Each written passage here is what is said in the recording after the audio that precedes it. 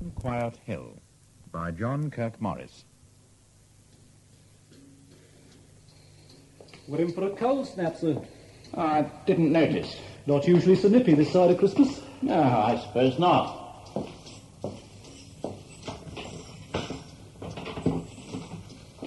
Just knock when you're through, sir. I'll be outside.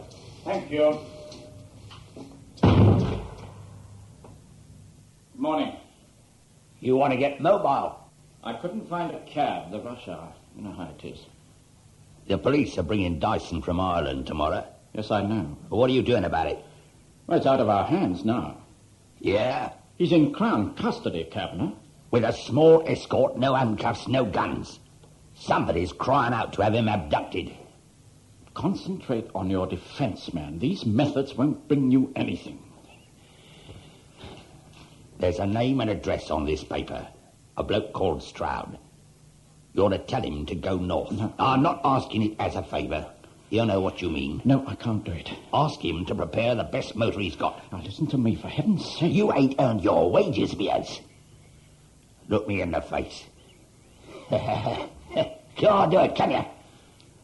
This is the last time, I swear. Yeah, until I whistle it is. Now, before you visit this Stroud, you'd have called in at Fulham. Where do I find the time? Take it out of your annual holiday. Now, shove off before I put my boot up you. All right. You better back up your ideas, or prepare yourself to move into one of these cells. Water! What happens to Dyson? What would you like to happen to him? Be your age. Cabinet, wouldn't you? Go on. You're losing time.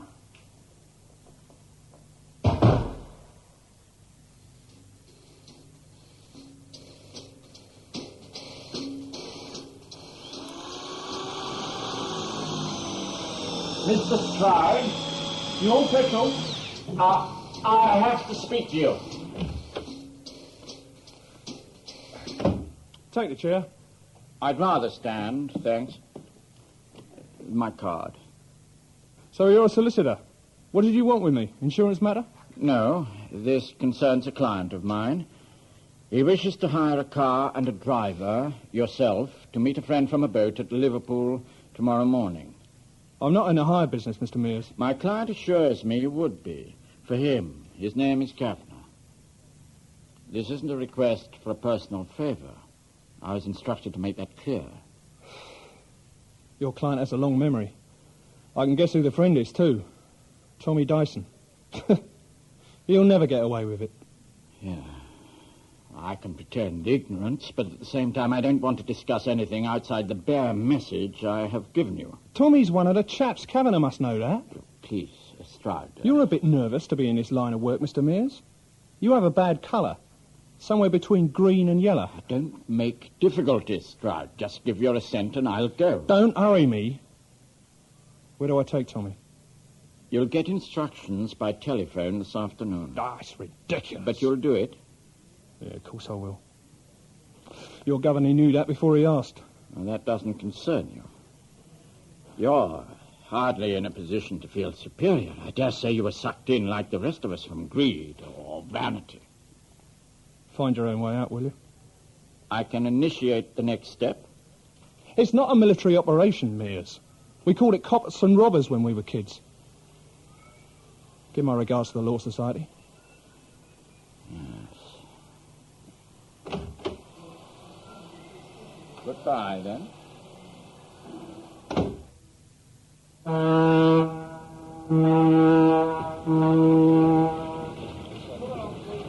I know this place, officer. It's where the coppers walk hand in hand, 5 at a time. Give your jaw a rest, Dyson. Think about the nice breakfast we've laid down for you. Seen Dyson yet?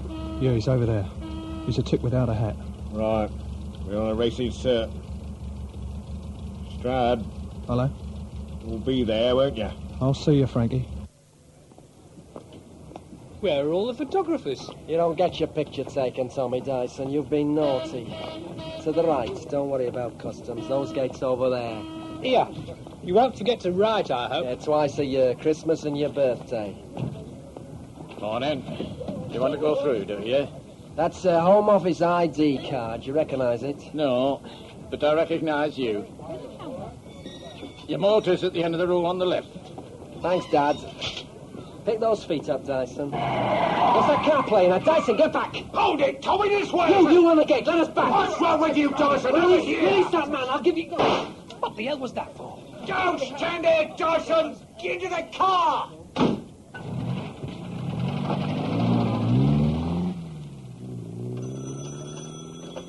Number 2 gate. There's been a shooting. Get us an ambulance, quick as you like.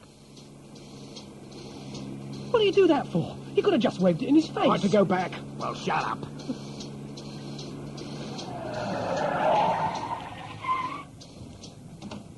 Hold on to your guts, Dyson. Take this shooter for company. Hey? Go on, take it. On your way. Oh, God. What now?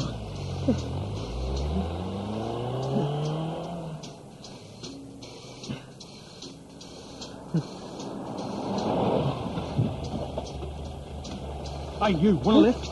Eddie, stop! Come in. Oh, this is more like it. Well, what's new, sir? Dyson's been sprung at the dock gate, straight off the boat. Look at this teleprint. Well, Bob Reeves got it then. You knew him? Well, we were at Hendon together, sir. He had a wife and child. Yes, a little girl, sir. Joe, I have to go up there. Need a sergeant? Not this trip. Keep by that phone in case I want something. Well, the Northwest people seem eager to drag us in. It's muck on their doorstep. At a glance, the abduction must have been arranged and staffed at this end. Who do we know uses a shotgun? Well, just about everybody now. Quite. Oh, hello, Pet. It's Daddy. Will you ask Mummy to come to the phone? Thank you. Lay on a car in about 10 minutes, will you? Right. Oh, and ride with me to Heathrow. It's done. Want to borrow a toothbrush? Got my own, thanks. Beryl? Yes, it's me. I have some bad news for you, love. Have a nice trip. Not bad. Bit bumpy. What happened back there? They did the escort in, Ed. They had shooters. Did you know that? Oh, that's current form, Tommy. Maniacs. They could have duffed him, but they shot him full in the kisser. Nice people. Sounds airy. That's right, Carruthers. Show no emotion. Here, where are we going? Where would you like? Oh, straight up, Ed. Don't muck me about. That is straight up. I've got a map in the dash that says we go towards Lincoln. Let's get there. Tired of living, are you? Wrong house, wrong street, Ed. Don't kid yourself. You're expendable. Then why didn't I get mine at the docks? Too public. Bad press for our leader. You're wrong, Ed. I got insurance. He can't buy you much now. The panic's really on. Where did you have in mind? The northeast. Oh, why there? Well, it's not the smoke, and it isn't Lincoln and a derelict airfield in the middle of winter. Oh, they'll love you for this. Then I've got nothing to worry about. So it's Geordie land? You're the driver. Is there something to drink in here? Flask of tea in the back seat. Oh, charming. All the ancillary services have been roped in to provide surveillance at ports and airfields. Our primary job is to maintain roadblocks on first and second class roads. London are sending us an officer to liaise on this case. It would be pleasant if we could show him something solid by the time he arrives. If you have any questions, please ask them of the public. Thank you for your attention. What's up? Roadworks, I hope. It ain't, you know. That's a roadblock. Here, what do we do? Let me think. Got it. That garage over there. Hop across and borrow 2 buckets of water. Hey? One for each hand. Tuck your trouser bottoms in your socks, scruff yourself up, then you walk with a bucket straight past the police. Hey, I couldn't do it. You've got a better idea. Use some of that Bermondsey sparkle. Oh, I left that in Dublin. Hey, leave the gun, Tommy. What gun? I'd say you were compromised enough already. I'll dump it first chance I get. Okay. On your bike.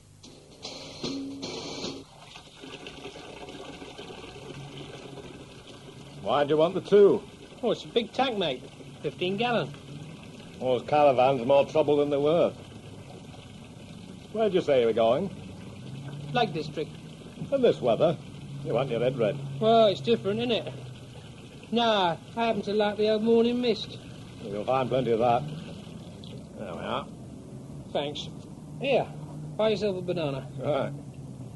Dear, oh dear. They're heavy, ain't they? Oh, do you want to... No, that's all right, I can manage. Mind you bring them back.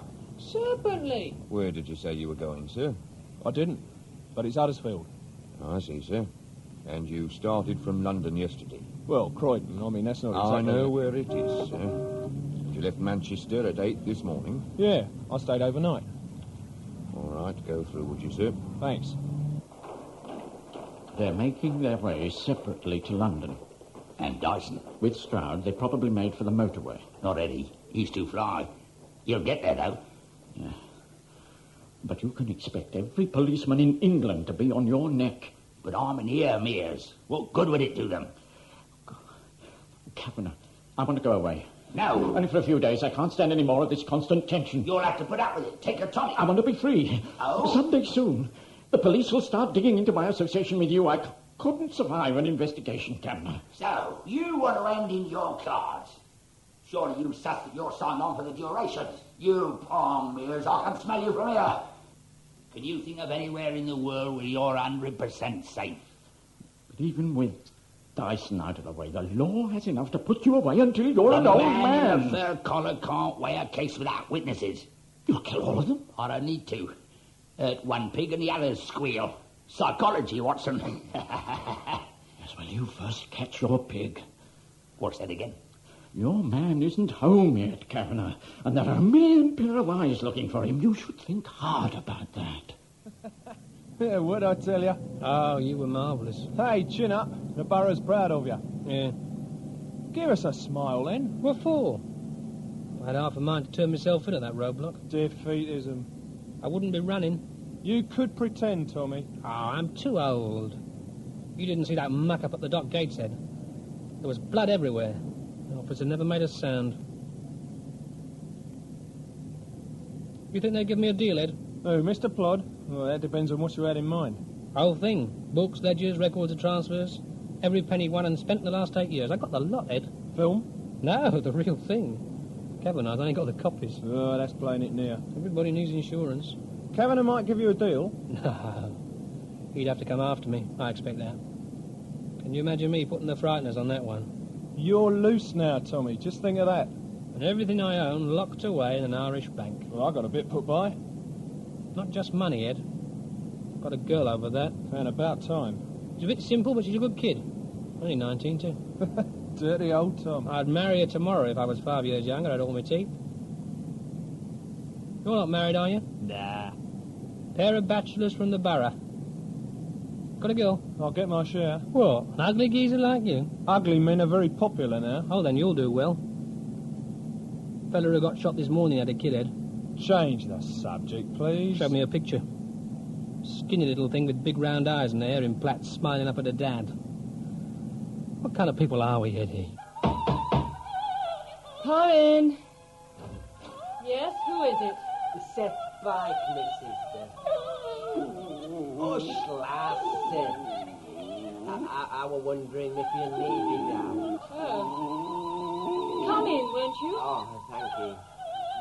Sit quiet, Jess. Bring her in, I don't mind. No, she'd best bide outside. Sit. Like a girl. Me boots are a mite tacky. No matter. Oh, that's better. I must be getting deaf.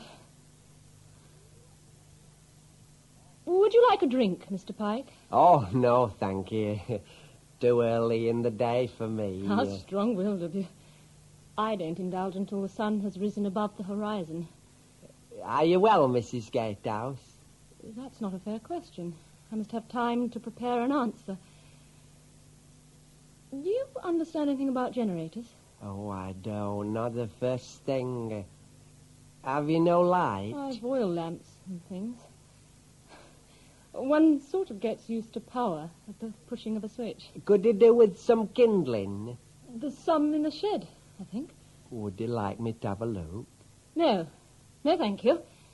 It's very nice of you to bother, Mr. Pike, but there's really no need for your concern. There's snow on the way. Here? The sky's busting with it. I can smell it anyway. That's a useful gift. Like water divining in dry countries.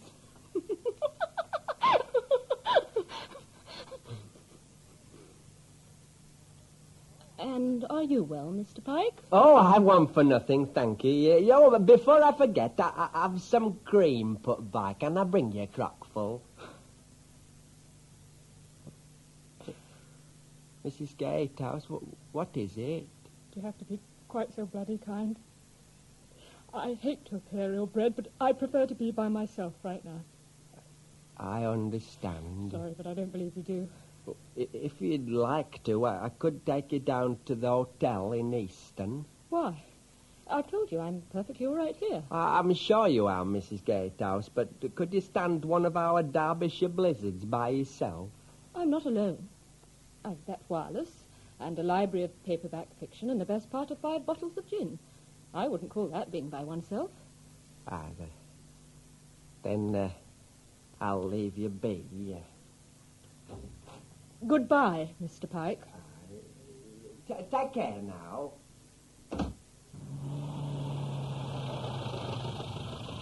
Would you open the windows all the way, please, madam? I'd like to see your passengers, if I may. Hey, half a minute, mister. Hey, he's got them buckets. Brand new, practically. Here, wait, I'll get my breath back. Well, let's have it again, slowly. That fella, he gave me $1 to fill 2 buckets with water. And he made off with them. He's bloody larceny. Which man? You saw him, a little cockney fella in a dark suit. He looked as if he'd slept in it, you know. When was this? Oh, he's a good half hour since. Here, take a look at this photo, will you? That's the fella. Damn. Hang on. Hey, what are you doing now? Don't go away. What? That was only plastic.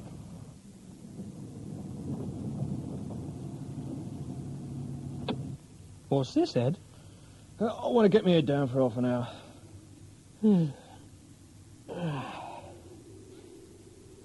It's quiet, isn't it? Yeah. Never did like the country much. Yeah, you remember... Is it all right if I rab it? Yeah, sure, go ahead. What were you going to say? Just thinking of the hop picking. I went a bundle on that. We had all our own people, trainloads of them. Fat mums with 6 kids apiece, the parrot in a cage, you remember? Yeah. And the punch-ups with the country kids. Sure, I remember. Good times, Ed. I lumbered myself down there when I ran away from the army and your old lady put me up. What did I get out of it? Birds were all slags, the blokes were villains. How did you manage to stay out of it? Well, I was putty on motors. I'd rather spend my time up to my elbows in grease. Oh, that was better than hanging around the warehouse roof waiting for a tickle. What a terrible thief I turned out to be. The worst. I was the pontoon kid. 21 months every time I got weighed off. I should have stuck to the thieving. It's past, Tommy. Worrying won't bring it back. Everything I did was for devilment, till I met the big fella. And it changed. I'm really no better than anybody else. Well, sure, I didn't put the boot in, but I was there when it happened, and I kept stum. What did it matter to me where the lolly came from, as long as I was getting my end? Some bookkeeping, Ed. On one side of the page, all those thousands of quid. On the other, sheer bloody terror. Forget it. I can't. It gets worse. After this morning's caper, it can't get better. I want to square it up. You can't. I might. Ed, there's a key at the back of my wallet. Well, you're getting tight in your old age. No, listen, will you? The key opens a deposit box in Dublin. There are 3 envelopes in the box with names on them. If anything should go wrong, I want you to deliver the letters. Here, are you listening? So every word. Go on. One envelope's addressed to the girl, the other's for my lawyer over here, and the third one's got no name on it, but inside, it'll tell you where to find those books.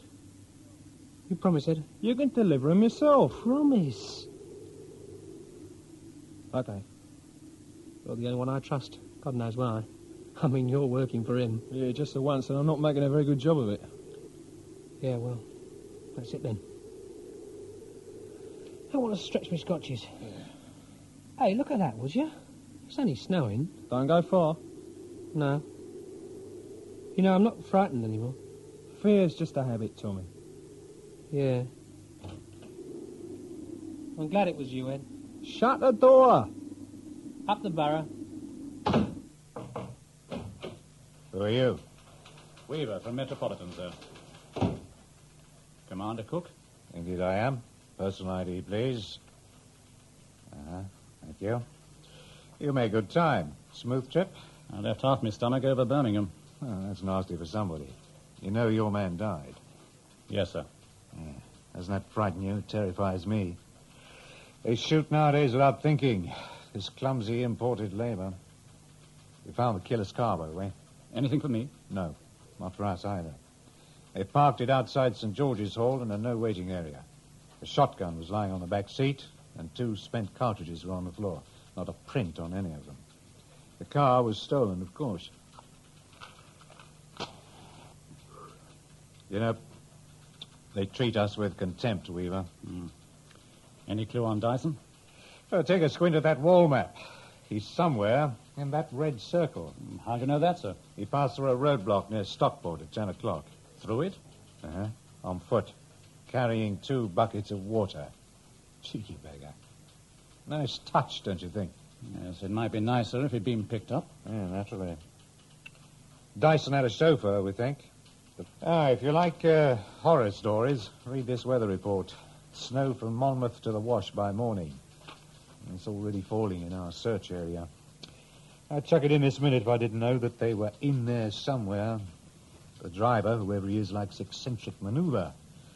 In his place, I would have shot down the M1 and been well out of it. Oh, he expects us to think on those lines. Where's he going? Perhaps he likes mountain scenery. Look, help me, Weaver. Cavalier has helpers everywhere, sir. Oh, there's a connection in the Newcastle area. Or was, until we severed it 3 months ago. Or some of that group might have survived. Just how tight is this net? Well, after that debacle at Stockport, Dyson would need a tank to crash out. And then you have to go on as you're going, sir. Cold comfort, Weaver. What will you do here? I'd like a desk in communication, sir. And I'd like to look over your shoulder, if that's all right. All I have over my shoulder is dandruff. But you're welcome.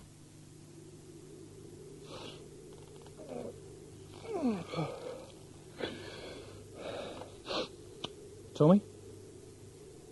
Where's he at?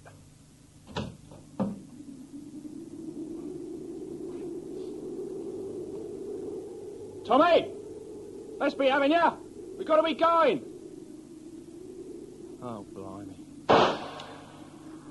Tommy!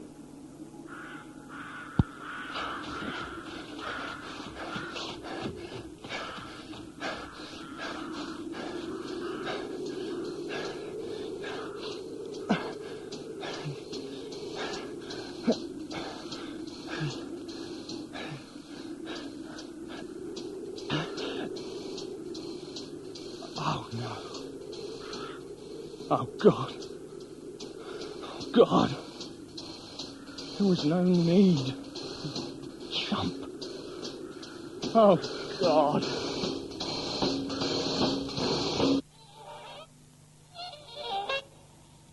Come on. Disgorge your sweet thunder. Oh, timpani and sympathies. Symphonies, trumpets, and bloody great drums. Radio, the midday news. Following the shooting of a policeman in Liverpool early this morning, police forces throughout the north are cooperating in an all-out effort to apprehend the man who escaped from custody in the incident. The man they wish to interview is Thomas Joseph Dyson. Who was last seen riding an elephant down the motorway. So come to the Who needs you anyway? Brace up, lover. You've done it before. And stop feeling sorry for yourself. What difference can it make now? Stir this, Sam. Come on, get that great rump out of it.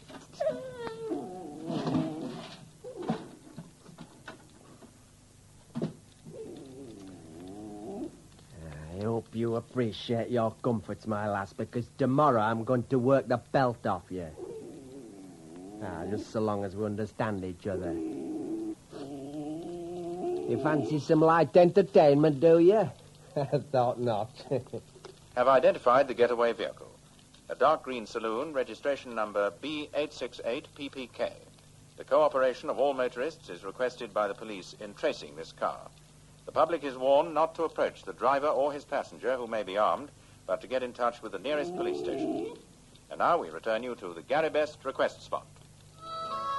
I remember you. Is that absolutely all you can remember? I vetted dozens of vehicles before that one, sir.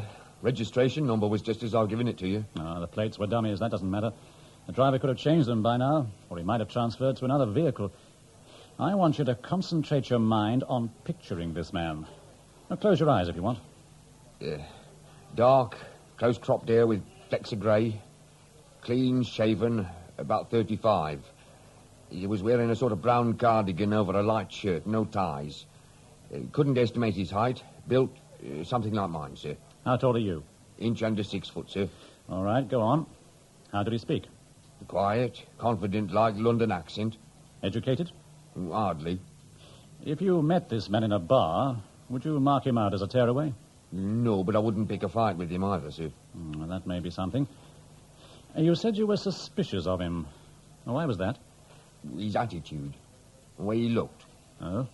Well, he was sort of, cocky without actually saying anything, sir. Like he was laughing to himself. Yes, perhaps he was. Yes, sir. Was there any little feature of this man which stuck in your mind? A scar? No, sir. No, nothing like that. Hold on a sec, his hands. What about them? It didn't go with the rest of him, sir. He was very tidy, well turned out, if you know what I mean, but his hands were more like a labouring man's. Calloused, you know. Grubby? Not exactly, more like they had ingrained dirt in them. An engineer's hands? You're a mechanic's, sir. Good. Well, that's just the kind of detail I wanted. But why didn't you think of it before? Slipped my mind, sir. Oh, excuse me. Oh, please stay, sir. We're almost through. One last thing. The name on the driver's license. You're sure it was Harris? Quite, sir. Not Lewis? Or Henry or Parrish? No, sir, I'm absolutely sure of that. Don't feel bad about that bucket, Dodge.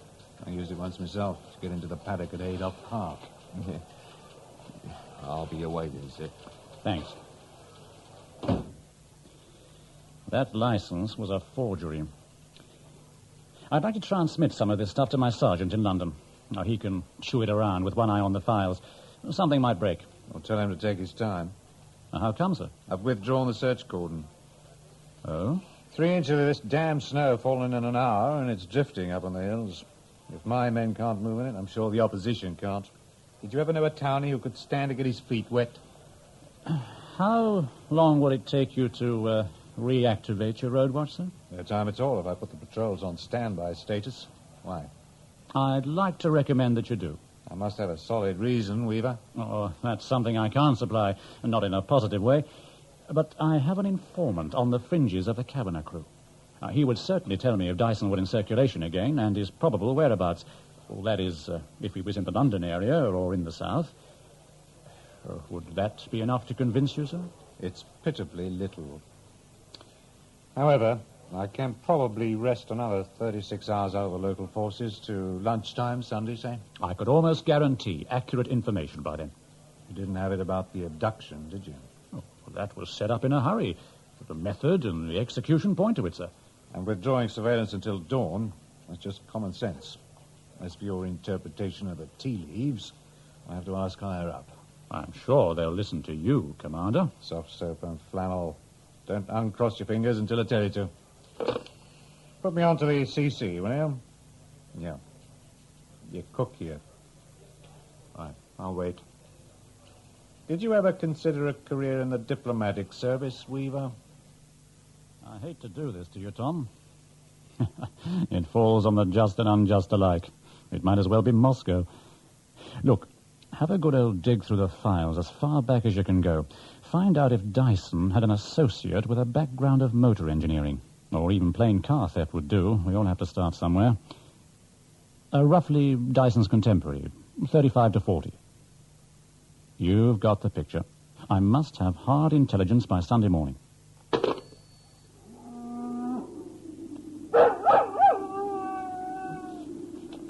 Get out from under me feet! Now mind that bucket!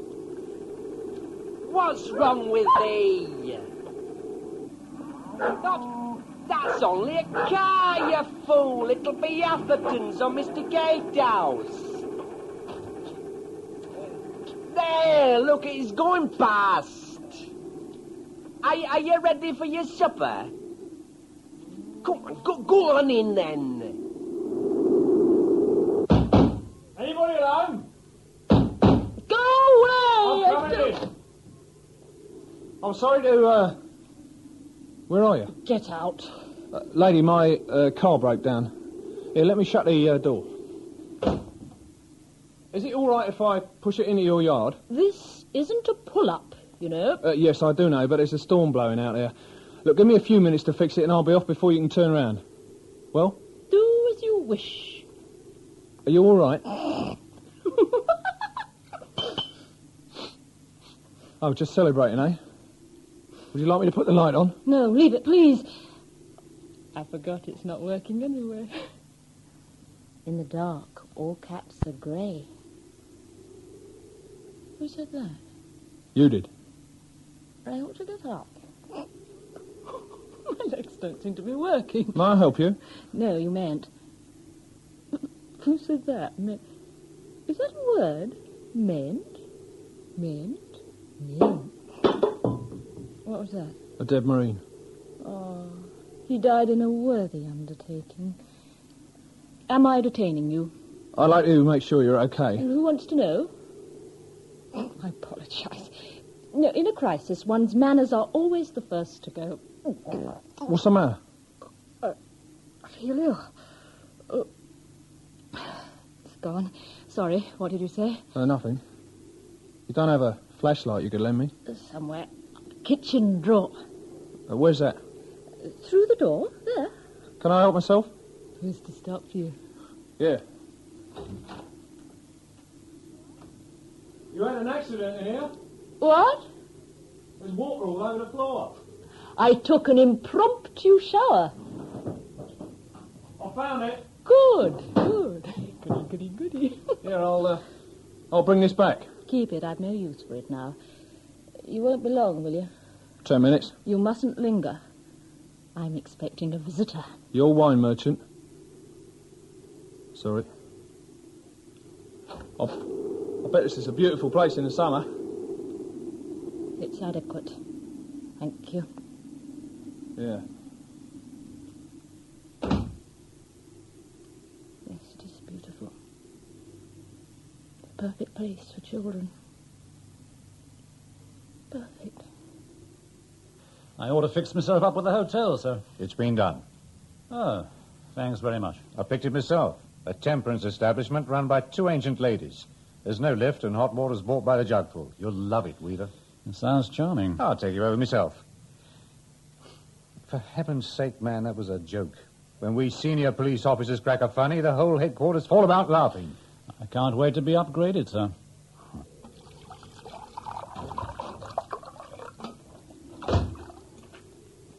Where are you? In here. Oh, you found yourself some light then? Yes. What's that you've got there? It's a carburetor. Can I work on it in here? You said you'd only be 10 minutes. Yeah, but the gremlins think different. Sorry again. You'll need some newspaper. Yeah. Feeling better? I've been sick. Please don't refer to it. Thanks. I made tea. Would you like a cup? Very much.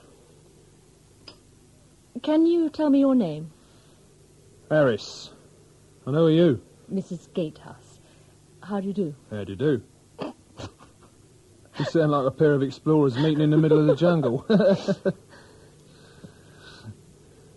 You live here by yourself? No. My husband comes up here at weekends. I'm expecting him now. Oh, yeah. Want any help with the tea? I can manage. Can manage, thank you. Why don't you sit down? Because... Yes, why don't I? Is there any hot water in the kettle? I think so. I need a small towel. Do you have such a thing handy? What for? I'll show you. That cupboard. There's one in there. Oh, yeah, this one will do. One of the misfortunes of being a woman is that you can't go into a barber shop and have the towel treatment.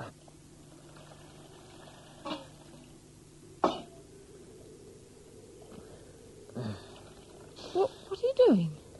Playing at doctor. Now, put your head back. Look, I don't... No, all the way, that's it. Now, press it all the way round. You don't have to tell me how it feels. Scalding. No, you only think it is. Now, relax. Soak up the steam. Oh, that feels marvellous. Lucky thing for you I happened along, wasn't it? How so? Well, me being such a clever doctor and all. Now, this one will numb you. Ooh. There. Oh! Ooh, thank you. Right. While you're enjoying that, I'll pour us some tea. I shall have to impose on you a little longer, Mrs. Gatehouse. Huh? Yeah. The trouble isn't the carburettor. It has to be in the fuel pump or the feed lines. I'll have to strip the whole system. That could take me several hours. What am I supposed to say to that? There aren't any choices. I have a car. Yeah. I took the liberty of looking it over. It won't go without a charged-up battery. Besides, I have to wait for the storm to blow itself out. I don't know the roads. In fact, I'm lost. Where are you going? Sheffield. See. Yeah, let me take that. Thank you. It was very refreshing. Yeah.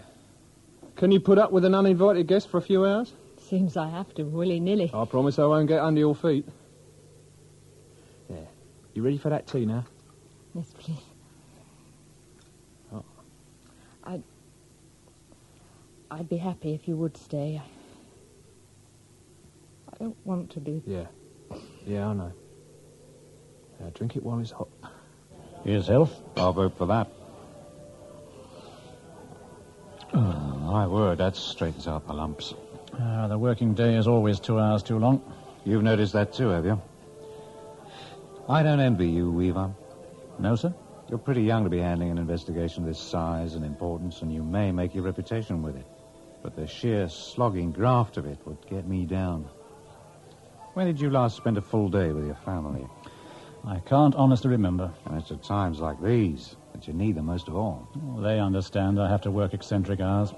Don't neglect them, Weaver. There's such a thing as being over-conscientious. A fagged-out copper is no good to anybody. I'll remember. After we've nailed this joker. I've seen some of the circulars. From what I've read, your Kavanagh's something of a wild man. He's an animal, sir.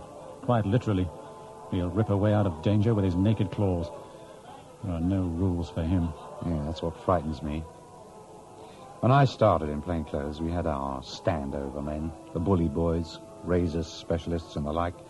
They were fairly primitive, yet they knew when to stop. Normal society would still be there when they were locked up. Can you say the same today? God, the muckrakers even make heroes of these bastards. I have more faith in the public.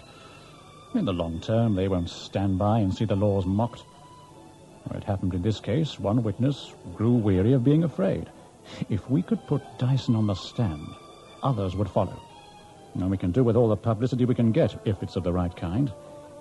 The Kavanaghs always cooperate in their own destruction, sir. Explain that for me. Well, how should I put it?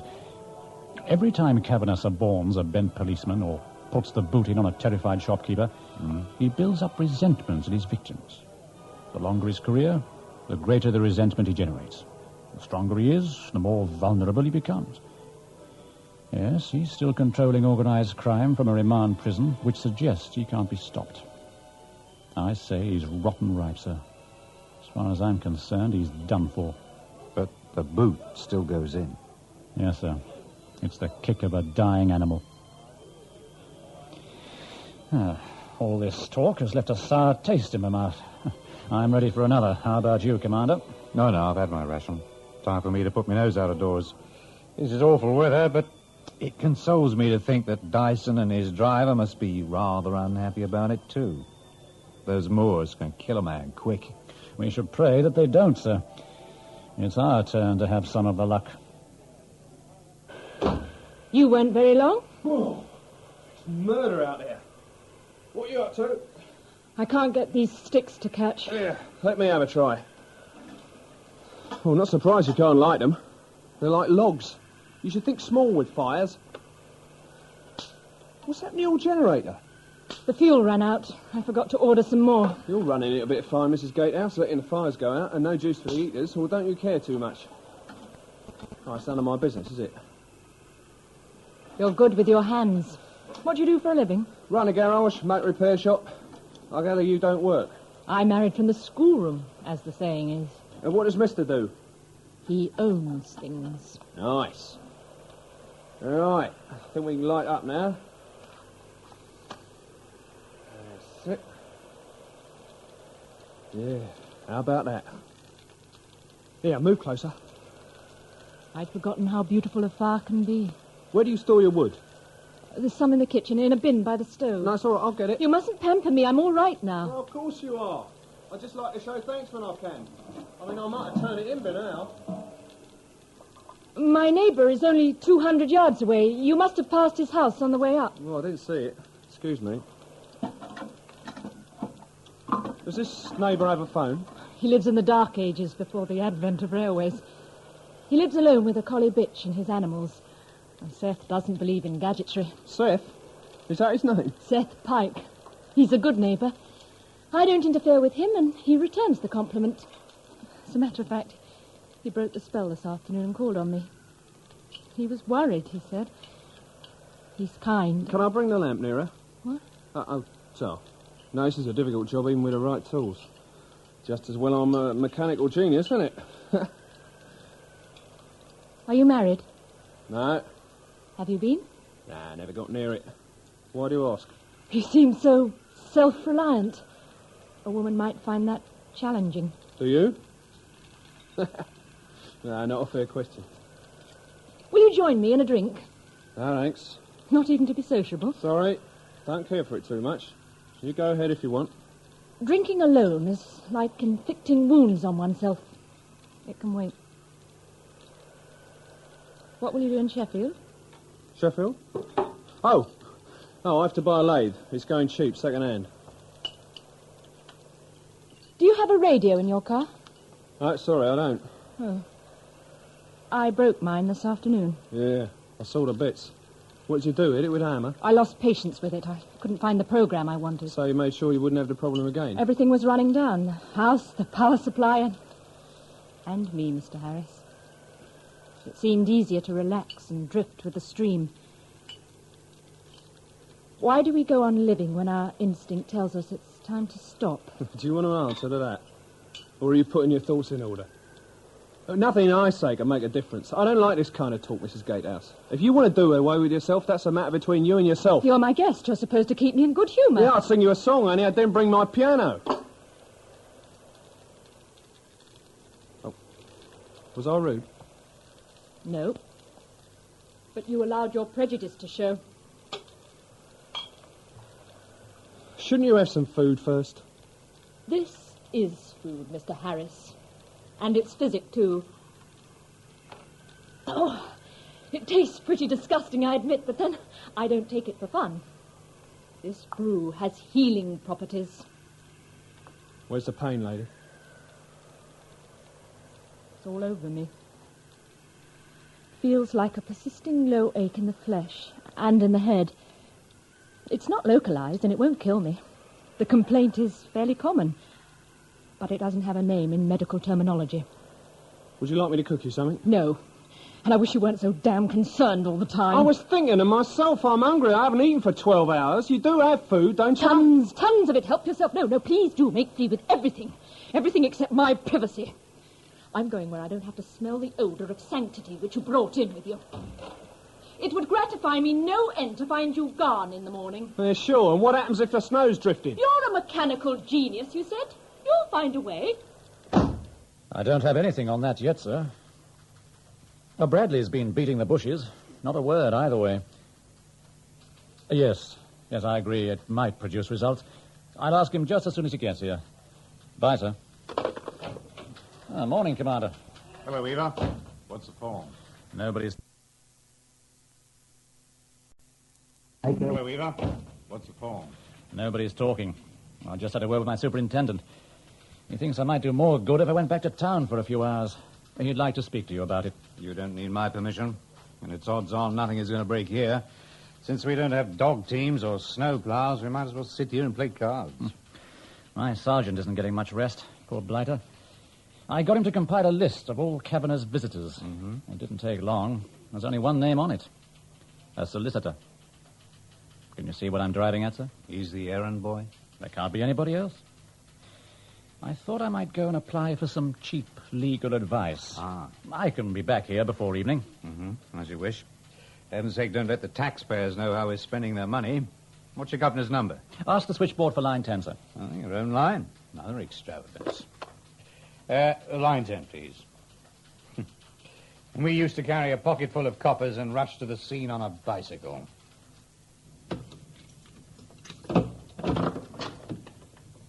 Visitor for you. What's new?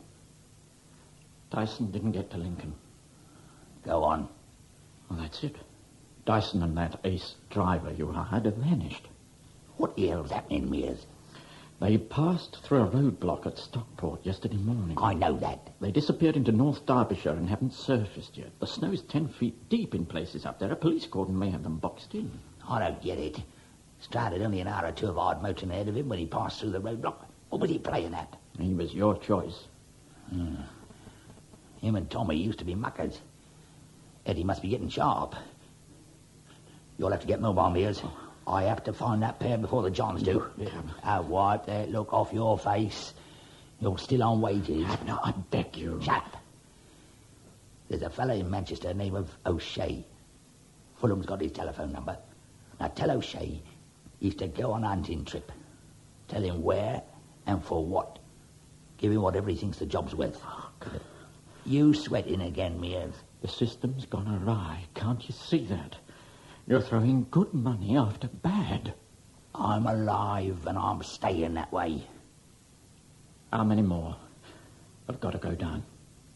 How many more are there? Go on. Master's waiting.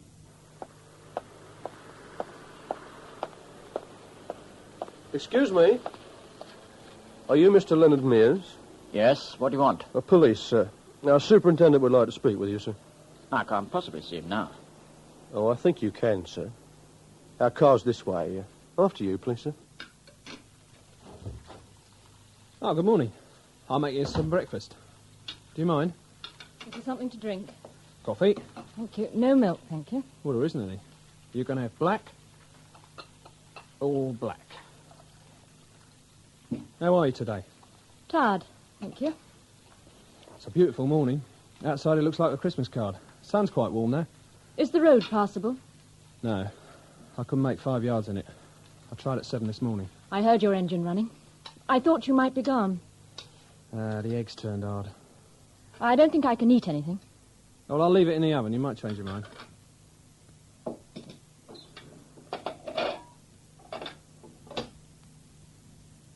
What are you staring at? The way you're blowing your coffee. It reminds you of somebody, I suppose.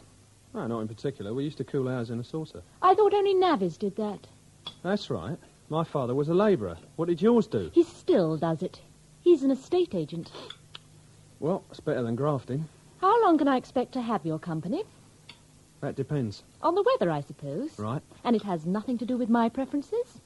Look, I'd go if I could. You can walk to my neighbour's house. I'm sure he could put you up. All right. I'll go and see him after I've eaten, if that's not going to put you under any strain. My appetite's gone. I'm surprised. You were out for hours in all that lovely fresh air. Do you have nausea, Mr. Harris? I didn't look for a quarrel, Mrs. Gatehouse. Yes, I suppose I did force my way in here, but I hope we could pretend I was welcome. My, but you're sensitive. Crying out loud. I know what you're thinking. You're saying to yourself, what's got into the bitch? I'll tell you, Mr. Harris. You unsettle me. In fact, you frighten me. This morning I discovered you told me a string of lies and evasions last night. I can't pretend you're welcome. I don't even want to. How do you know I lied, Mrs. Gatehouse? I waited until you camped down in my living room last night. When I was sure you were sleeping, I went through your car. Women are like that, didn't you know? The first thing I saw was your portable radio. Why did you say you were without one? There was nothing in your car to say who you were. You can see my driver's license if you want. Will your licence explain the blood-stained clothes in the boot, or the spade with traces of earth and blood still clinging to it, or how you came to be here at all? You must have a theory to fit all these things together. I have an idea, Mr. whoever you are. It appalls me to put it into words. When did you wreck your radio? Not soon enough, I'd say. The police were broadcasting messages about a car like yours from 11 o'clock onwards. No, don't come near me. I want some more coffee. Look, I swear I won't harm you. There should be two of you. He's dead. He shot himself. I buried him in a wood about 5 miles from here. He was too scared to go on living. Let me go, please. I won't tell anyone. That's not on, Mrs. Gatehouse. You're stuck with me for a few more hours. Don't blame me. Blame the weather and your own curiosity.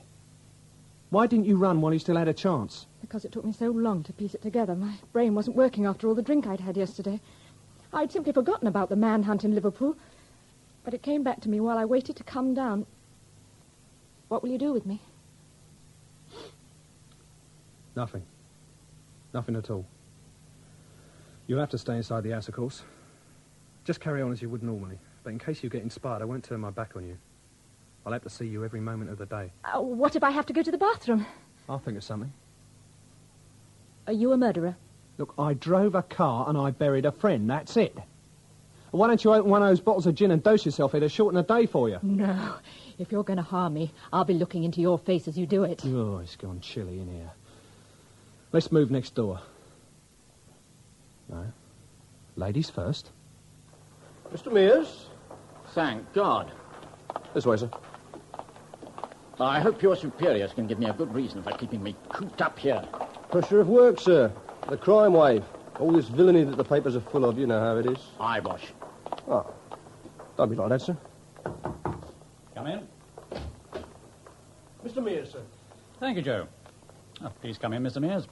Don't go far away, will you, Sergeant? Sir? Do sit down, Mr. Mears. Look, before I do, I'd like to know why I've been keep you waiting? I apologize. That was on my instruction. I had to clear my desk first. I've been north, you see. Please sit, Mr. Mears. Good. Why? Why did I want to see you? Yes. Well, to be absolutely frank, we want your cooperation, Mr. Mears. In fact, we insist on it. We think your services to the police are long overdue. What does that rigmarole mean? You're Kavanagh's sole contact with the outside world. Apart from a pair of prison officers who bring him tidbits of information for cigarette money, you make frequent visits to an address in Fulham, to a house owned by Kavanagh's former common-law wife, and every time you do, trouble follows. There's absolutely no connection. I'm tired of deferring to you, Mears. Ever since I saw you at the committal proceedings, I sensed you were a wrong-un. I can bring you in at a moment's notice on several charges of conspiracy, and I will, if you don't give us a little of the concern you lavish on your client. Oh, God, man, have you no shred of self-respect left? You'll kill me. We raided the Fulham house an hour ago. The chain's broken. I want immunity. You'll have it. What do you want to know? The identity of Dyson's driver and the other men involved in the Liverpool shooting. Well? I know nothing about the men who were hired to abduct Dyson. I swear it. I don't believe you. Yet. And Dyson's driver? I can tell you about him. Well, that's something, I suppose. You're prepared to give us a general statement? I'll quote the telephone directory if you wish it. I'm sorry. Truly sorry. Come in, Sergeant. I want to go out. Where? Just out. I could walk. I know places where the snow won't be too deep. Yeah, let me think about it. You must be enjoying this. I'm not, believe me. Whenever did you have so much power over an individual? I should think it excites you terribly. A pure exercise of control. Only autocrats know that kind of pleasure.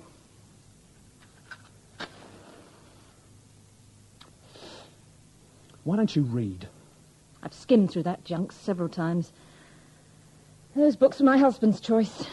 Inside every man of action, a sentimental schoolgirl looks out. I thought you said he just owned things. So he does. But he wants more. We won't be seeing him, will we? Wait and see. This snow won't clear. I wouldn't be surprised if there's more on the way.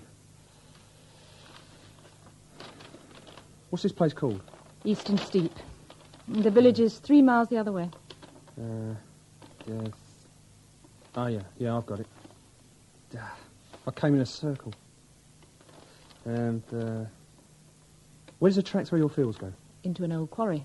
This is what they call the end of the line. I thought there was a disused military road somewhere near here. You're several years too late. It reverted to farmland. So I'll have to return the way I came. That's what I've been telling you. Do you have a pack of cards? Nope. Chess? Drafts? Spillikins? Sorry. In any case, you'd have to play by yourself. Where did you learn to be so ungracious? In a hard school. You promised you'd approach Pike for a bed. That's before you told me you'd been nosy. Lend me your radio. Sorry. We can't just sit here gawping, for God's sake. Please, can't we go out just for a little while? All right, get your coat. No. Come on. We'll get it. Now, I want your word of honour you won't make no trouble. Oh, come, Mr. Harris. Aren't we a little old for that sort of thing? Say it anyway. No, the green coat, please. Thank you. You mustn't be allowed to win every hand. I haven't won a trick all week. Don't push. Come on, come. Is that it? Yes. Get it typed up, Joe, and see Mr. Mears signs the copies before he leaves us. Right, sir. You mentioned protection. I can assign an officer to stay with you. Now, who do you think, Joe? Ogden, sir. He can use the experience. Right. It's 2:30, later than I thought. I can take the train this time. That's all for the moment, Joe. Well, there's 2 hours typing in this, sir. I'll be here. Weaver here. Ask Ogden to get over here, will you? West Central know where he's skulking. Thanks. Can I order you some tea? You'll need it after all that talking. No, thank you. I don't want to rub salt in your cuts, Mr. Mears. Yet I'd like to know why you went on taking orders as you did. You didn't even make much money by it. I thought Kavanagh was a romantic character, a sort of Condottier. I've had a weakness for heroes since I was a boy. A Robin Hood without a conscience? Perhaps. He had a directness of purpose one doesn't often meet with today. In his perverted way, he's a total man. Totally evil, you mean? Stroud. He said that, too. He said it was the source of Kavanagh's fascination. Stroud? The driver? Yeah. Strangely, he seemed to be the only one of Kavanagh's associates who isn't afraid of him. That's remarkable. I look forward to meeting him. And I will. Would you wait outside, please? I have a few telephone calls to make. Yes, of course. And try to put on a brave front, Mr. Mears. You've just escaped the clutches of the devil. I wonder if that's true. Weaver, connect me with Commander Cook, Northern Task Force, please.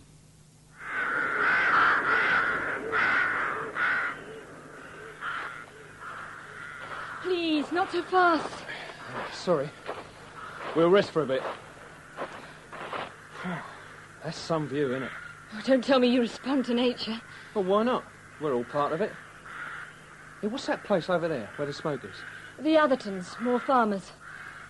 My feet have gone dead. Well, bang 'em about a bit. God. How does the sun get that colour? It looks like a bowl of blood. Oh, it's water in the atmosphere, I think. Yeah. It's going to snow again. You can see I couldn't have left here unless I did it on the skis. Don't justify yourself to me, Mr. Harris. Oh, is that your name? No, but it'll do a turn. Yeah, we ought to turn back. Did you kill that policeman? Come on, give us your hand, it's slippery. Tell me what happened. Tell me how you came to be here. Why do you have to know? To ease my mind. You can lie if you want, but I'm scared. And I daren't go back into that house unless I think I have a chance of coming out alive. No, I don't want your help. Yes, you like. All right. There's no reason why you shouldn't know. It's going to fill the newspapers in a few weeks anyway. I suppose you've learned a preview. Well, it begins and ends with a housebreaker who graduated to big-time extortion. His name is... this is good for a laugh. Charles Parnell Kavanagh. Keep close, girl.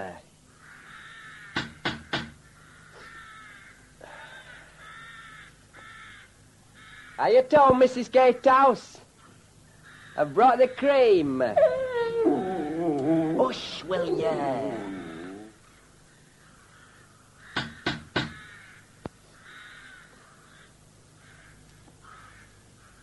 Yeah, that's strange, to be sure.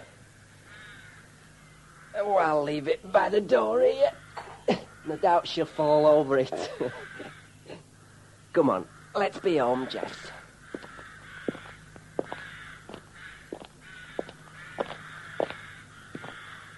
Hey, look at that. Handsome motor, ain't it? Cost more money than I could afford. Ah, and here's her little runabout. Well, I'll bless myself. Get back!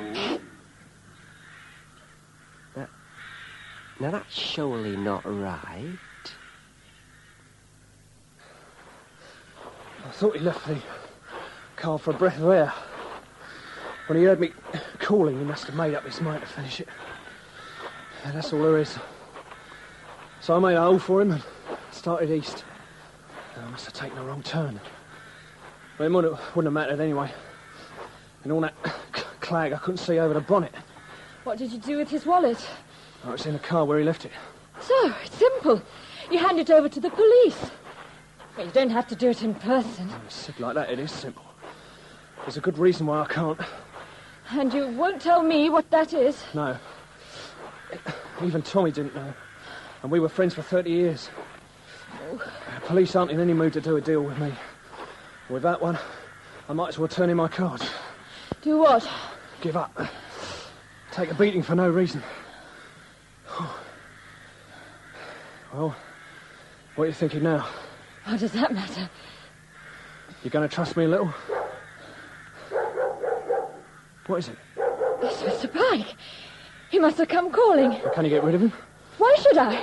You're the interloper here. Listen, he's ferreting around down here. He might come up with a bright idea. See him off. The best way is to do that to yourself. Come on, or are you afraid only of simple old men? Oh, damn blast. Hello, Mr. Pike. Afternoon. You haven't met, have you? Mr. Pike, Mr. Harris. How are you? Hello there. Mr. Harris brought me some papers from my husband. But he was snowbound, you see. I'll not shift before tomorrow. That must have been you. I heard driving past late yesterday afternoon. Yeah, I expect so. Quiet, love.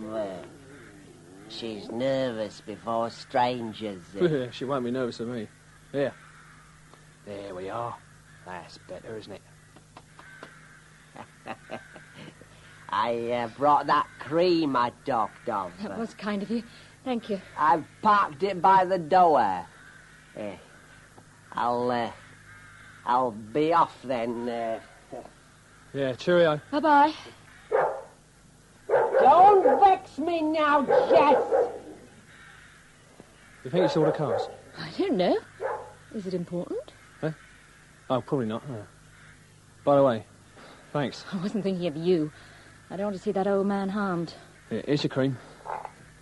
Oh, snow. Just made it. I want to stay out here and watch it. You'll catch cold. Don't be mean. Isn't it mysterious? I wonder if flakes make a sound when they fall. I can't hear them. I think they do. And somewhere there's an instrument sensitive enough to hear them. You're right, it's too cold to watch from here. And I do need a very big drink. Weave up. Over here, man.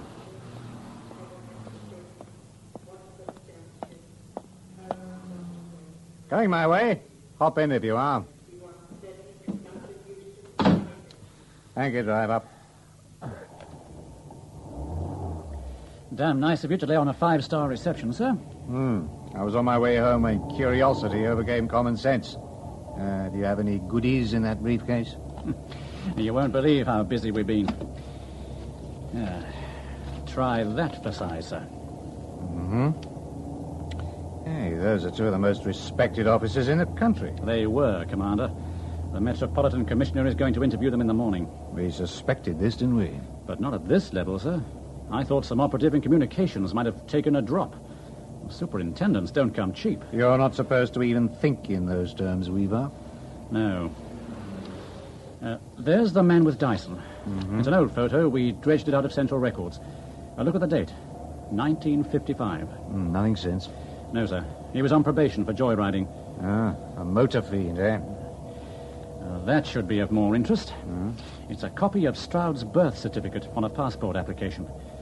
Just see what it says under name and profession of father. Good Lord. The same, you think? It's odds on, sir.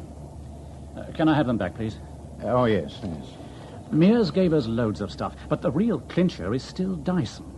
Mears thinks, he doesn't know for sure, that Dyson has everything written down somewhere. Even we didn't hope for so much. I wouldn't lay money on finding him. Nor I, sir. We may get a break in the weather. That's something. The Met boys say there's a warm front moving up behind all this cotton wool. They say this little lot won't settle. You'd better prepare yourself for an early call. Oh, that was fine. Do you eat like this every day? Sometimes I'm too lazy to cook. Do you want coffee? Yeah, later perhaps. Can I pour you some wine? Oh, yes, just half a glass will do. You know, perhaps I shouldn't say this. Then don't. I was thinking, your old man must be a bit of a chump. I'm the one to say things like that. But why are you up here? I'm in disgrace, Mr. Harris. Harris isn't your name. What is it? Stroud. Eddie Stroud. That sounds real enough. I've been naughty, and my husband has put me aside. But you're not divorced? No. As I said, I'm only on probation. How do you get back into favour? I sweat it out. Anyway, it was my idea to come up here. I couldn't bear to be under scrutiny. Do you have any children? Not now. But if you had the option, what would you do? I don't have that option. Or maybe I prefer to be somebody else, have a different set of attitudes, but it's futile speculating. This is the only personality I have, and I'm stuck with it. What do you want? Nothing. No, but I mean that. I really don't care. The calendar chooses for us. That lovely golden horizon you had at 17 shrinks to the extent of a single room by the time you're 30. I passed 30 4 years ago. My outlook narrows by the day. You still have freedom of action, Stroud. You have choices to make. No, my future's tied up tighter than a lock nut. The only favour I could do Tommy was to keep him a few yards ahead of the people who were looking for him. In the end, he wouldn't even let me do that for him. You can destroy his murderer. That'd be something. I told you, I can't. This man Kavanagh is like a typhoid carrier. You can't even speak of him without contempt. If you could bring him down at long range, all you'd need to do is put Dyson's wallet in the envelope and post it to the police. You'd simply drop from sight. Yeah, maybe. I've got half an idea they know who I am already. Anyway, I'm not going to turn in my own brother, am I? Brother? Yeah. Charlie Kavanagh's my full brother. And the head of the family. And that's worth thinking about, wouldn't you say? Another man has been identified in the hunt for the killers of Police Sergeant Robert Reeves. He's been named as Edwin Stroud, a 36-year-old Londoner. He was last seen driving a green saloon car towards the M26 motorway yesterday morning. But senior police officers believe he may still be in the North Derbyshire district. Stroud is 5 feet 11 inches tall, has dark greying hair and brown eyes. His companion, Thomas Joseph Dyson, was abducted from police custody in an incident in which Sergeant Reeves... I knew there was so much. Yeah, but what the heck can I do now? Jess, do you fancy I like daffodils? We can't tie the past up in little bundles and chuck them. You approve of Kavanagh's activities? Well, does anybody? Then why'd you go on protecting him? Helen. Why, Stroud? Look, our sort of people don't eat our own, and I like to pay my owings. You're indebted to your brother? All the way. The business I run, he set it up. With dirty money. If you like. But I was glad to get it. Bank managers weren't exactly falling over themselves to capitalise me. Kavanagh, he said, write a cheque and I'll sign it. Just like that. No charge, no interest. No? Isn't your willing help interest on that debt? Maybe. You protect those whom you despise and neglect your friends. Your moral ballast seems to have come adrift, Mr. Stroud. I'll make you some coffee. Stroud. What now? I've no right to speak to you like this. Oh, forget it. I'm rather proud of my free-thinking ways. You can rely on me to produce the shocking phrase. I don't mean it. It's a pose. Underneath, I'm as conventional as Christmas pudding. Murder is wrong, and violence, and coercion, all wrong. Wherever you are, the rules have to be bent a little, maybe, but I haven't been there, and I don't intend to go. You look thoughtful. Yeah, this is my lost in thought look. Tell me what you think. Oil lamps ought to make a comeback. Why, sir? It's a friendly sort of light they give off. It doesn't mean anything, Mrs. Gatehouse, but lamplight suits your looks. Do you hope to sweep me off my feet, Stroud? Not while you go on using my lane like a cosh. Right. That's it, there we are. Do you have a girl? Well, I'm not exactly lonely in that way. Are you ever? You'll be asking me if I dream at night next. All right. Do you dream at night, Mr. Stroud? Only after cheese. My husband didn't love me for 6 months before we separated, and I've been here for 2 months. Are you embarrassed? It's none of my business, you know. But you had a light in your eye. It won't do you any good. My husband froze me out because I allowed one of his partners to put his hands on me. I didn't object. But one lapse in 13 years doesn't make me a whore. Of course it doesn't. Are you listening, Stroud? Yeah, you're not a whore. Oh, God. Oh, what is it? I'm lonely, damn you. Yeah. It's all right. I won't hurt you. It's ridiculous. Not if you're unhappy. I thought I'd done with needing men. Why couldn't you be thoroughly rotten and vicious? Not enough practice, I suppose. Look, I have to go. Here, can I have my arm back? Don't be long. I like it.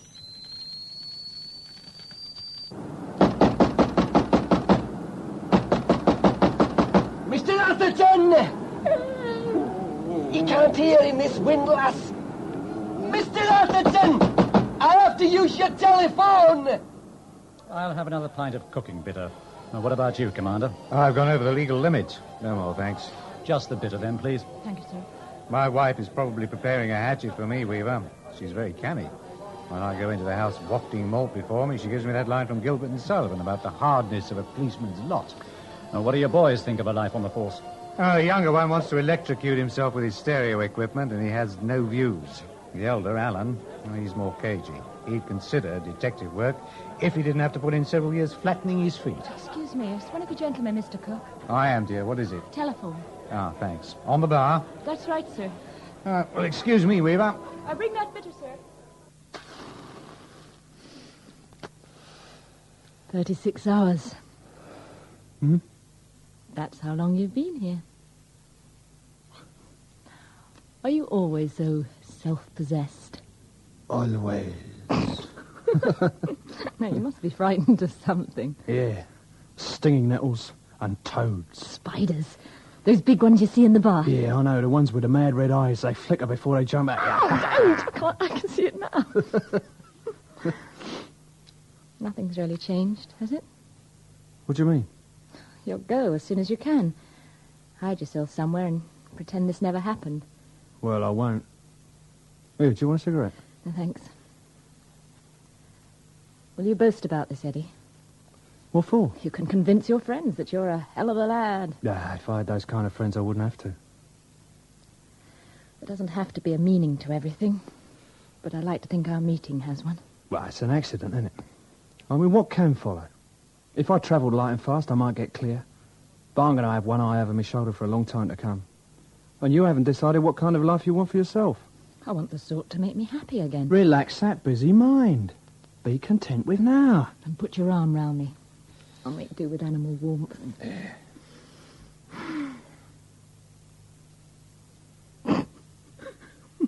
Yeah. Here, what's up? Here, come on. Come on, tell. What's up, mate? Look, my uncle had an old English sheepdog when I was a little girl.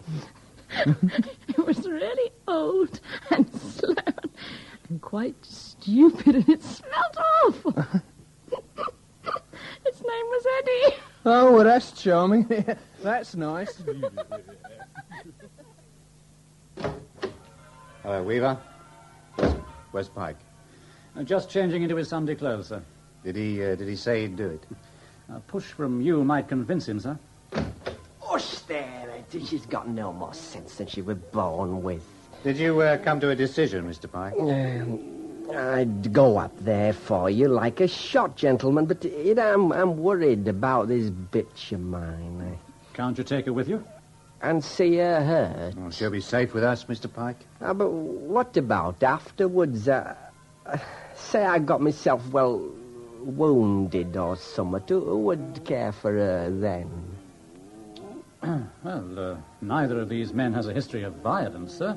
Well, we certainly wouldn't expose you if there was the slightest risk. But we must have someone in the house to distract their attention while our officers get into position. Very well.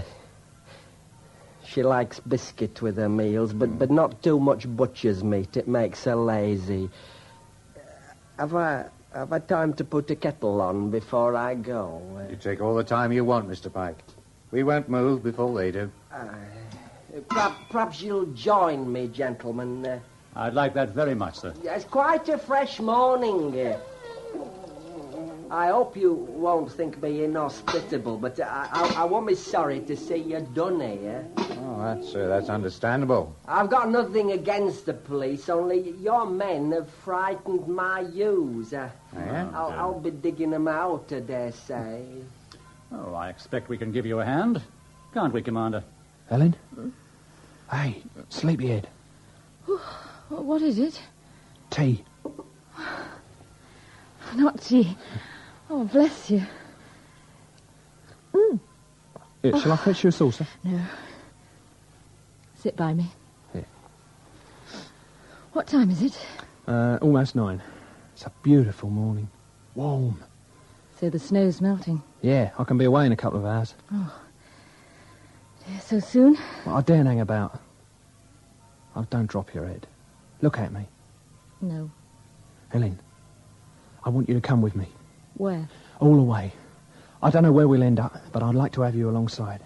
It's madness. No, it isn't. I've thought a lot about it. I think we should stay together. We don't know each other, Eddie. So we'll learn. I can't. I'm sorry. This has nothing to do with how I feel for you, Eddie. There's so much involved that you probably haven't thought of. There's the whiskery old business of class difference. Do you really think that matters? It doesn't, right this minute. Someday, when we fall out, though, I might just feel the want of old friends and the kind of life I'm used to. The kind your husband gives you? Oh, watch out, you're spilling it. Oh. Why don't you just tell him to go to hell? I can't do that until I'm sure. Well, how much convincing do you need? Look, if I caught you playing up, I might give you a backhander, but that'd be the end of it. I wouldn't kick you out and let you rot until I decided to act like God Almighty and allow you back. And if you did cheat, it was because I'd let you down. You can't judge without facts, Eddie. I have all the information I need. Helen, I want to look after you. Do you? So think about it, eh? And drink your tea before it freezes over. Here, let me open the window for you. Here, outside, looks like one of those posters for a Swiss winter holiday. You know, I've never worked out how those fellas stayed upright on skis. You think they... What is it? No touring in the Alps for me, love. Eddie, what's wrong? Mr. Plod. About 50 of them. Please. Well, it's not the Bulgarian Navy. What are you going to do? I'll go down fighting. With a gun in each hand and a dirty great dagger in my teeth. Come and get me, you bastards, I say, and I'll fall in a crossfire using bad language to the last. Oh, it's bloody silly. Come on, cheer up. Look, you better put some clothes on. Your nightie might give the Johns ideas. It's over then? Well, that's up to you, love. I'll make us some bacon sandwiches. Oh, Eddie. Oh, Eddie, nothing. No. I really didn't expect to win this one anyway. Don't be long. Well, I'd best get it over. The collie's going over the top, don't they? We'll be within call, Mr. Pike. If you shout, we'll run up at the double. If you can make an excuse, you might try to get the lady, Mrs. Gatehouse, to join you outside. Oh, she's in no danger. I had the feeling she was quite pally with the Stroud fella. Stranger things have happened at sea. Aye. Yeah, just catch hold of Jess, would you? She's Right. going to fret herself on it. I'll be back directly, you fools. Behave yourself. Oh, it's a lovely morning for a gentle stroll. Game old character, isn't he, sir? Yes, and I thank God for it. I think it's time we took up our positions.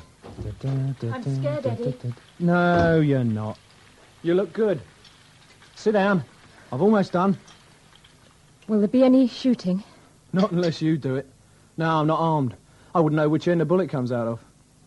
Go on, eat. I can't. Not they're good, love. My bacon sandwiches are famous. I'm sure they are. Hey, come on. This is your lucky day. Bad, interfering Eddie gets lugged away by the Bow Street runners. They might transport me. I've always wanted to see Australia. You idiot. Yeah, that's better. Give us your hand. Write to me. I always write too much. There's no such thing. I'll expect 20 pages a day. How long will you be away? Oh, a couple, I dare say. Yes. Well, they don't dish out weeks at a time, love. Well, that gives us a chance to make up our minds. How can you be sure that in 2 years you'll feel the same as you do this minute?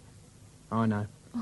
How can I be sure that I won't change the moment you walk out of the door? Well, if you do, you can write and tell me about it. There's something else you can do for me, Helen. Tommy's wallet. I dropped it down the back of the bookcase. Tomorrow you'll dust there, won't you? And give yourself a surprise. Very well. It's easier coming from you. Funny. My appetite's just left me. My mother always told me not to waste food. Hey, do you hear something? No. What is it? It's Mr. Pike in his best suit, scouting for the cavalry. I suppose he put them onto me. He's got his share of sand, all right. How could he know?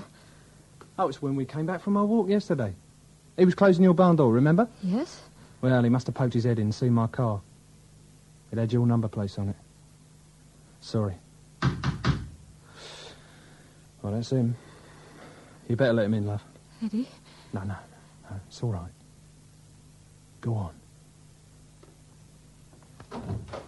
Oh, good morning. It's all right, Mr. Pike. I know why you're here. Won't you come in, please?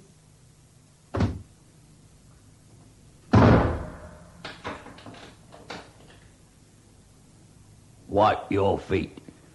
I already did. I didn't ask to see you, Weaver. Where's my lawyer? He has a singing lesson. He sent me in his place. We have nothing in common. No? I'm a businessman, a furniture wholesaler, the innocent victim of police malevolence.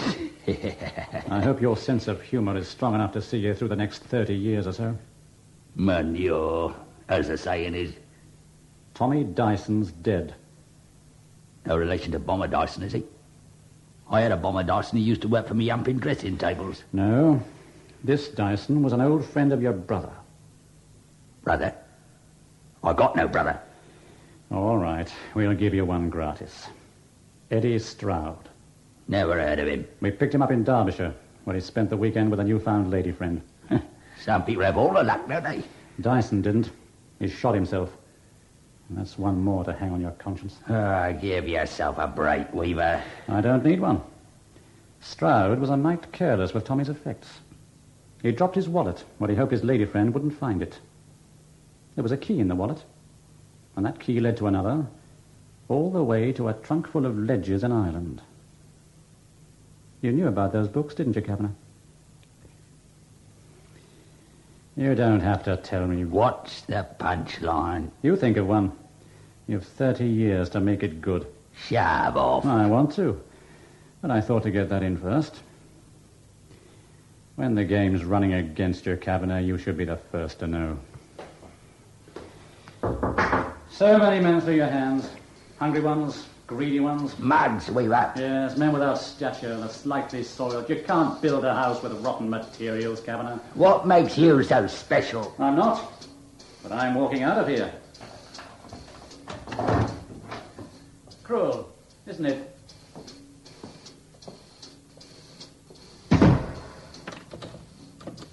Mugs!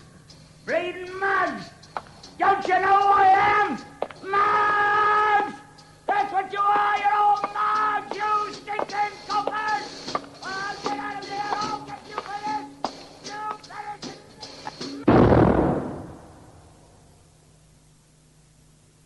You In Unquiet Hill, the cast was as follows. Stroud, John Challis, Helen Gatehouse, Caroline John, Cook, Geoffrey Matthews, Weaver, John Sampson, Kavanagh, Brian Haynes, Mears, Hayden Jones, Dyson, David Valler, Seth Pike, Anthony Hall, Bradley, Nigel Anthony, Police Patrolman, Nigel Graham, Frankie and Garage Attendant, William Edel. The radio newsreader was Martin Muncaster. Unquiet Hill was written by John Kirkmorris, and the production was by Jerry Jones.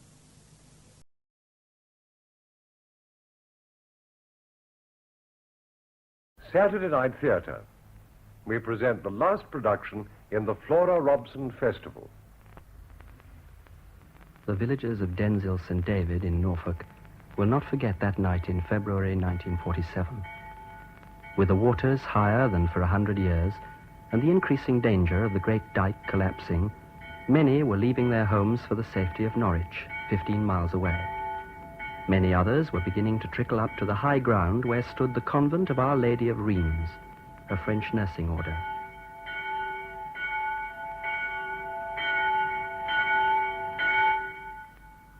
Bonaventure. The play by Charlotte Hastings, adapted for radio by Peggy Wells, stars Flora Robson as Sister Mary Bonaventure. The wind and rain, beating upon the grey walls of the convent of Our Lady of Rheims, could be heard inside the great hall, where the fading daylight shone through the stained glass windows of the great room, calm and somberly beautiful in the dim light.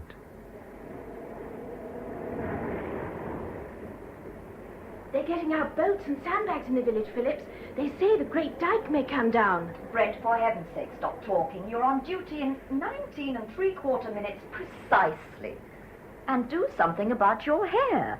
If Sister Mary Bonaventure sees you with it falling out of your cap like that... She won't be stuffy. She's got a sense of humor. You know, until I came to the convent, I thought all nuns were very calm and detached. I didn't expect them to laugh and be approachable like other people. I suppose it's because this is a nursing order. They're not out of touch with the world. There's not sufficient discipline here. Sometimes I'm really surprised at Sister Mary's attitude to the patients. A qualified woman with her authority. After all, she is matron. Now, when I was at the Memorial Hospital in... All right, you told us. Bless us. At this rate, you'll be mummified before you're 30. The prospect need not affect you. I'm leaving at the end of this month. But how silly. This is a grand place to train. Mary's a wonderful teacher, and the food's superb. I don't like the lax atmosphere. And I object to that horrible Willie prowling about. Willie's all right, if you don't show your aversion.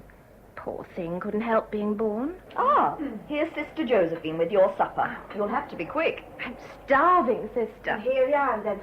But what you want, young lady, are some hairpins. Which particular film star are you copying? It was so windy. I've been to look at the water. Sister, what will happen if the great dike doesn't hold? Well, all the villagers will be homeless and crowding up here on the high ground. And where we shall put them and how we shall feed them, goodness only knows. Food's no problem to you. You're a genius. Look, Phillips, mushroom omelette and heavenly savoury sauce. Honestly, if I stay here long enough, I shall get fat. No. Wait a moment. Wait? But why, sister? Well, no blessing, child. Oh, I'm sorry. Dear Lord, thank you for my most excellent supper and for making Sister Josephine such a divine cook. No. Let's have a little reverence. Benedictus. Benedictus benedicat per Iesum Christum Dominum nostrum. Amen. Now, savour every mouthful in the good Lord's name. My word, this wind and rain. I pity the poor souls on the road tonight. I think we should keep the place extra warm just in case. I must speak to Sister Agnes. Oh, my goodness, what a night. Sister Agnes, is Willie around? Good. Would you ask him to bring some logs into the hall? I'm going to keep a good fire in. Aye, as well be prepared. You're expecting trouble then, sister? You concentrate on your supper. Nurse Phillips. Sister, what is it? Just look at that newspaper. Have I not begged you girls to keep all the old newspapers and not to crumple them like that? You must have thousands stored. Aye, and 1,001 uses for them. Never discard a newspaper, never throw away a piece of string. History might have been altered many times if a piece of string or an old newspaper had been lying handy. Sister Agnes say you wanted these logs, sister? Ah, good boy, Willie. Will you mend the fire, please? We're rather shivery. Ah, surely. Floods be out. 'Tis always cold when floods be out. Definitely. Are they out? Not yet, but you'll be hearing later, right enough. What's happening, Willie? What are the people doing? Bobbing about with lanterns, they are, like as many ants. And the boats, they're going too. Some they're making for Norwich, but they won't get there, they won't. Waters be terrible strong once they're out. Smash a little boat in a minute, they will. Smash her into nothing. Now, Willie. Have we seen Sister Mary, please? She promised I some sweetest, she did, out of the big brass box in her room. I've been polishing it. Are you sure you haven't taken a few sweets already? Why would I do that, Nurse Phillips? Why not? Because 'tis in the wise book that sister reads. Keep thy hands from picking and stealing. Have my hands been picking and stealing, sister? I'm quite certain they haven't, Willie. But Nurse Phillips, she said they've been picking and stealing. Oh, be quiet and keep them away from my apron. They're filthy. They may be filthy, but they got no sin on them. Leastways, I can't see none. Can you see sin on my hands, sister? Tell her you can't see no sin on my hands. Now listen to me, She's Willie. down on me, she is. Why? Nothing of the kind. I never hurt her. I never hurt the littlest crawling thing. If I saw anyone hurting anything, Nurse Phillips, I'd crush 'em. So I would. I'd crush 'em, and I Get away from me. Get away. Willie? Did you forget the words again, Willie? I lost them, sister. They're in your head. Think now. Think carefully. To everything? To everything. There is to everything a season. And a time? And a time to every purpose. Under the heavens, a time to plant, a time to... I lost it, sister, I lost it. What comes after planting? A time... Yeah, a time to pluck up that which is to be planted. Bravo, that was the hard part. A time to You kill, know the rest. and a time to heal. Yes, Willie, go on. A time to break down, and a time to build up. Sorry, Sister Mary. Good boy, Willie. Sister, my hands clean as sin. There's fire dirt there, and that's metal polish, and I mean, are they... Yes, Willie, proper clean. Proper clean. And now, could I have the sweetest on the big brass box with the eagle on the top? Very well, you know where they are. Yes, sister. I have asked you all to use gentleness and tact with that poor mind. I'm afraid tact is not Nurse Phillips' speciality. I told him his hands were filthy, which of course they were. I see you finished your supper, Nurse Brent. Will you go on duty now, please? Read the notes I've left about Mrs. Thomas. Read them carefully. We shall need your help. Yes, sister. One moment, nurse. Your hair is very soft and pretty, but while you are on duty, I think you should roll it back more neatly. Yes, sister. Thank you, sister. Nurse Phillips, I want you to remember you can always calm Willie with words. Any words with colour in them, or even a verse. If you'll forgive my speaking bluntly, sister, I don't think he should be allowed so much freedom. He's so quickly roused. And with that mentality and his muscular strength, he could quite easily be very dangerous. That's for us to judge. He's probably better employed up here than at liberty in the village. But it's a question of... In this case, of tolerance. Tolerance undermines discipline. If you'll forgive my speaking bluntly in turn, nurse, I don't think you appreciate the borderline between discipline and severity. I'm sorry you're leaving us. You're an excellent nurse, and I'm sure you'll make your way in the profession. Only, if you could just realize humanity isn't ruled in straight lines, I think perhaps you would be happier. Thank you, sister. Will you excuse me? Run along, then. Nurse Phillips. Yes, sister. I don't mean to preach, you know. No, sister. There, Sister Josephine goes the potential matron of a state institution. She'll run it most efficiently. With discipline. Discipline. It's a pity she's not staying. You wear them all down in time. Not at all. They merely come round to our way of thinking. Look, I've brought down that tapestry we found in the old cupboard. Such a pity. I'm afraid it's past repairing. Sister Agnes will tackle it. Now sit you down by the fire. You've had no sleep for nearly 2 nights. Even you can't go on forever. You promised me to sit there for a quarter of an hour, and then I'll take a bowl of hot onion soup to your room. That'll put heart into you. Your onion soup would put heart into a graven image. Good evening, Sister Mary. Good evening, Doctor. Tell me, Doctor, as a medical man, would you consider half an hour's rest a mortal sin? I certainly should not. Then try convincing Sister Mary. That'll keep you busy. And that means you haven't been to bed since I left, Sister Mary. I've had all the rest I need. You've such a Spartan idea of your own needs. You can't go on giving yourself like this. I insist you rest. But, Doctor... No, that's an order, matron. Yes, Doctor. Thank you. But aren't you making rather a late visit? I'm staying here ready. That dyke can't possibly hold. Apparently we coped with the same thing 60 years ago. We can do it again now. What you mean, sister, is that you'll cope and we shall follow. Well, I'm going to have a look at Mrs. Thomas. Very well, Doctor. Good evening, Reverend Mother. I'm surprised to hear you here so late, Doctor. I felt I must be on the spot in case the dyke comes down, Reverend Mother. Oh, Reverend Mother. No, don't get up, sister. I know you're off duty. I just wanted to check with you that we're ready for all emergencies. Yes, Reverend Mother.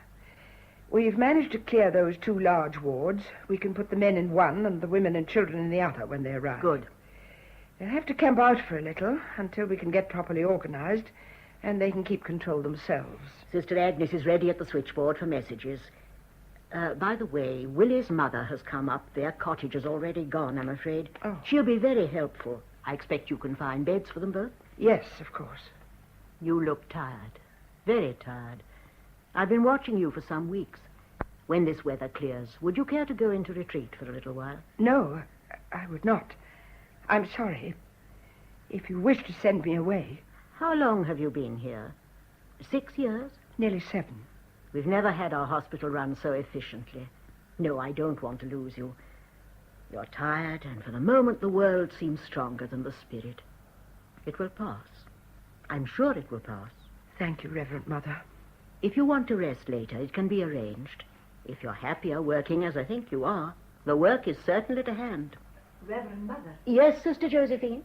Reverend Mother, there's a man wanting to speak to you. They're travelling from London by car. He and 2 women and a driver. They're cut off by the floodwater. Will you bring them in, Sister? Yes, Reverend Mother. Be ready with your onion soup. Yes, Reverend Mother. You see, Sister Mary, no need to look out for work. Would you be so good as to give Sister Josephine a little assistance?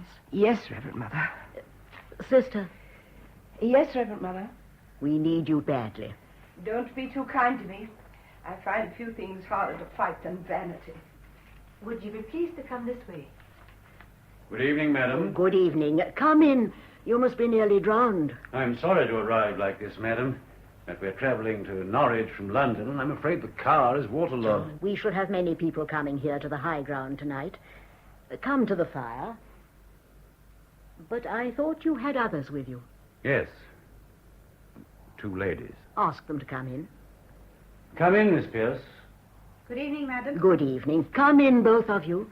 Thank you. Your friend, she looks positively exhausted. Are you ill, my dear? No, I'm not ill. Thank you. If I might sit by our fire... Certainly. Let me take your wet coat. Leave it, please. We're very grateful to you, madam. I hope we're not disorganizing things. Not at all. One of our sisters is getting you something hot. Are you sure your friend Madam, could I have a word with you in private, if you please? I assure you we are quite private here. I think I ought to speak to you quite alone, madam, if you don't mind. Very well. Will you come with me? Thank you. I'm going to take off my shoes and stockings. They're wet through. I should take yours off, too. You'll get a chill, Miss Kahn. That would be very inconvenient, wouldn't it? Think how the calendar would be thrown out. Oh, please, it won't help. In fact, the whole thing is very humorous, Pierce. A convent of all places. The holy woman is going to get an unpleasant shock in a few minutes. Your coat is soaked. Let me take it off. Take your hands off me, Pierce.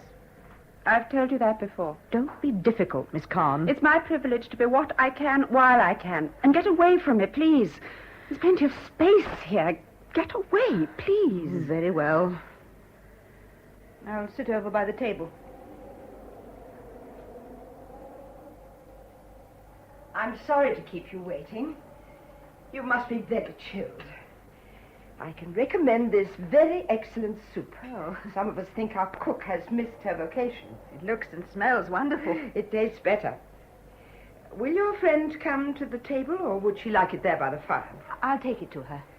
No. Sit down and drink yours while it's nice and hot. Here you are, my dear. Why, that wet coat, you poor child. Do let me take your coat. Thank you. That's right. And your shoes, they're wet through. Won't you take them off? All right. Let me take them off for you. No, get up. Get up at once. But why? Well, get off your knees. In front of me. Now, steady. Take a grip on yourself. Oh, leave me alone. Leave me alone.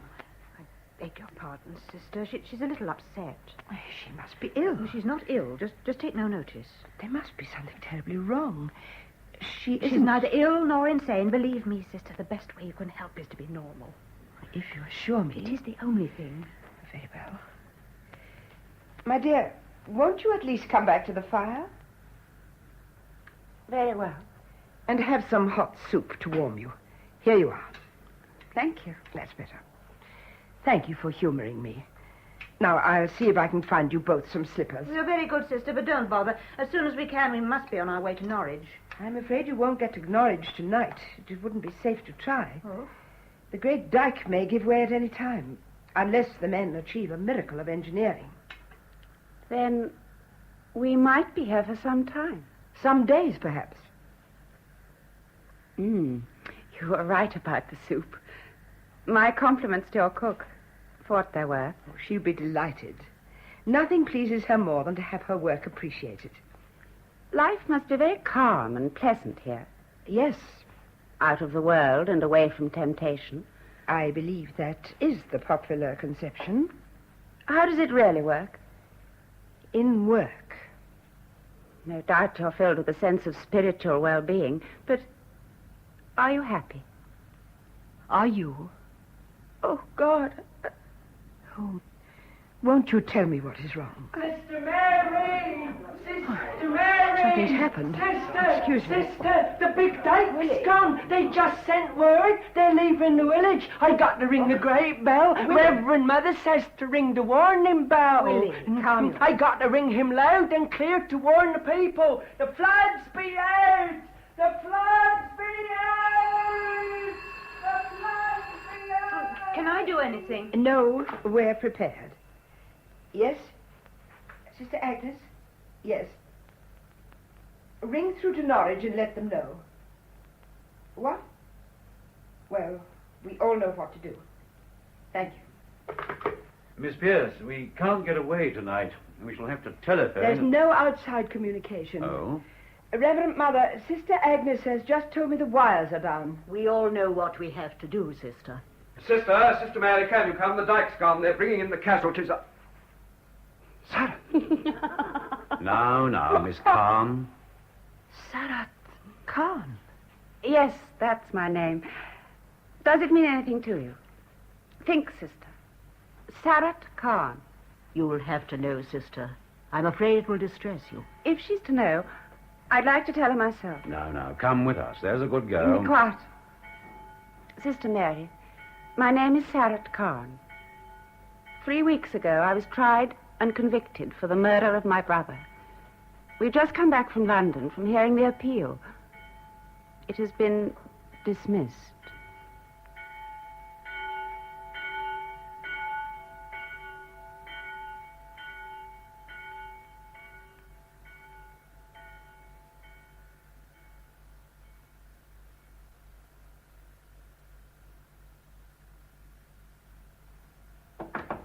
Come in.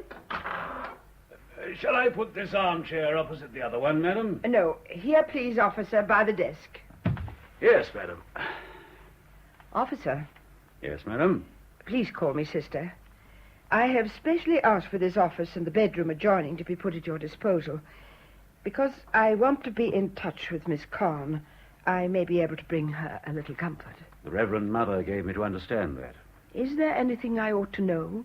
You do realize, don't you, that Miss Khan mustn't be left. Either Miss Pierce or myself must be with her day and night. Yes, officer. You will have no objection to my being here when I'm off duty. Certainly not.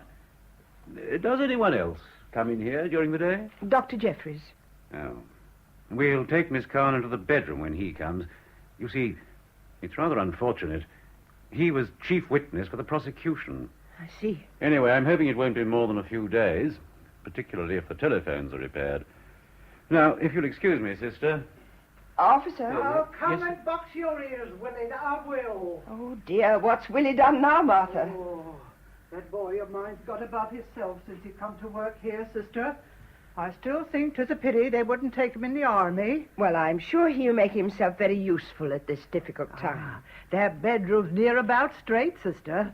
Willie's put up another bed for Miss Pierce. Oh, just a and moment, Martha, please. Will you come back in a moment? Oh, I'm sorry, sister. I'll be in the bedroom, keeping an eye on that boy of mine. What is your opinion of the verdict, officer? The jury were only out for 15 minutes. I'm not asking you as an official. I'd rather you didn't ask me at all. You see, there are some you feel are the type for it, and others, well, it's not so easy to believe. When all is said and done, only Almighty God ever knows the truth. He and one other, sister. One other? The prisoner. Ah. Excuse me, sister.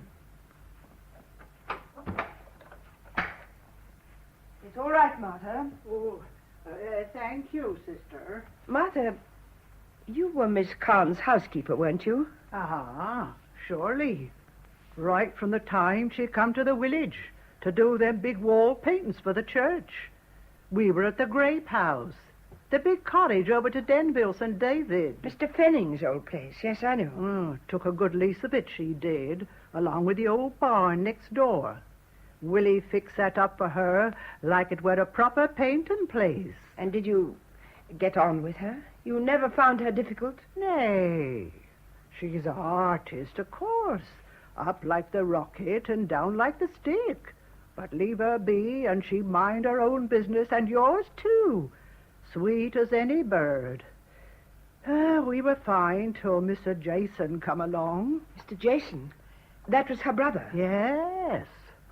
Well, we'd been settled about a month, and he walked in on us at breakfast one morning, all smiles and as cool as you please. Ah, vicious bad he war, and no mistake. I'd have said his death were a proper blessing if it hadn't been for poor Miss Carn. So you think she was responsible? Oh, I never said that, sister. And what's more, I never said it in court, neither. But by the time that lawyer gentleman had done asking me questions, you'd have thought I'd seen her do it with me own eyes, and standing up there to tell him so. Sister, That were a terrible moment. Giving evidence? Nay. When the judge put on that little black cap and spoke them words. Do you know the words, sister? Yes, Martha, I do. Oh, I never looked up, sister. I never looked up till I knew they'd taken her away. You were called for the Crown, Martha. You had to answer their questions. The lawyer gentleman said only to tell them what they asked and no more. Well, there was some things they never asked, so I never told them. Maybe there was something you should have told them. Oh, I don't suppose it were important. Just some funny words I overheard her say one night when he'd been rowing her worse than usual. Yes? She said, I should have thought that royal affair in Florida would have been a lesson to you. Oh. That's what she said. Sounded like he'd been playing round in higher circles than usual. Sister, I fixed them casters. Now then, big ears, don't stand idle. Get and fill that stove for sister. We can take another turn later. If you like, Pierce. That's Miss Sarah. Now, Willie. Miss Sarah, I'm not glad I proper missed you when you're coming back to the great house. Come on now, Willie.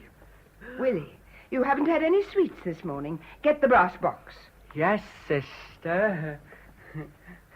I could just do you one right now. One of them big green ones that tastes like cinnamon. There's the dust I've been picking out. Willie. Would you like one too, Miss Sarah? Sister wouldn't mind. No, thank you. Take a little lump, Willie, and go with Martha. Yes, sister. Goodbye, Miss Sarah. I see you when I make up the stove. Look. I get 2-3 sweets when they stuck, see? Oh, I'm that sorry, Miss Sarrat. He just doesn't understand. Come on now, Willie, will you? Come on. I got 3 that time. Come on, Willie. Are these your rooms? This one and the one through there? Yes, Miss Khan. And you've given them up to us? It's very comforting. With the warmth and the flowers. I'm glad you like it. Spacious, too. One can move around. Whom do I know here besides Martha and Willie? Dr. Jeffries. Oh. Does he use this room? Occasionally. But if you'd rather... Oh, don't worry. I can go into the bedroom. Not having visitors for a couple of months has made me rather unsociable, hasn't it, Pierce? You could have had visitors. And flowers. No, thank you. The wrong atmosphere for both. Ah, sister, have you got those slides? Oh, sorry, I didn't expect to... To see me here? Well, now you have. Don't be uncomfortable about it. I would have come to see you at Norwich. Only I told you I didn't want anyone. Oh, don't worry, there's no ill feeling. You did your best for me at the time. Is there anything else I can do? Whoever your church committee gets to finish off my murals, for God's sake, don't let them daub those angels on the left with gold leaf. It'll ruin everything. Right. Now, Pierce, I'd rather be in the bedroom. Yes, Miss Cowan. So, you knew her before? I'm on the church committee. When they decided to restore those murals on the south wall, I recommended Sarah Khan because I'd seen and admired her work. It's good, then? Oh, first rate. She'd a picture in the Academy the year before last. What was the subject? Well, rather unfortunate in the light of later events. Death of Lucretia Borgia. So it was poison? Yes, it was. I don't know the details. Then I shouldn't bother to find out, sister.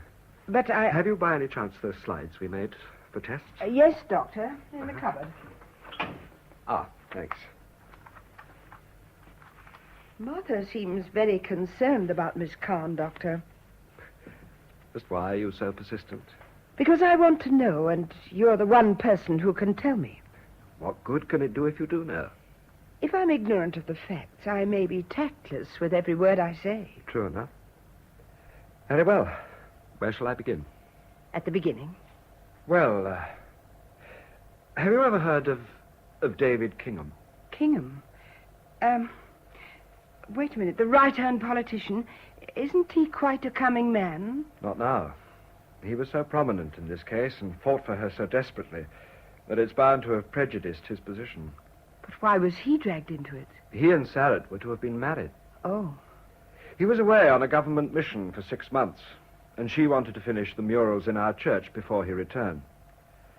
The trouble began when her brother Jason turned up out of the blue and settled at the Grape House. If ever there was a rotten, corrupt swine, it was Jason Kahn. He was a confirmed alcoholic. Poor man. Poor. Sarah kept him for years. Well, some weeks after he arrived, he collapsed suddenly, and no wonder. A stroke? Yes, I'd warned him, but he was seldom sober enough to listen. He recovered his mental powers slowly, but he was partially paralyzed. Just punishment enough. Except that Sarah took the strain. Could he have been put in an institution? An inebriates home? Oh, yes. But these things take time. And one day, Sarah called me into the dining room and asked me frankly just how long he would live. Martha was in the room at the time. She remembers the conversation. The tragic thing is that these people drag on for years. Or, as I told her, die quietly in their sleep. She said she was desperate. Her work was suffering, and that she'd written to Kingham, postponing her marriage. But why do that? Well, she rightly felt she couldn't saddle him with the responsibility of Jason. Of course, Kingham would have helped her, but she's very proud. So I've been told. Well, I promised I would try and arrange to get him into an institution, but I warned her such a life might affect Jason's sanity. I remember so well what she said. Yes? She said, while he's well, he's on my hands, and while he's ill, he's on my conscience. A terrible responsibility for the poor girl. I was able to ease her nights for her. We kept him under drugs. It was the only way to bring relief to either of them. No night nurse? No, not necessary. The day nurse left at 6. At 8, Sarah gave him the drug. 1 tablet each night. No need for details. It was a narcotic, of course, one of the barbiturates put up in tablet form. 3 weeks' supply was ordered at a time. That is, 21 tablets packed singly in a small glass vial. Where did they come from? Every 3 weeks, I collected these 21 tablets from Abel Harmer, the village chemist. We checked the number into the file, sealed it, and I delivered it to Sarah personally. I warned her not to give more than 1 tablet in 24 hours. I begin to understand. At the end of November, I went to Norwich for 3 weeks' vacation. I delivered the usual file the day I left. 21 tablets? Yes. 4 days later, Dr. Giles, my locum, telephoned me to say Jason had been found dead that morning. Will it shock you if I admit my first reaction was one of overwhelming relief? I think I might have felt the same. Until Giles told me that from the evidence of vomiting and so on, he suspected an overdose of the drug. So he checked the tablets in the file. Now, listen carefully. No, wait a minute. Have you got something? Yes, this box of sweets will do. Here it is, sister. 10, 12, 18, 21. 21 tablets. Now, 1 a night for 4 nights. How many left? 4 from 21, 17. There were 17 tablets left in the file. But I don't see. Neither Giles nor I could understand it either. So I took it on myself to get those 17 tablets analyzed. And they found? 15 were correct. The remaining 2 were harmless aspirin. The police found a half-empty bottle of aspirin in Sarah's room. And Jason had 3 sleeping tablets that night instead of 1. Exactly. Now do you see why I don't want to be reminded of it all? But couldn't Jason have taken them himself? Suicide and arranged things? He was paralyzed. Oh, yes, of course. And as I told you, Martha had been in and out of the room that time that Sarah spoke to me. At the inquest, they got that damning conversation out of her practically word for word. But this doesn't make sense. Miss Carn's a highly intelligent woman. She would have known you'd suspect an overdose and analyze the file. Sister, if you had no medical knowledge and gave someone an overdose of a narcotic, how would you expect them to die? Why, I don't know. I suppose quietly in their sleep. Mm-hmm. And I told her he might die that way. Yes, you did. I'd forgotten that. The prosecution didn't, I assure you. In fact, the defense wanted her to admit to a mercy killing, but she flatly refused. Mm-hmm. Well, now you must forgive me if I push off. Oh, very well, Doctor. I shall be around somewhere if you want me.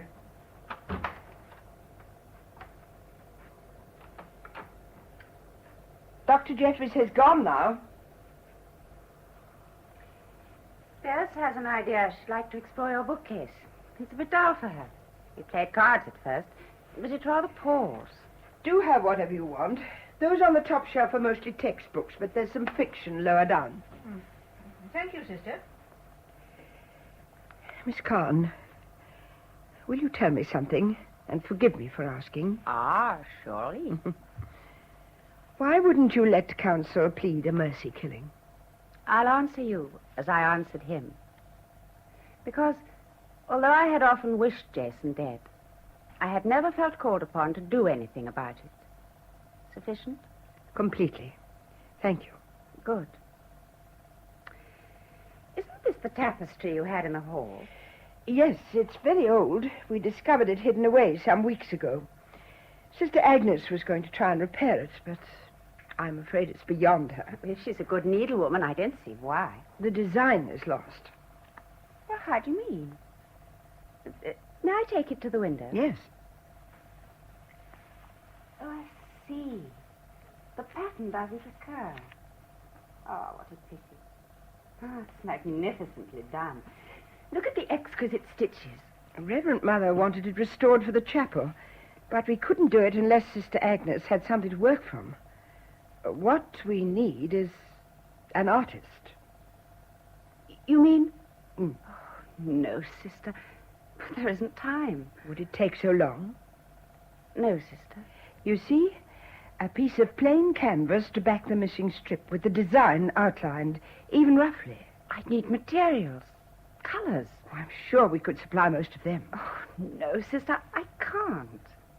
Besides, it would have to be on a proper frame. We might even have that. Sister Agnes teaches needlework. And think what we'd have to remember you by. Remember me? That'd be wonderful. Every time anyone looked at it, and on the chapel wall of all places, what would they say? See that embroidery? Do you know who designed it? Sarat Khan, the murderer. The artist. Because it might be there for generations. And only the beauty would be remembered. Have you something I can measure with? Will this steel tape do? Thank you. Now, we'll have to allow here and there for overlap. Say, 2 feet. No, 18 inches would do. And here again, 2 feet 3. Have you a pencil and paper, sister? Here you are. I've brought some coffee for Miss Carn and Miss Pierce. Thank you, Sister Josephine. It's good of you, sister. Thank you. May we have it in the bedroom? Certainly. We'll spread the tapestry on the beds. It'll be easier. If you want to help me, Pierce, I'll be grateful. Yes, Miss Carn. If we get that far, I might even let you mix the colors, Pierce. Drink this coffee up while it's hot now. Thank you so much, sister. I wondered why that tapestry was brought up here from the hall. Sit down, Sister Josephine. I need your help. Oh, well, that's a reversal of normal procedure, I must say. I've been talking to Miss Carn. Poor desolate soul. Nothing of the kind. Oh? She's a brilliant, sensitive woman, and from the moment I saw her, something passed between us. It was as if her tragedy, her agony of mind, entered into me. Oh, no, that was only because... Because I know she is no more guilty of this crime than I am myself. You can't possibly do anything. Don't, sister. I must. It's as if I were driven from within.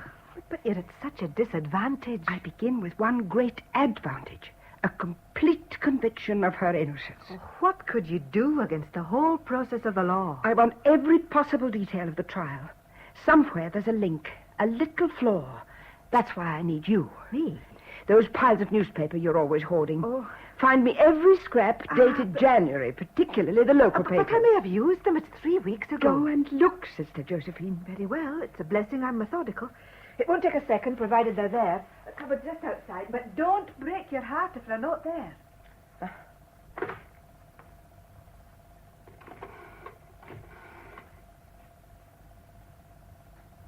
Oh, Sister Agnes, could we lay hands on some of the old school materials?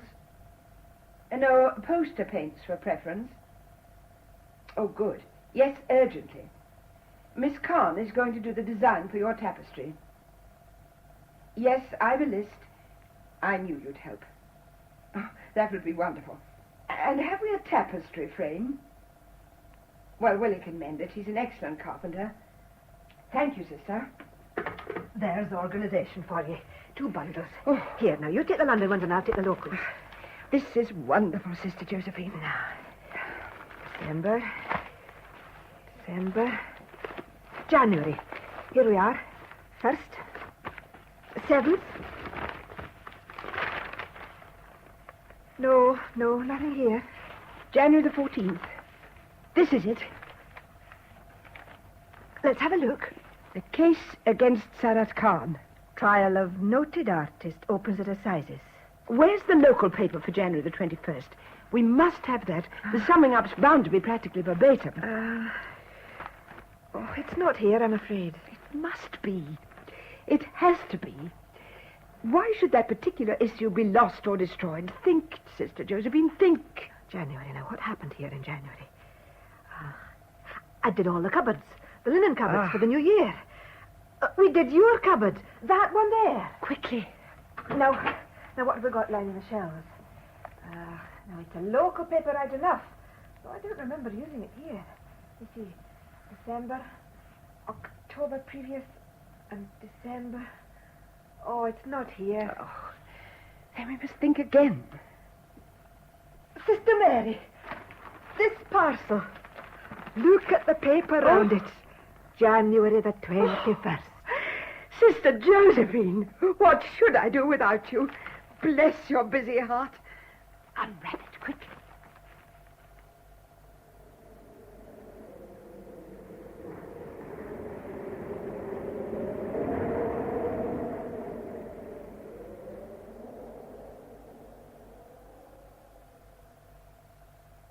Going to be a party in the big hall tonight, Miss Sarah. Reverend Mother said so for us and the refugees. Will it give me a dance like that time in the church hall when you're doing them big pictures? I'm sorry, Willie, but I won't be coming. Give me that paintbrush, will you? Well, thank you. Well, not coming? Well, Ted Newlands is fixing the wireless gramophone for real music. That's enough, boy. You go along and help Newlands. Right smart with his hands, that Ted is, Miss Sarah. He was saying he might even get the telephone wires mended soon, maybe tomorrow. Telephone? Downstairs, Willie, and jump to it. All right, then, since you be so sharp. Willie? Yes, sister? Will you take a message to Sister Josephine for me? Listen carefully now. Say I would like one of her special caramel custards, the ones with the cream on top, for Mrs. Grimes. Can you remember? Caramel custards with cream on top. Ah, surely. I know. Proper tasty. Thank you, Willie. You're very helpful. Proper tasty, there you are. I'm sorry, Miss Khan. I'll tell him he's not to come up here again. And he's the one person who's at ease with me. Might sharpen that pencil, would you please? What's this about the telephone? Just talk, I shouldn't wonder. If, by the grace of God and the genius of Ted Newlands, it is fixed, I suppose you'll get through to the governor. Miss Khan, you do realize this situation must end soon. We've already been here 24 hours. Yes, I realize. By the way, not too fine a point for this canvas, please. This do? Admirably. Thank you very much. Your work on the tapestry certainly does grow. I find things do when one is pressed for time. Not so pressed you can't take a little exercise. You've been working solidly all day. We might go up to the top of the tower again and have a look at the floods before it gets dark. I wonder you're not afraid I'll jump off. I'll have to risk that, won't I? Very well, then, if I must.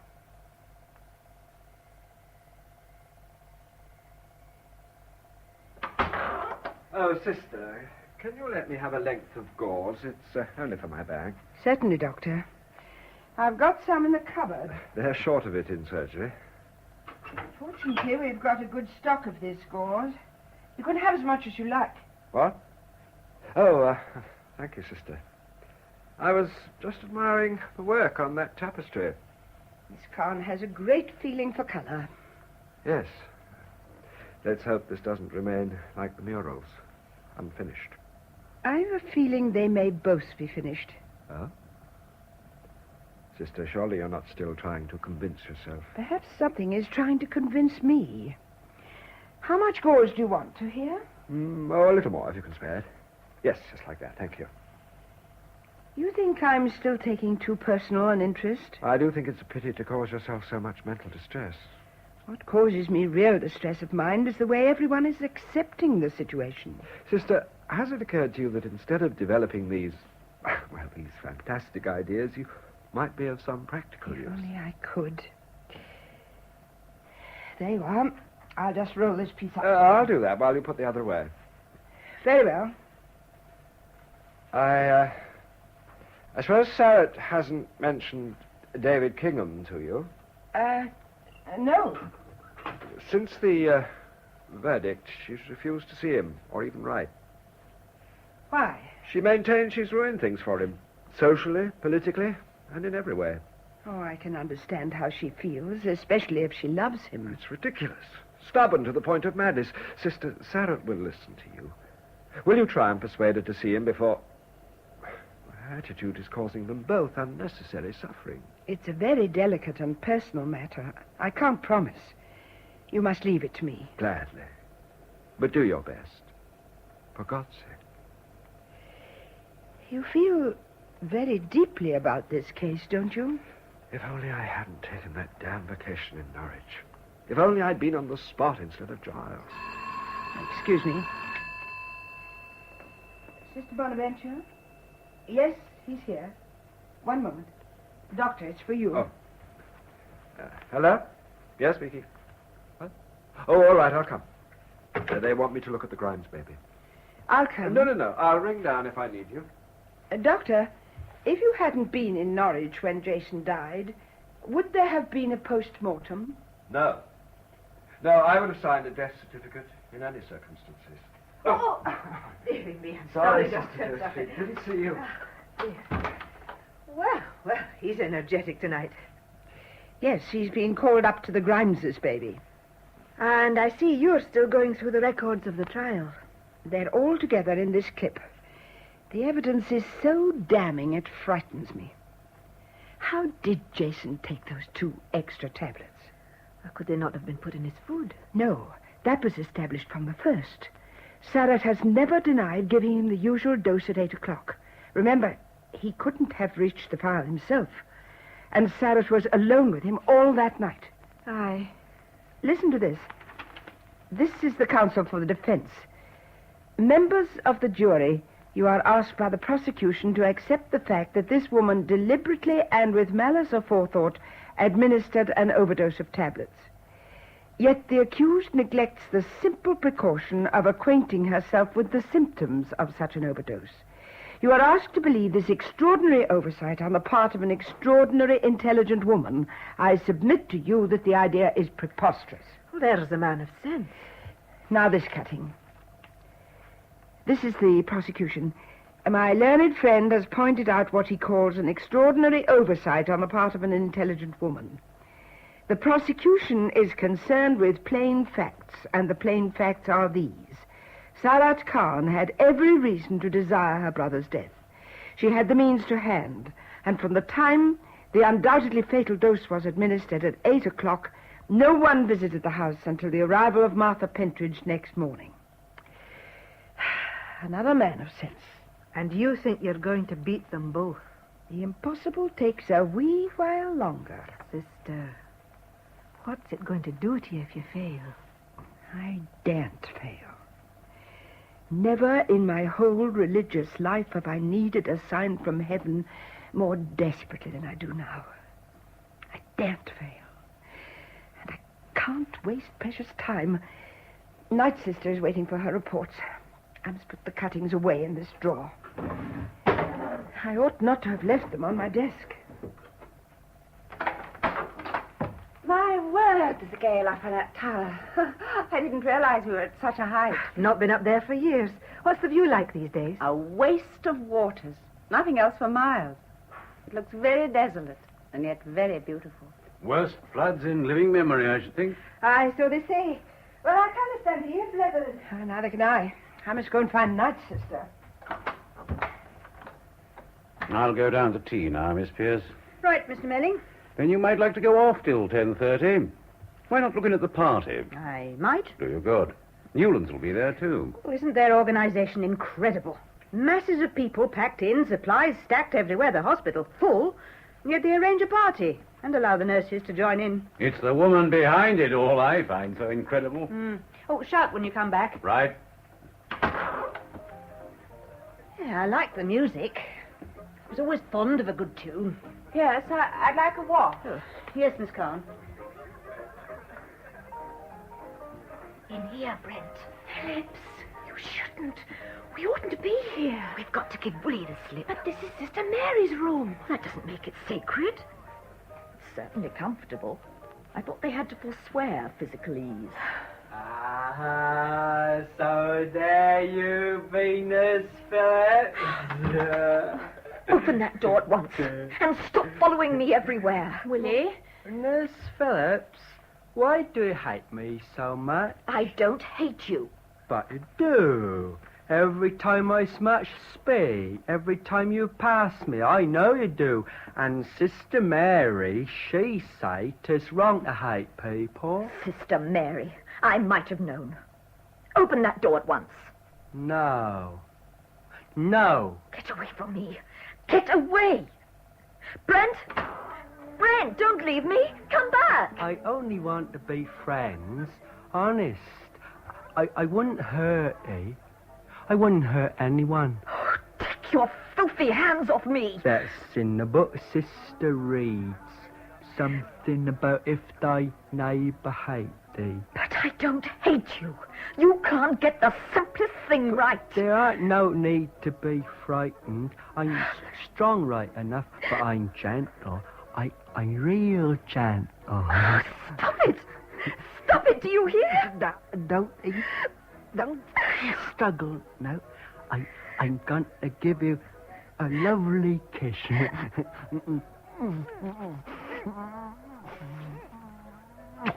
You half-witted beast! Willie! Better go downstairs, Willie. But, sister, I don't mean no harm. I know, Willie. I'll see to it. Go along downstairs. But it was like you said. I wanted to be friends, sister. Yes, all right. Run along now. I only wanted to be friends. I'm very sorry, Nurse Phillips. You're not hurt, are you? My God, he's got no right to be here. He'll injure someone, and when he does, it'll be your fault. Miss Carn, come back. You'll trade on your habit. Standing there so calm and saintly, you're nothing but a fiend. How dare you? How dare you? Oh! Now, Miss Carn, if you please. Come along now. Come along to the bedroom. How dare you? How dare you? Let me help you up, nurse. Don't touch me. Now, please go up to your room and wait there till I come. I'll do nothing of the sort. You are under my authority, nurse. You will do exactly as I say. Very well. But first I'm going to see Reverend Mother. It's time she knew about you and your fine ideas.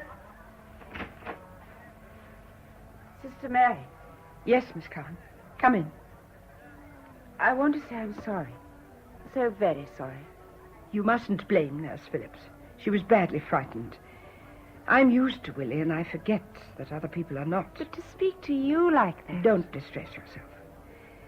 Perhaps you would like to try and rest until after supper and then go on with your work. Yes, Sister Mary. Poor unhappy child. No, I cannot let her go like that. Sister Mary, I just heard a very hurried and almost incredible account of events here. I should like to ask if this is correct. I have never found Nurse Phillips untruthful, Reverend Mother. She has been sent to her room. Until she leaves, it might be advisable to give her only light duties. And perhaps Willie should not be allowed so much freedom. For a little while, at any rate. I feel that is a pity. So do I, sister. But this is a dreadful thing altogether and is going to reflect on all of us. I now have to speak against my personal inclinations. I want you to understand and bear with me. Yes, Reverend Mother. Sister, You asked me to let you be in contact with Miss Carn. Against my better judgment, I allowed it. But you were asked by myself and the warders not to raise unreasonable hopes. I assure you I've not mentioned anything to her. You have raised your own hopes and allowed yourself to be carried away by personal emotions. Isn't that true? I suppose it is. Hasn't it occurred to you that matters reach a stage when they are in other and greater hands than ours? Reverend Mother, can you possibly reconcile the fact that any god of any creed, Please. I repeat, of any creed, could permit such a cruel and terrible matter as this? Everything possible has been done in scrupulous fairness. I cannot agree. So you place yourself above the highest legal wisdom. Which is secular in approach and reasoning. I see. You feel you are in some manner blessed in your reasoning? I wouldn't presume so far as that. I only know that never in my whole life have I been filled with such strong, such complete conviction. Then you must destroy it. How? I can only suggest by faith and prayer. Remember, the whole foundation of our training is to accept. Blindly? We enter this life to do the work of God. We learn to subdue our bodies by labor and submit our wills to higher direction. I cannot think we should also subdue our intelligence. Even intelligence cannot always recognize divine intention. I will not believe this is divine intention. If it should be, then I have no use for such a doctor. Sister Mary, you cannot make that kind of bargain. Let me see those newspaper reports of the trial. So she's told you that? I know about them. Where are they? In this drawer. Why are you so proud and obstinate? You're privileged to handle many lives, but you're not permitted to pass judgment. Here are the cuttings. So you think Miss Carn was responsible? I think there is nothing we can do to save Miss Carn, but I know I must try to save you from yourself. Take the cuttings and drop them into the stove. Oh, no. It's her life.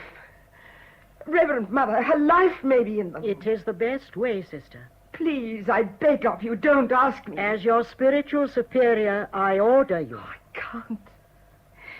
Oh, I can't. I can't. We have heard a great deal about discipline, sister. But ours is a discipline of the spirit. Very well, then. I must burn them myself. Oh.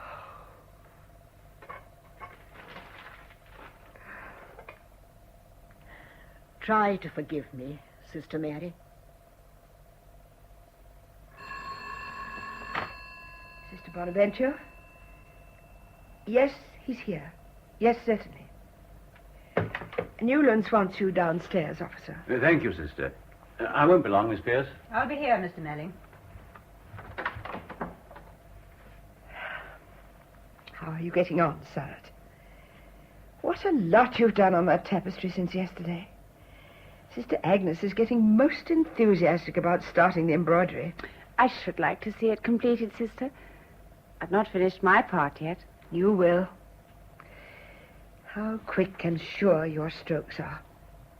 It must be wonderful to be creative. Sometimes it's hell. Things just won't work out.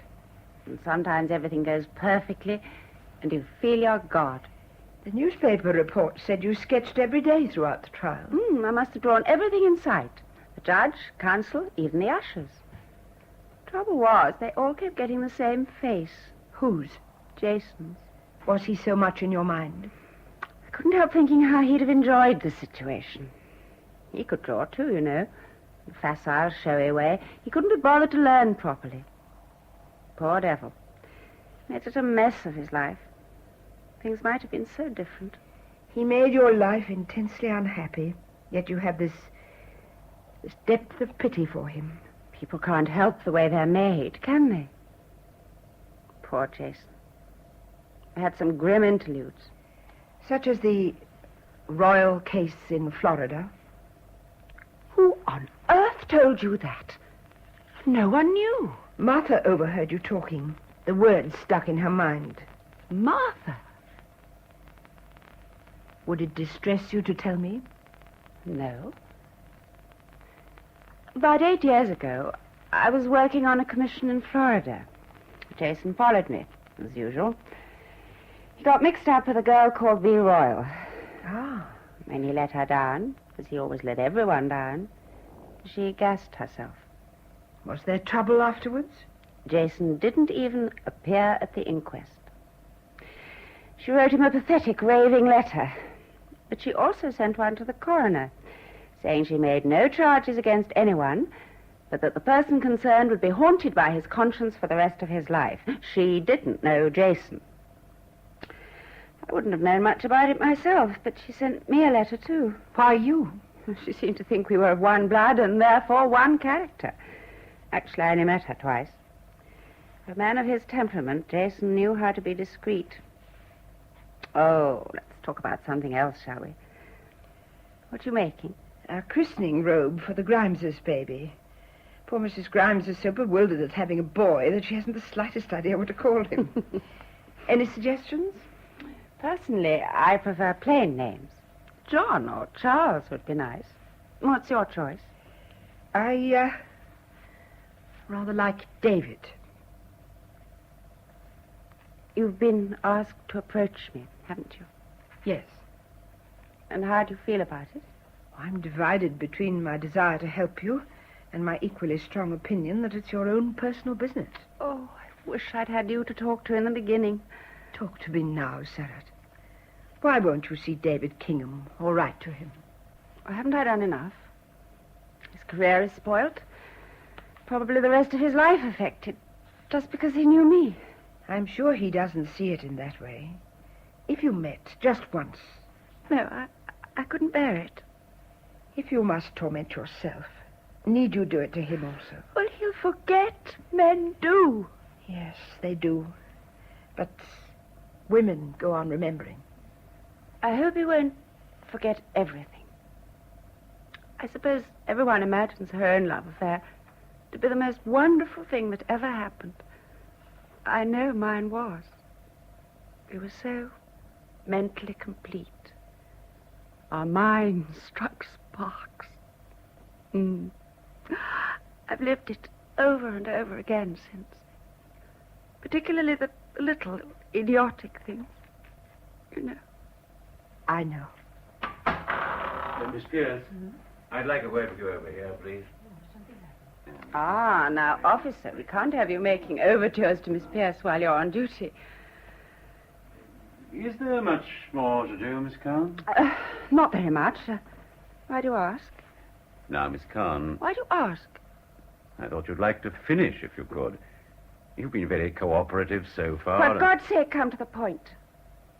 Newlands has made some sort of connection with the telephone wires. We contacted a nearby house and finally Norwich. I've spoken to the governor. They're sending out a police launch. I should say maybe another 3 hours. Thank you, officer. Could you and Miss Pierce give me a few minutes with Sister? Quite alone. We'll go out of hearing. I'm afraid we can't go out of sight. Come along into the other room, Miss Pierce. All right. Oh, it had to come, of course. We knew that. Sarah, would you let me be with you? You can do that without leaving here. Yes, if you wish it. I've been lucky to get this peaceful interval. I've had vastly different surroundings. I've completed a piece of work which I think is good. I've known you. Believe me, that means a great deal. Thank you. I'll ask Pierce to let you know. Then if you want to pray or anything... Oh, God! Oh, my child. My dear child. Hold on to me, that's right. There's something the chaplain reads, isn't there? I would only see him once. But he did tell me. And the words were like a roll of drums. I am the resurrection and the life. I am the resurrection and the life, saith the Lord. He that believeth in me, though he were dead, yet shall... Go on. Yet shall he live. And he that liveth and believeth in me shall never die. It is like a roll of drums. I've never been religious. You mean you've never troubled about the accepted forms? And I don't want them now. If this has to happen, why can't they just be businesslike and get it over? It is thought we need intercession. Sister. Dear Sister Mary, what is it? I would give anything to help you at this moment. But how can I when I'm full of doubts as yourself? You could make a pretense. You could offer prayers and platitudes. Instead, you give me this complete honesty. Oh, Charlotte. Do you know what I've been afraid of all along? Of losing the only thing left to me. My personal self-respect. My pride. Is that wrong? No. To go to pieces at the last moment. Disintegrate. The others are scared of that, too. Melling, Pierce, even the governor. Well, they don't mention it, but each knows it's in the other's mind. Charlotte, you have so much courage. Don't be afraid anymore. That's what I'm trying to tell you. Since I've known and talked to you, I don't think I shall be afraid. Only stay with me till we leave. Please. I will. Oh, I must get on. Your hands are shaking. You can't possibly work. Officer? Yes, sister? Miss Kahn would like to finish her painting. With your permission, I'm going to ask Dr. Jeffries to give her a sedative. Would you like me to go and find him? If you would be so kind. Right, sister. I expect he's in his room. How do you feel now, Miss Kahn? What you and I need, Pierce, is a large brandy and soda. We'll go into the bedroom, shall we? Very well. I had to come. Is it right what they say? Do you mean, is she going back, Sister Josephine? When? Well, they think in perhaps 3 hours. I'm sorry to fetch you down like this, Doctor. That's right, Millie. I'm only surprised she hasn't broken down before. Has she broken down? No, she has more courage than we have. And in her own way, more faith. Oh, what we ought to do is put her right out for 24 hours. But she insists on finishing that confounded painting. There, my Matafina Barbitone. Got any in your cupboard, sister? Yes, Doctor. Bring it in to me, will you, please? Yes, Doctor. Fancy carrying an empty bottle around with him. Here, put this full one in his bag. Right. I'll take the other in to him. Dear goodness, the clutter the man carries about with him. It's a good thing I don't carry the tools of my trade. A fine sight I'd look, with a couple of saucepans and my iron-bottomed frying pan. Oh, there's gauze mixed up with bottles and instruments. You just can't resist tidying people up, can you? This gauze has got paint on it. It must have come off the desk when I took it out of the bag. I'd better cut off the end. Oh, mercy. Look what's fallen out of it. It's a cutting from the newspaper. Quickly. Put everything back into the bag. Wait. Give me a newspaper. Any newspaper. Hurry. That's it. Now, we'll put this back in the gauze in place of the other cutting. That's it. And now close the bag, sister. What was it doing in his bag? I don't know. Wait a minute. He asked me for that gauze yesterday. The cuttings were on my desk when he folded it. Aye. He caught that one up and put it in the bag by accident. I suppose so. And yet, I had all the cuttings in a spring clip. I remember I was at the cupboard. I turned round and he was standing here with the file in his hand, fiddling with the clip. He could have taken it off. Not by chance. He'd need to do more than fiddle. Then he must have meant to take it. Well, perhaps it's not one of yours. Yes. Look, there's the mark of the clip. Sister Josephine, just what does this mean? It means he didn't want you to study that one too closely. Which one is it? It's the report of his cross-examination. All my cuttings were burnt, or so I thought. There was nothing I could do but resign myself. And now, by some utterly unlooked-for incident, this is returned to me. Now, do you think you should harry yourself all over again? It might be coincidence. Perhaps I've been working in the wrong direction. Perhaps this is an indication of the right one. But why should he bother to take one when the whole lot went into the stove together? He didn't know that would happen. It was Nurse Phillips who told the Reverend Mother about the cuttings. Who said she did? Why, no one. But she must have done. But when did she ever see them? They weren't in the desk last night. You put them in the drawer before Phillips came in. Yes. Who else knew besides you and me? The doctor. But surely he's done everything to help Sarat. Yes. And you've forgotten, haven't you, when it all happened, he was in Norwich. Aye, there's no getting over that. I want to think. Let me read this through thoroughly. No, I'll put it under the blotter till he goes. There.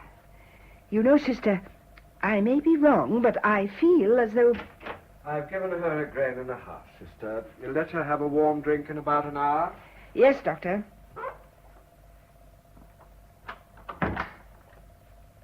What reason would he have for telling the Reverend Mother about the cuttings? Could it have been Willie? Willie? Oh, no, the poor lad. He couldn't read a newspaper well enough to know what it meant. All he worries about in here is whether the sweetness are sticky enough to give him 2 or 3 in one. Sister Josephine. What is it, sister? Quickly. I must read the cutting again. Sister Josephine. I must have been very stupid.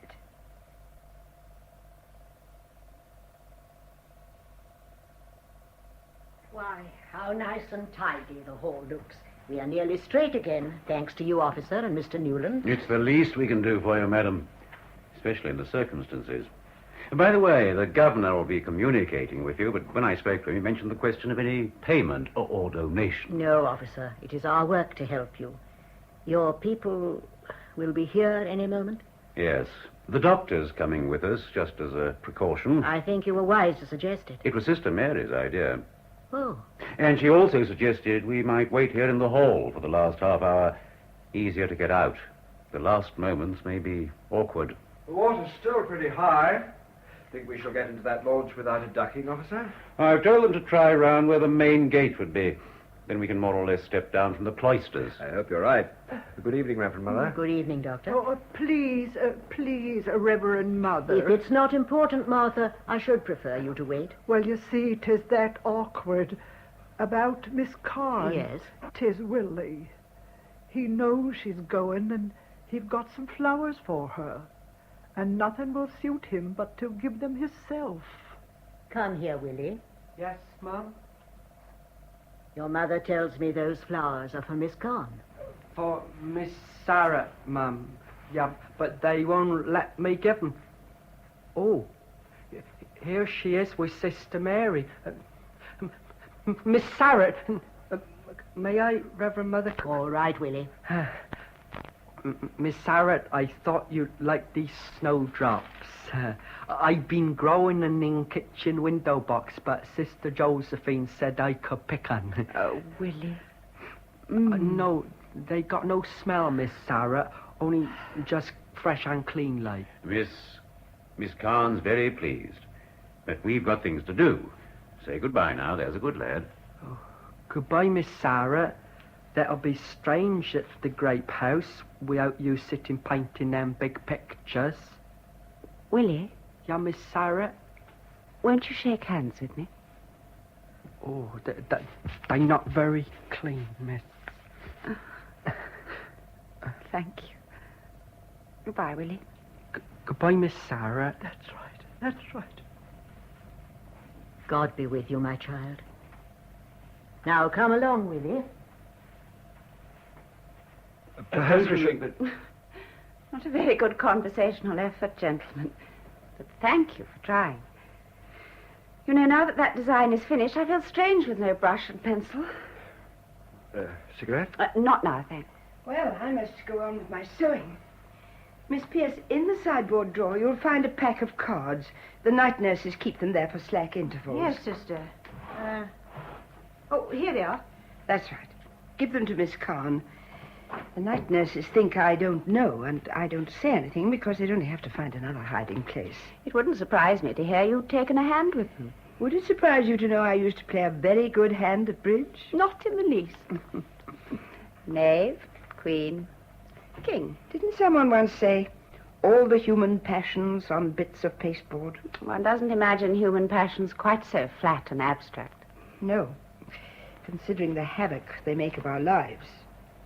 You know, we come in contact with much that is strange and disturbing. I myself was once shown most vividly just how far jealousy and frustration could go. Tell us about it. Don't you think we might talk about something, well, less... The weather? The floods? The politics? No, I'd like to listen to Sister. It's the oldest story in the world. The love of a man for a woman. A good woman, I hope. At the worst, a weak one. Through the influence of another man, she died. And the first man, who must have loved her dearly, allowed his grief and bitterness to drive him beyond normal control. He killed himself. He killed the other man. And then the law killed him, legally. Well, well, well, how just and merciful. It's certainly an old story. We've heard it often enough, haven't we, Miss Pierce? Yes, Mr. Merry. It has an unusual ending. You see, the law didn't know. You mean he got away with it? He must have been very clever. He'd planned so carefully, detail by detail.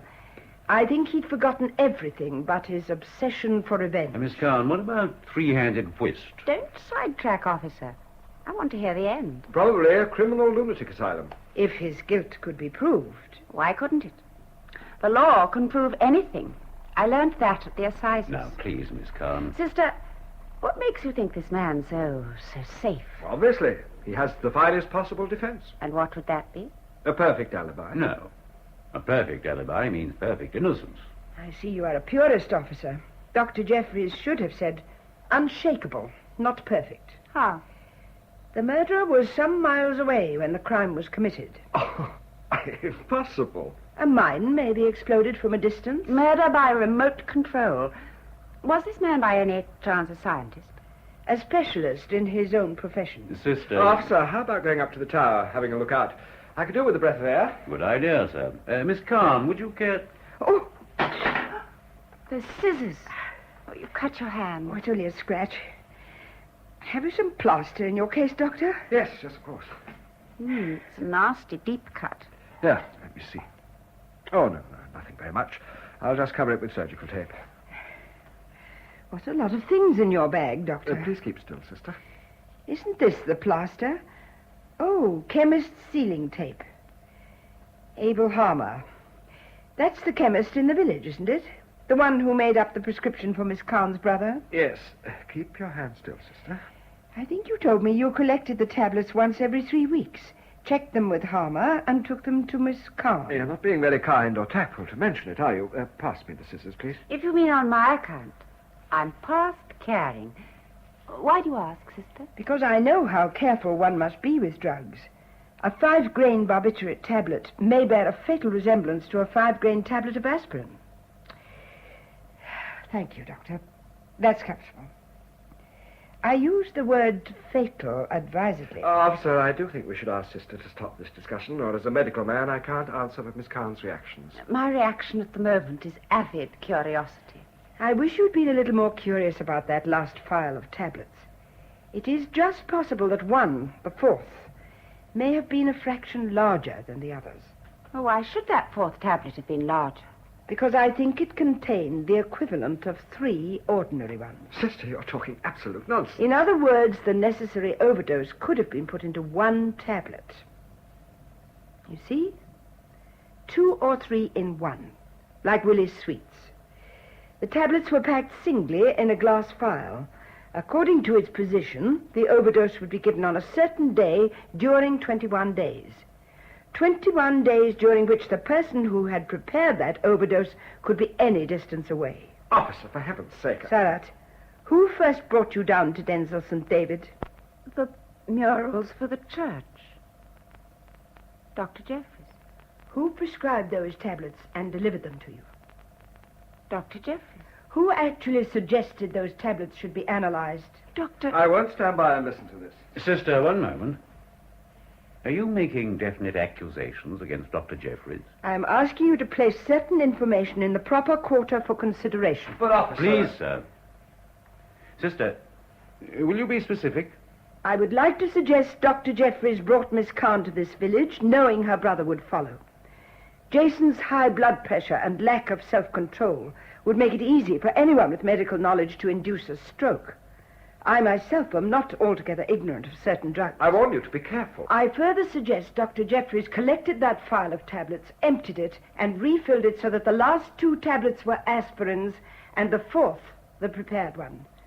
He then resealed the file with Harmer's tape, delivered it, and went to Norwich, knowing exactly when the prepared tablet would be given.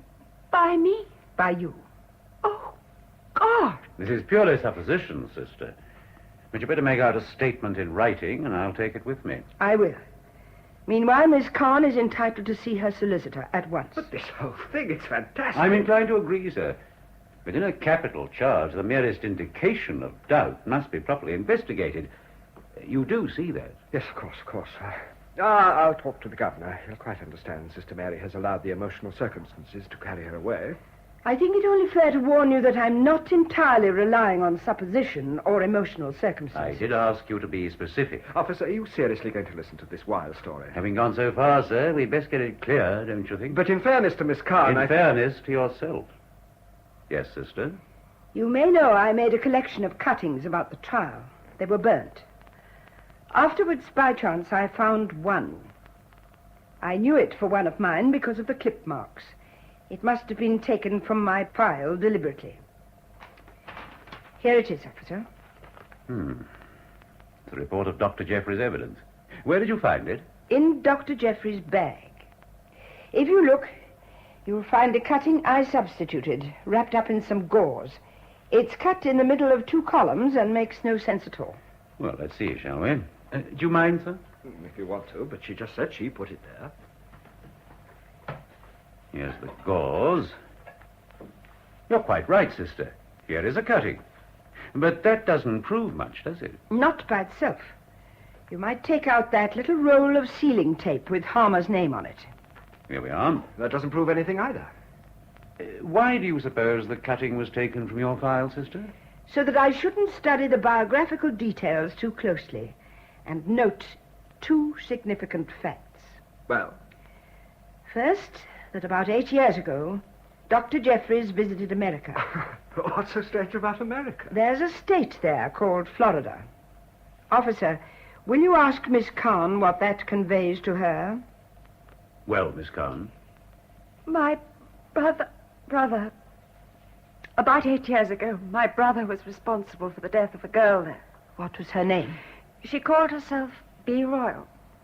You knew her, I think, Doctor. But I've never heard of her. I've not the least idea what you're talking about. The second fact in the cutting told me you were once very prominent in your profession, that you are the author of a standard textbook on congenital diseases. I don't see what bearing my literary achievements have to I do felt that a man of your former distinction might be mentioned in some book of reference. Sister. Miss Pierce? Yes?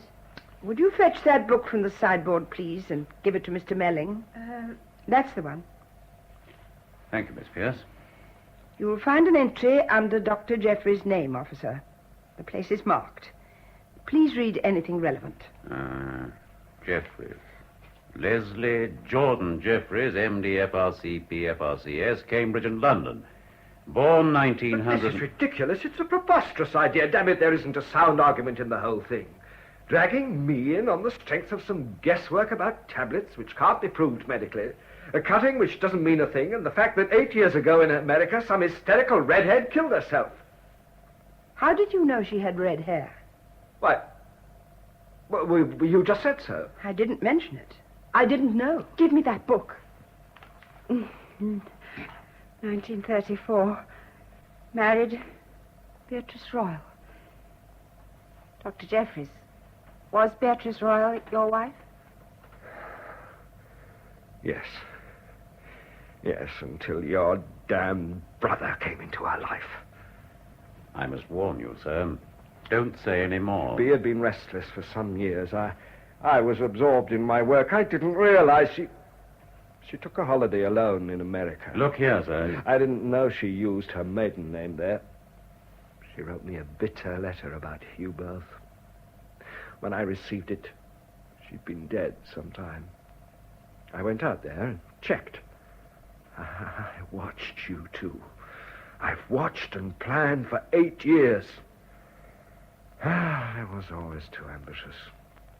I should have been content to let Jason suffer, knowing I could let him linger or snuff him out just as I wished. Don't, please. You were responsible for your own part, Sarah. That day you appealed to me. Those damaging remarks you made with Martha passing in and out.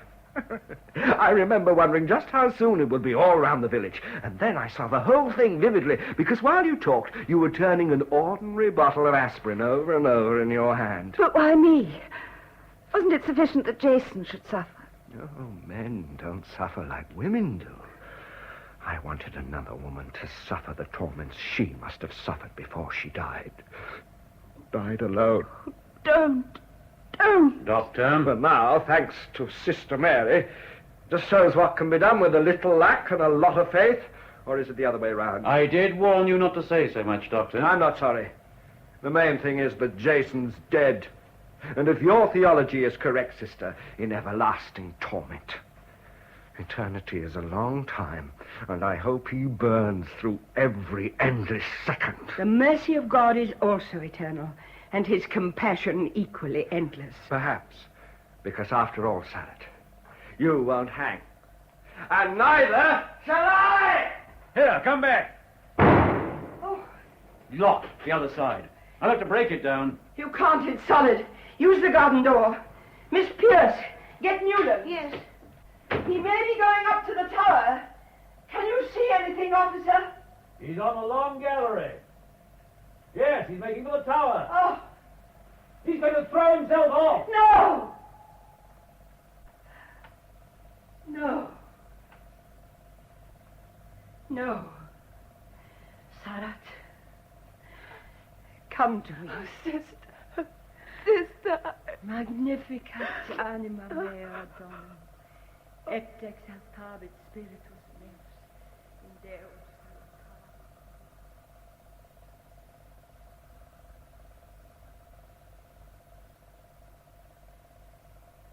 In Bonaventure by Charlotte Hastings, Flora Robson starred as Sister Mary Bonaventure, with Monica Gray as Sarat Khan and Michael Spice as Dr. Jeffries. The Mother Superior was Dorothy Holmes Gore, Sister Josephine, Frida Dowie, Willie, Anthony Hall, Martha, Gladys Spencer, Melling, Dennis McCarthy, Miss Pierce, Diana Olson, Nurse Phillips, Maureen Beck, Nurse Brent, Jan Edwards. The radio adaptation was by Peggy Wells and the production by Graham Gould. This was the last play in the Flora Robson Festival, in which Dame Flora has been starring in some of her favorite roles. Flora Robson is now appearing in The Importance of Being Earnest at the Haymarket Theatre, London.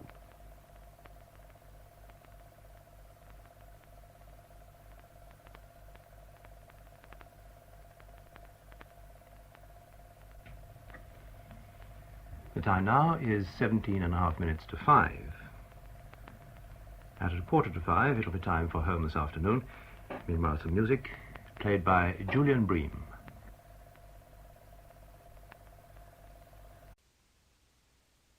We present now a special transcribed Christmas message from the President of the United States to the American people. My fellow countrymen, all over our country and in many other parts of the world, men, women, and children are preparing to celebrate the birthday of Christ. Never before in our lives has a Christmas seemed so important. I'm not thinking of turkey dinners and stacks of gifts. I mean the quiet, reverent celebration of faith, hope, and love, born in a manger in Bethlehem. Across all the continents of this world, peace-loving people today feel apprehension and loneliness and fear.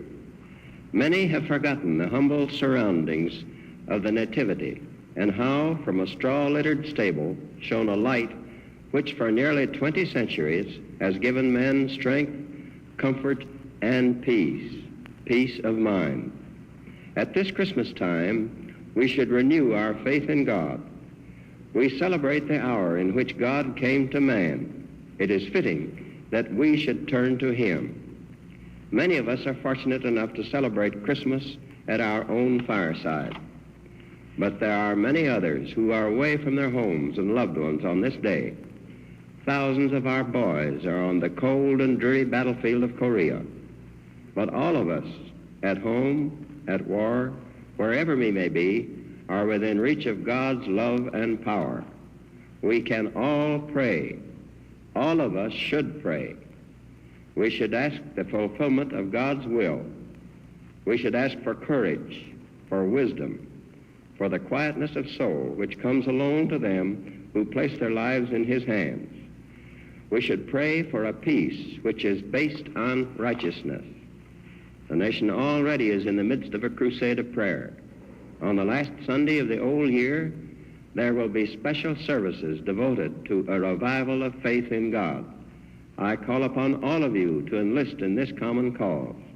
I call upon you no matter what your spiritual allegiance may be. We're all joined in the fight against the tyranny of communism. Communism is godless. Democracy is the foundation of faith. Faith in oneself, faith in one's neighbors, faith in God. Democracy's most powerful weapon is not a gun, a tank, or a bomb. It is faith. Faith in the brotherhood and dignity of man under God. Let us pray at this Christmas time for the wisdom, the humility, and the courage to carry on in this faith. Ladies and gentlemen, you have just heard President Truman's Christmas message to the American people. This is NBC, the National Broadcasting Company.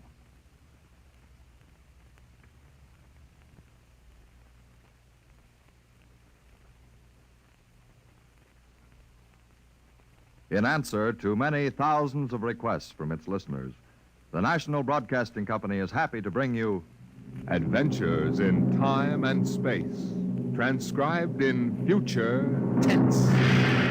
Dimension X.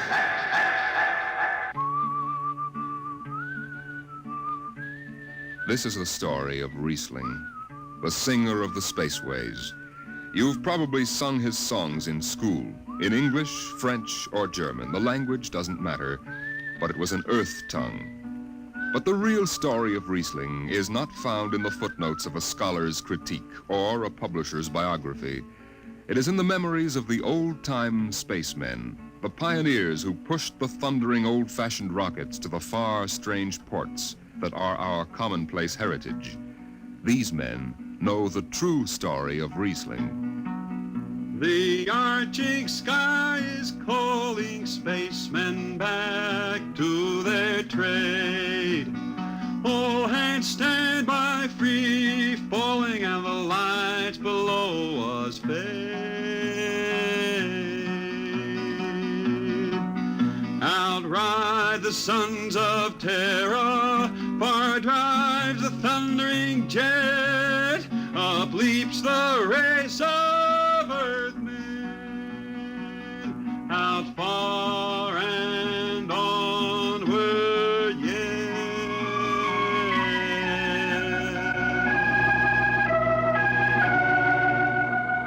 When I first met Riesling, he was hustling drinks in the Twin Moons bar at Drywater, Mars. He'd won a guitar off a Chinese barkeep at Luna City by cheating at one thumb, and he made his whiskey by singing in the bar and passing the hat. Listen to her, Hudson. Don't she strum pretty? Like a 16-year-old gal. Say, how much you collect on that last song? $3 Martian and a slug. Al grabbed it from my bill. He don't trust me no more. Funny, never did have no luck with hound dogs nor Martian barkeep. Hey, Riesling, look over there by the bar. There's an Institute 4 striper giving you the eye. Know him? Captain Hicks off the Goshawk. He's sure giving you the once-over. Maybe he's got a job. They don't make never no mind to me. I've been blacklisted. Hicks logged me for making up a song on watch. Right fine song, too. Hold it. Here comes the brass arm. Riesling, I've been looking for you. I've been right here, Skipper. You saw to that. I need a jetman on the Goshawk. Interesting. Real interesting. Well? I got news for you, Skipper. You blacklisted me, remember? Well, you kept your nose clean, and we need an experienced man. Been a little changing down aft in the Goshawk, ain't there, Skipper?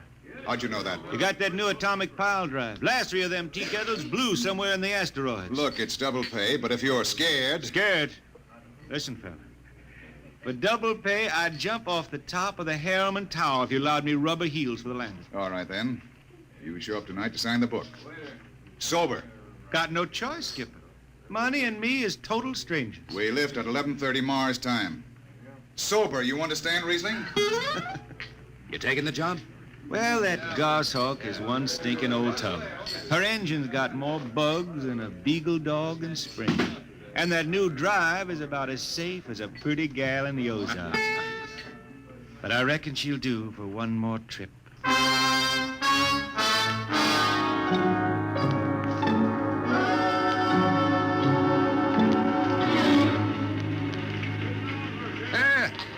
Welcome home, Riesling. Hi, Jimmy Legs. Meet my friend Hertzman. He's signing on as a wiper.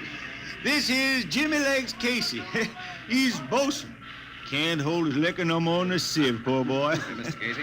Riesling, you sober enough to sign the book? Drunk or sober, I'll make my mark. Stand aside. 3 X's? It took me a middle name. Yeah, you 2 lay below. And Hertzman. Aye, sir. Get him sobered up before the skipper makes rounds. Jimmy Legs, I'm sober as a hanging judge. Yeah? Well, you can leave that bottle here. What bottle? The one in your back pocket. Oh, glass buttons, maybe, huh? Give it here. Jimmy Legs, I swear I'm gonna write a song about you. Go ahead, threaten me. Now get below. We raise ship in 30 minutes.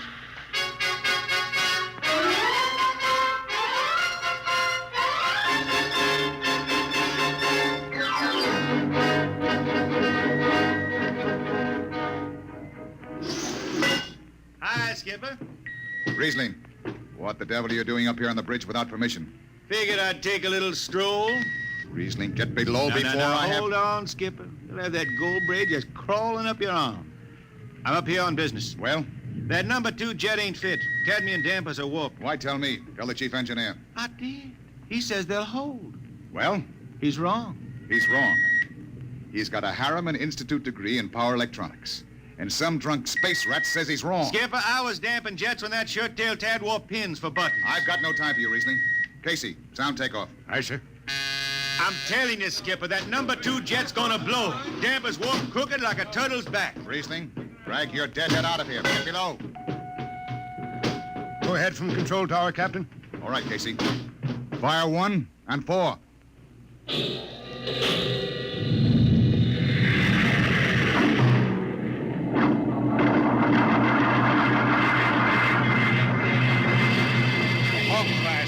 Had to blast for 3 watches before going into free flight. Riesling and I had the second watch. Damping was done by hand in those days with a multiplying vernier and a danger peeper. And as long as the peeper ticked off slow and steady, we knew the ship was safe. For a while. Hey, Riesling, you better stow that guitar. If Jimmy Legs catches it, he'll blow a gasket. Don't worry, I can damp this tea kettle in my sleep. How's number 2? All right, so far. Did you ever hear that song about Hicks, the one that got me blacklisted? Oh, the skipper is the father of his crew, a gentle guiding light to me and you. But on Mars he likes his women if they walk or if they're swimming, or if they've got 6 arms instead of 2. Hey, the second verse is better. Now the skipper likes his liquor by the quart. Yes, he'd go from Mars to Venus for a snort. He'll drink rocket fuel and...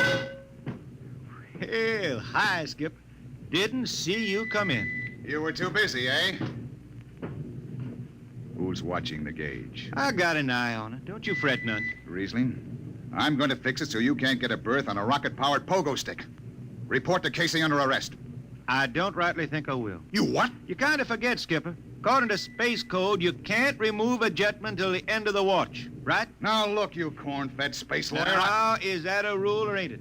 Riesling, your ship is over at 2300. And I'll see you ride the rest of the way in slop locker. Maybe. Maybe. In the meantime, you clear out of my power room. I gotta make me up a 3rd verse for my song.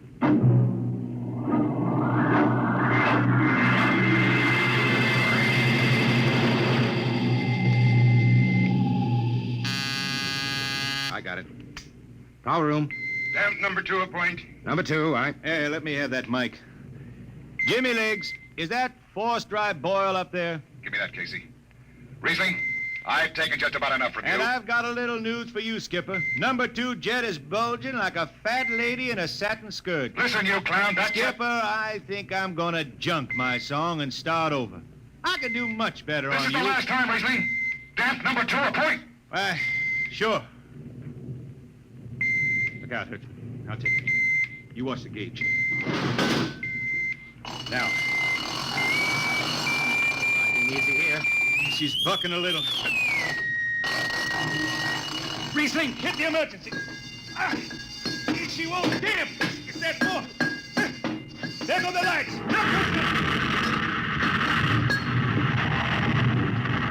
Riesling! Stay down behind the baffle. I've got to take a look. It's radioactive. Look out. I've got to piece the hot stuff out of the tube. What's going on down there? Shut up, Jimmy Legs. I'm busy. She's tight now. What happened? Number 2 blew, you lunk-headed space rat. You all right? A little sunburn. The lights are gone. What's the matter with the emergency circuits? Riesling. Jimmy Legs, get some lights down here. It's dark. Get the emergency light on. They're on, Riesling. They went on after the blast. The lights are on. What are you talking about? Jimmy Legs. Jimmy Legs, turn on the lights. It's dark. Turn on the lights.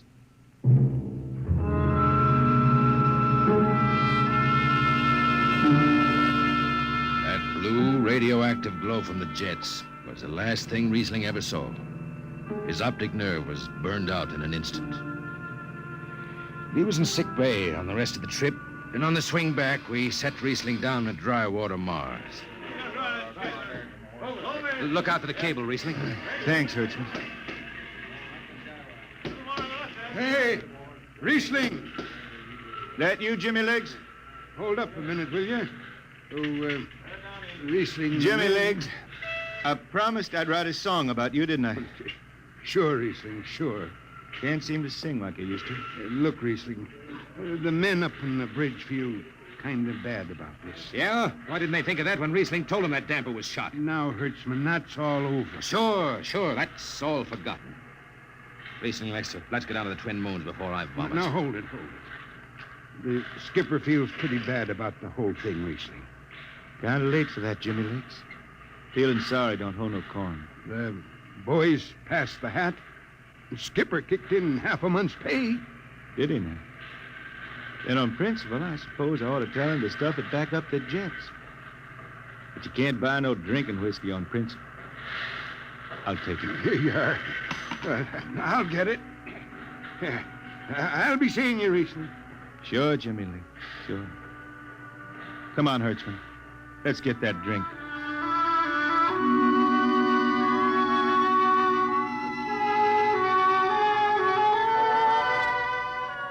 That was all.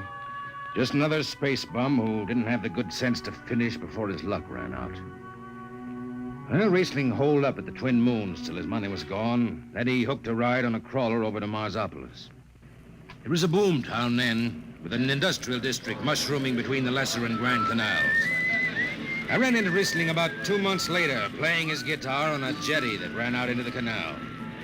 He had a dirty rag tied over his eyes with a jetman's knot, and his hat was on the wharf beside him. Riesling! Who's that?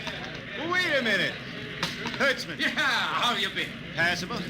Say, is this a Venusian dime? No, it's a slug. I figured.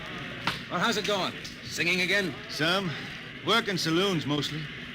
But I've been thinking some funny songs, Hertzman. The words come out different than they used to. Come on along the canal with me. Sure. Here, take my arm. I know the way. That's a funny thing, Hertzman. I figure I know it better than other folks. Look back there, towards the city. What do you see? Factory towers. Smell them from here. But it don't seem that way to me. I remember them old buildings, old before Bible times on Earth. Thin and graceful like the fairy palaces my Grammy used to tell about down home in the hills. They've torn them down now. or else blocks them up with cinder bricks. Hertzman, when I stand out here on the canal, I can see it the way it used to be. The water, ice blue with the stars shining up out of it. Way off there, the city with the towers sweeping up like a bird flying off a tree. I can see it. It's the dirtiest stinkhole in the system. Not always. Depends on how you see it. Bone tie the race that raised the towers, forgotten are their lores. Long gone the gods who shed the tears that lap these crystal shores.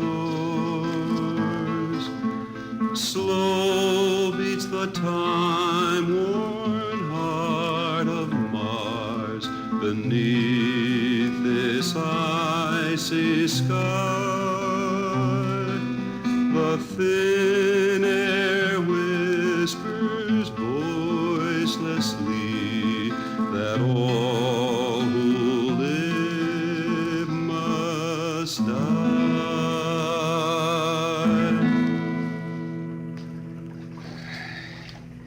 You make that up? Why don't you go home, Riesling? Home? Earth. I've been thinking about that, Hertzman. When I was a youngster down in the Ozarks, I used to climb a big old oak tree my daddy had in the dooryard. You could see the hills for miles, green and cool. I've been thinking about that. Why don't you go back then? I couldn't see them hills no more now. I couldn't stand to see black when I knew they was lying all around me, cool and green in the sun. I couldn't stand that. Yeah. Well, let's get back to town, Hertzman. Today I made $3.50 mush, and I'm all set to drink it down before dawn. Come on!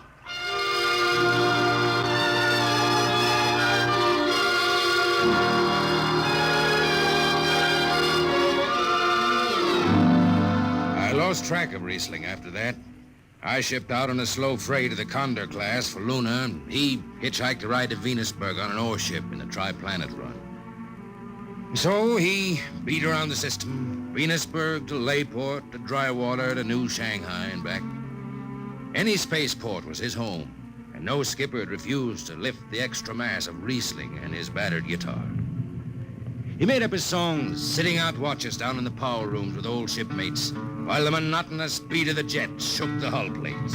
Hear the jets, hear the jets, hear them snarl at your back when you're stretched on the rack. Hear the jets, feel the pain in your ship, feel the strain in your grip. Hear the jets, feel her rise, feel her drive, strange steel come alive on her jets.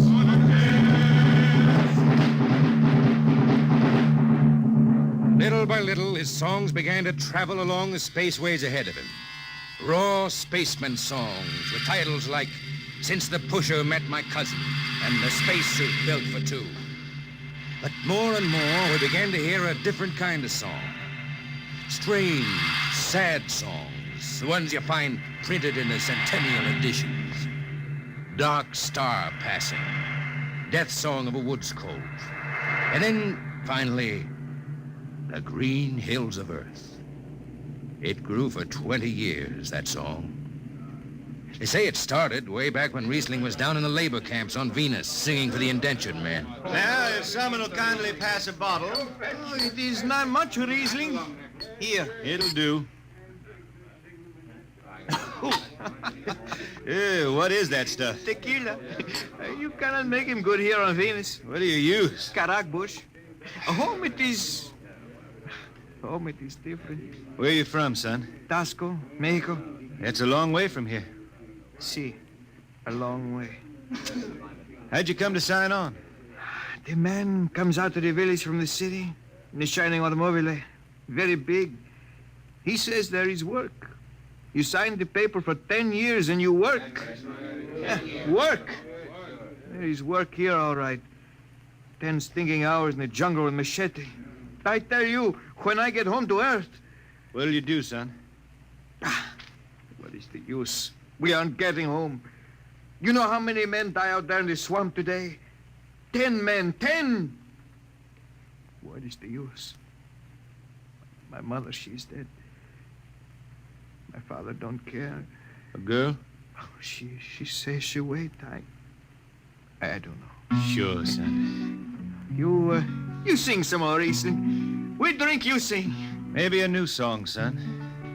We rot in the molds of Venus, we regurgitated bread. Foul are her flooded jungles, a-crawling with unclean dead. Let the... What is the matter? Finish the song, Riesling. I can't. Can't yet. It just don't come. I'll finish it when I go home. That's it. When I go home to the hills. Now pass that bottle. The dawn whistle don't blow for 4 hours.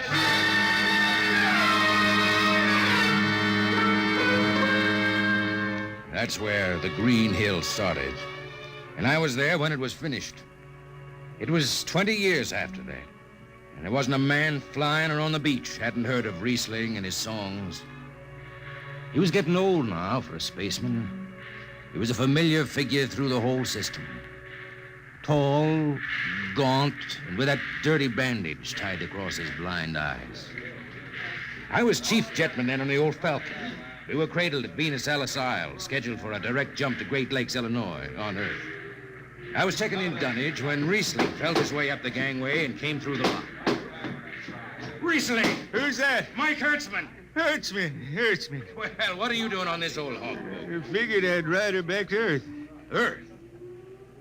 Are you going home, Riesling? I thought you were never going to make that run. I've been hankering to set foot in the Ozarks again. How about those hills? I've been singing about them so long now, Hertzman. I got to finish the song. I got to set foot in the dooryard and hear the wind through that oak tree. About the last thing I'll be doing. I got to get home before it... Riesling, there's a new company policy in effect. You see, now. Hertzman, I'm getting just a little old. But Riesling, listen. No more deadhead rides. The new code book is in force. Oh, I seen code books come and go. The skipper's one of them youngsters fresh out of Harriman Institute cadet training. He's liable to throw the book at you. At me? I've been around space as long as Halley's Comet and Brewster's Ridge. I'm going back to Earth, the cool green hills of Earth. I'm going home. All secured, Hertzman. What are you doing here? That's Riesling, Captain. Riesling, huh? I'm dragging it back to Earth, Captain. Not in this ship. Hertzman, have this man removed. Funny thing, Captain, I sprained my shoulder sudden. Look, Skipper, you're a youngster. You're pretty new out here. I'm going home. You don't know what that means to an old man, going home. I can't take you. Against the Harriman Code. Oh, now look, Skipper. You can slide me by to the distressed spaceman's clause in that code book. Distressed spaceman, my eye. You've been bumming around the system for 30 years. Skipper, you make me do something I never done for no one before. I'm an old man. An old blind man, and I want to go home. I ain't never crawled in front of a four-striper in my life, but you gotta let me drag home. The law says a man's got a trip coming to him. You can stretch for a poor old blind man, now can't you? You got it, Skipper. All right, you old space rat. But keep out of the way. I run an efficient ship, and I don't want any trouble. No, sir, no trouble. I'll just lay down to the power room. I kind of like to be near the jets when they blast off for Earth.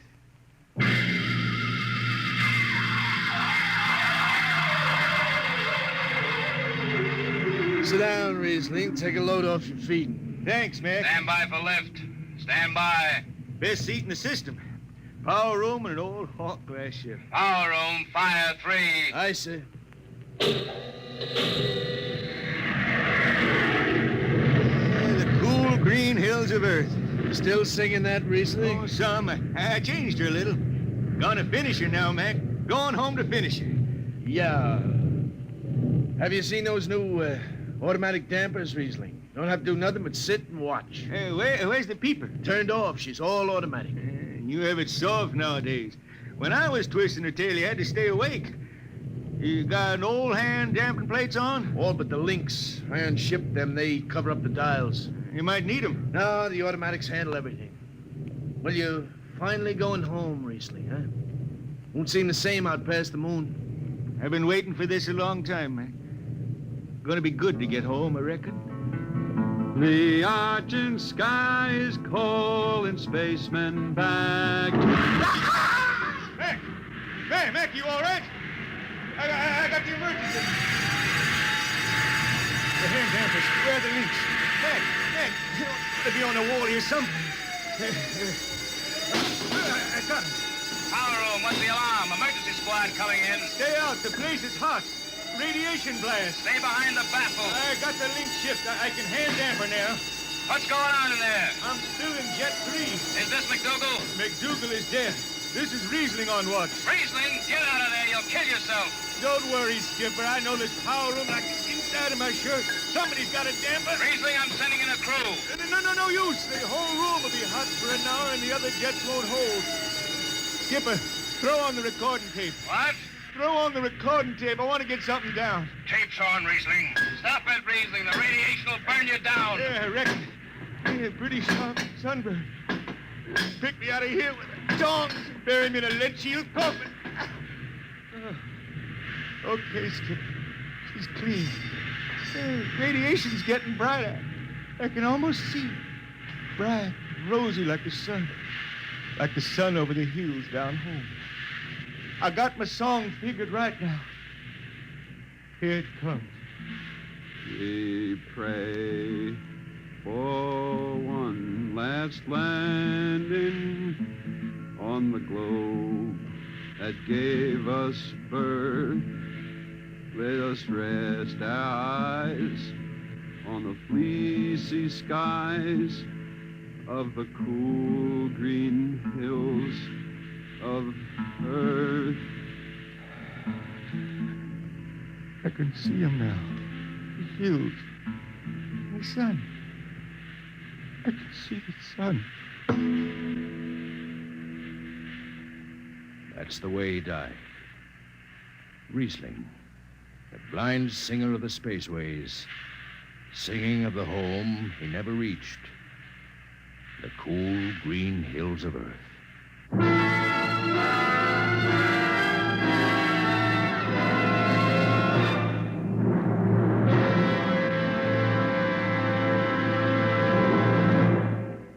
Next week, we bring you another story many of you have requested that we repeat. It's the strange tale of man's first visit to another planet and why he decides that Mars is heaven. Be with us at this same time next week for another adventure into the unknown world of Dimension X. This program was transcribed. Now, dynamic Tallulah Bankhead brings you The Big Show on NBC.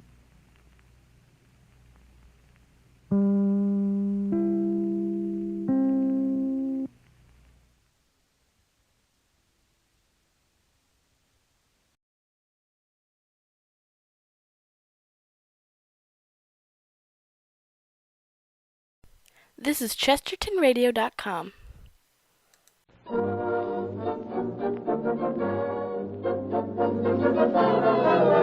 International Silver Company presents The Silver Theater, starring James Stewart and Jane Bryan in Misty Mountain, directed by Conrad Nagel.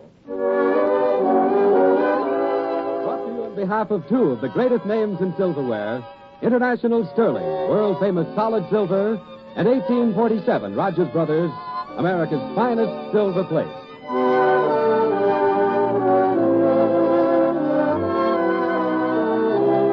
Good afternoon, ladies and gentlemen. This is Conrad Nagel welcoming you to the 17th of the new series of Silver Theater dramatic productions.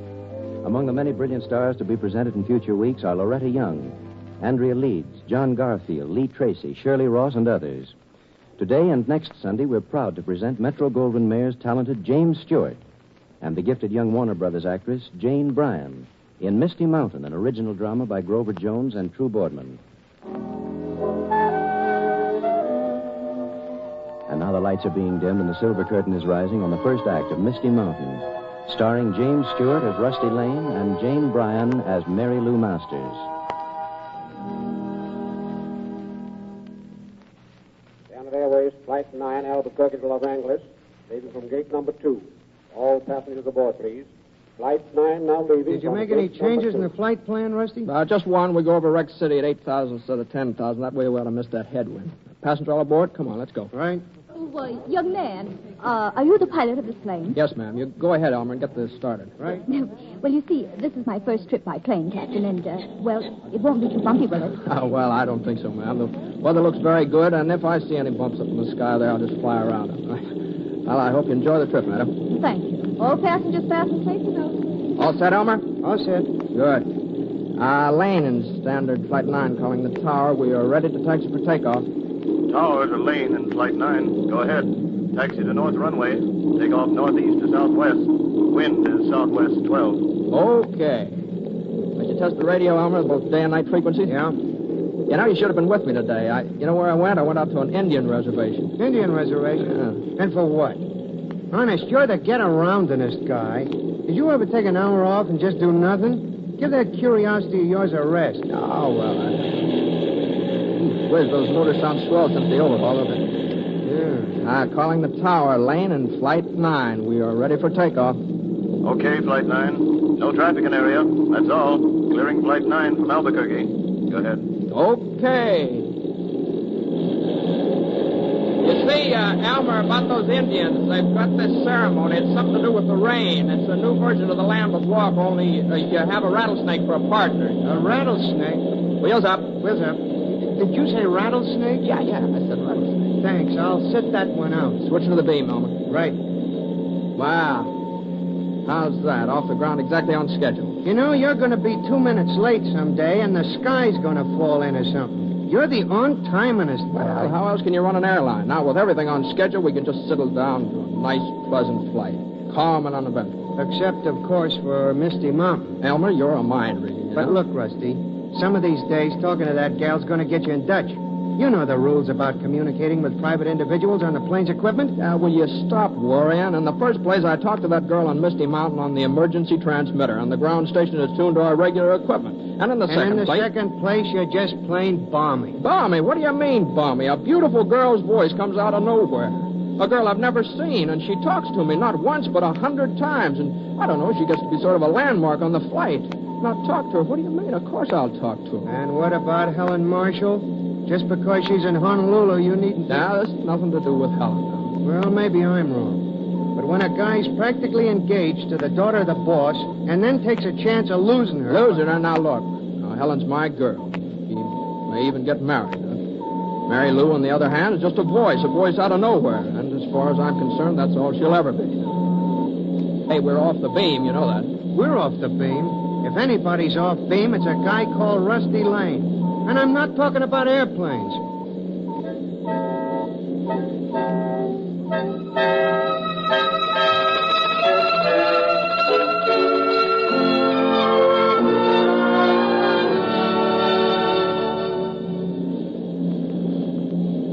Well, there she is, Elmer. Good old Misty Mountain. Now, Rusty. Now, we better report. Show that switch. Lane in Standard Airways, Flight 9, calling Las Vegas. Go ahead. Las Vegas to Flight 9. Go ahead. Flight 9 over Misty Mountain at 9,000, climbing at 456. Estimate bar low at 7,000 at 517. Go ahead. Okay, Flight 9. Now, Elmer, switch the receiver over to night frequency. Rusty. You heard me. Now, what's her call letter again? W6RX2. I don't know. Yeah, you know. Thanks, pal. Standard Airways, Flight 9, calling W6RX2. Come in, please. Calling W6RX2. Come in. Hooray, she's not there. Now, let's forget W6RX2, back to Flight 9. Hello, Rusty. Hello, Elmer. How are you up there today? Go ahead, Flight 9. Hello, Mary Lou. All right, Elmer, now say hello. Oh, hello. Don't mind him, Mary Lou. He's just his sunny disposition. Well, now, what's new on Misty Mountain? How's Mother McCree, huh? Did you have her pups yet? Go on, now, tell us the news. Come in. Yes, Mother McCree did have her pups. 6 of them. And, Rusty, they are the cutest things you ever saw. There's nothing else new down here, though. Say, Rusty, where are you up there anyway? I'm looking out the window and I can't see. Oh, there you are. The plane just came over the top of the peak. You know, it looks as if it was made of gold with the sunset on the wings like that. How fast are you going? Go ahead. Well, we're going about ground speed of 180, I guess. But now, Mary Lou, now look, there are a lot of questions I want to ask you. Now, where are you down there? Now, tell me where your house is. Are you ahead of the plane or behind it, left or right? You know, I checked with the post office department, and there isn't a town on Misty Mountain, not even a village. So where do you live down there? Now, tell me. Come in. Are you sure I'm here at all? Maybe I'm just a voice with no girl to go with it. Oh, no, you're not. Hey, I bet I can even describe you. Now, let's see, and you've got... You're 6'3", you got a pug nose, 3 warts on your chin, bow legs, and you wear a wig. And anyway, who cares? That was Elmer. I just threw him out of the airplane. He doesn't approve of my talking to you, see? He says I'll get fired and you'll lose your license if we're caught at it. But now go on. Now tell me about you. Who are you? Now, what are you doing on Misty Mountain? You'll never know. I'm signing off now, Rusty. 73's for today. Give my love to the angels up there. Good night, Rusty. Night, Elmer. W6RX2 signing clear. Hey, but Mary Lou. Mary Lou. Now, shut up. So she's just a voice. Yeah. Elmer, what do you suppose she does look like? What do you care? Helen's your girl. Well, sure she is. Well, that just doesn't stop a guy from being curious, does it? Oh, is that what you call it? Now, pipe down. Sure. Mary Lou, Mary Lou.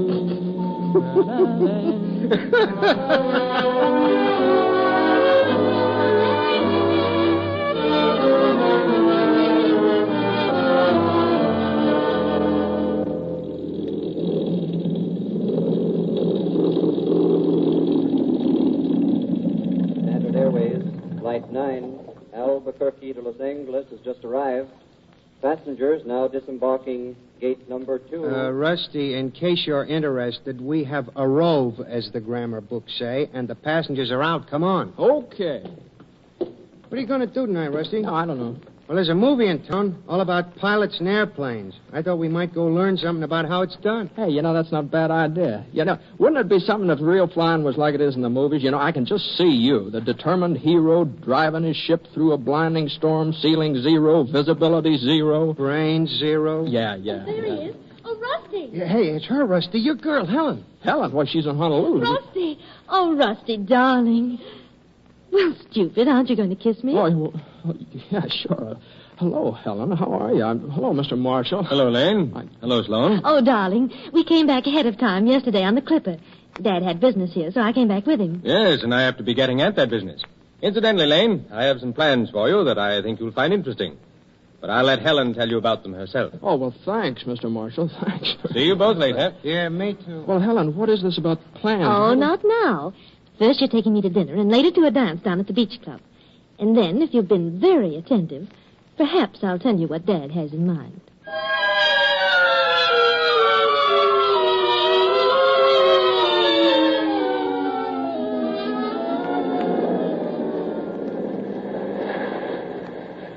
Are you sure you won't be too cold out here, Helen? There's a wind blows in off that ocean. No, I'm not cold. At least I wouldn't have to be. What? Yeah, that's... Well, how's that? Well, for a man I've come 2,500 miles to see, you're anything but demonstrative, darling. Well, Helen, I know. I'm just surprised, that's all. It's swell to have you back. Is it, Rusty? You're my girl, aren't you? How long have you been saying just that, Rusty? Oh, I don't know. 3 years, I guess. It's nearly 5. Is it? Is it 5? Yes. Rusty. Yeah? Do you want to know Dad's idea? Oh, yeah, sure. Standard's been planning to start regular service across the Atlantic for 2 years. Well, you're going east to be in charge of establishing terminal bases for the line. What, me? Mm-hmm. Well, Helen, that's swell. Oh, yes. Beginning next week, you stop being just an ordinary pilot, and you become an executive. Oh, there's no limit to what it can mean, Rusty. Probably even a vice president in a year or so. Of course, you'll have... Helen, wait a minute. What's that about me not being a pilot any longer? Why, of course you do...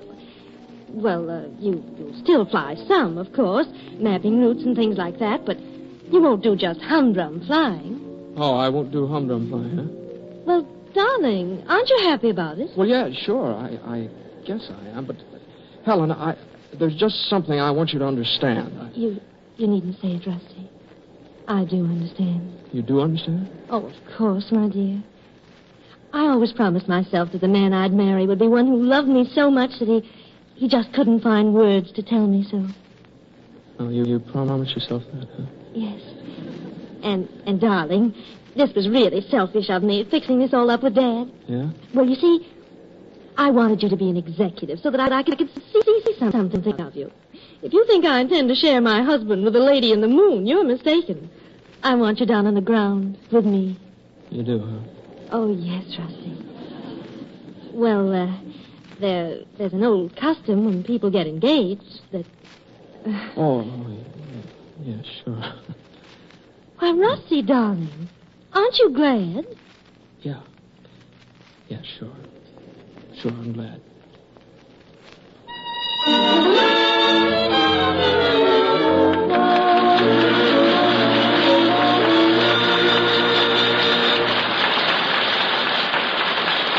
The curtain has just fallen on Act One of Misty Mountain with James Stewart and Jane Brown. We'll continue with Act Two in just a few seconds. And if the men in our audience will listen very carefully during those few seconds, I think we may be able to help them solve an important problem. All right, John Conte? You know how much store your wife sets by those little extra courtesies you show her. How delighted she is at any unexpected thoughtfulness.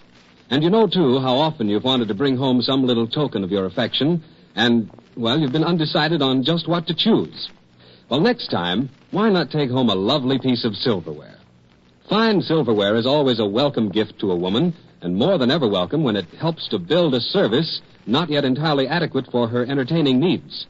Or, if you know that the silverware your wife has is not really very good silverware, why not choose a special occasion and give the Silver Theater set in 1847 Rogers Brothers' most sensational silver plate pattern, First Love? She'll be thrilled to read the distinguished name of 1847 Rogers Brothers on every lovely piece. Thrilled, too, to see the sterling-like detail of that beautiful First Love pattern. And you, on your side, will be surprised to learn that you can get this gorgeous 62-piece silver plate service for only $59.75. A saving of more than $14 over open stock price. Let your silverware dealer show you this 1847 Rogers Brothers service tomorrow and tell you what easy, convenient payment terms can be arranged. For here is a gift to be enjoyed every day for years to come. The gift of America's finest silver plate, 1847 Rogers Brothers.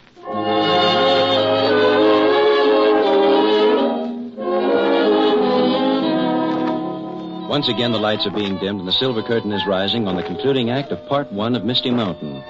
Captain Rusty Lane, engaged now to Helen Marshall, daughter of the president of Standard Airways, is making his last flight but one as a regular transport pilot. High over the mountains of northern Arizona, he discusses the future with his anything but enthusiastic co-pilot, Elmer Sloan. A fine business. You sitting in an office pushing buttons while other guys fly the ships. Well, somebody's got to do the groundwork. Then somebody else ought to do it. Not the best pilot that ever pulled out of a tailspin. No, Elmer, you're vast. The trouble with you Red is... City weather station calling all planes in area. Gathering storm, vicinity Misty Mountain. Ceiling 400 overcast. Visibility 2 miles. Temperature 36. Dew point 35. Moderate range. Wind southeast 12. Barometer 30.08. That's all. Storm over Misty Mountain. How well we'll climb up through it and go an instant? Why? But why? We could go around it and still... Well, why should we go around it? And on the other hand, why shouldn't we? What reason has a guy got for flying over Misty Mountain who's engaged to the president's daughter and has an office all waiting for him with his name on the door? Now, shut up. Now, push that switch over to night frequency. You going to call Mary Lou? Just never mind the questions. I gave an order. Well, you don't have to get sore about it. There. Lane in Standard Flight 8 calling W6RX2. W6RX2. Come in. W6RX2 to Flight 8. Hello, Rusty. How are you today? And how are you, Elmer? Come in. Well, you're certainly conversational up there. Isn't there any news? Go ahead. No, that's not much news. The weather report says it looks like bad weather down there. Is it raining? Well, how's Mother McCree's and the pups? Go on. No, it's not raining yet, but I think it's going to. Jack was saying he hoped it would. Jack? Who's Jack? Probably her husband. Oh, incidentally, Rusty, you sound kind of funny today. What's wrong? Oh, and I'm using my new condenser. Am I coming in clearer? Never mind about condensers. We just want... who's Jack? And what's more, Who are you, and where do you live down there? And I want to know these things. Now, tell me, what's the use of being so secret about it? Now, come in. I guess I'd better sign off now. Oh, Rusty, if you get a dog for Christmas and you don't know where it came from, maybe it'll be one of the pups. I'll send it care of the airline. How about it? Mary Lou, listen. I want to tell you something. You see, this is my next to the last trip over. After my flight back day after tomorrow, I'm going to New York on a big job, so if we miss you or anything on the next trip, well, this is so long, see? And now, will you tell me something about yourself? Now, go ahead. What's the matter? Mary Lou? Mary Lou? She signed off. Oh, wait. Calling W6RX2. W6RX2, come in. She's gone, that's funny. I guess her transmitter just went off. Sure.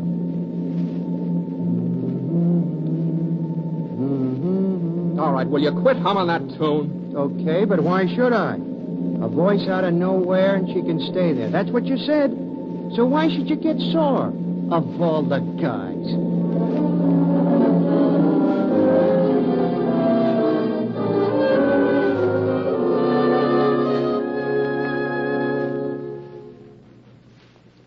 You see, Lane, there's an unusually heavy shipment of mail, so I'm going to have to send one ship through without passengers today. Now, I can't have Collins go, but I thought you might be particularly anxious to get back to Miss Marshall. What's that? Well, of course, we've heard the news. Congratulations. Oh, thanks. Well, what'll it be, mail today or passengers tomorrow? Well, I guess you're right. I better get it over with. That is, I'll go today. Good. Of course, Sloan will be with you and your regular stewardess. So it's goodbye, Lane, and good luck in the new job. We'll try to keep the line running here without you, but it won't be very easy.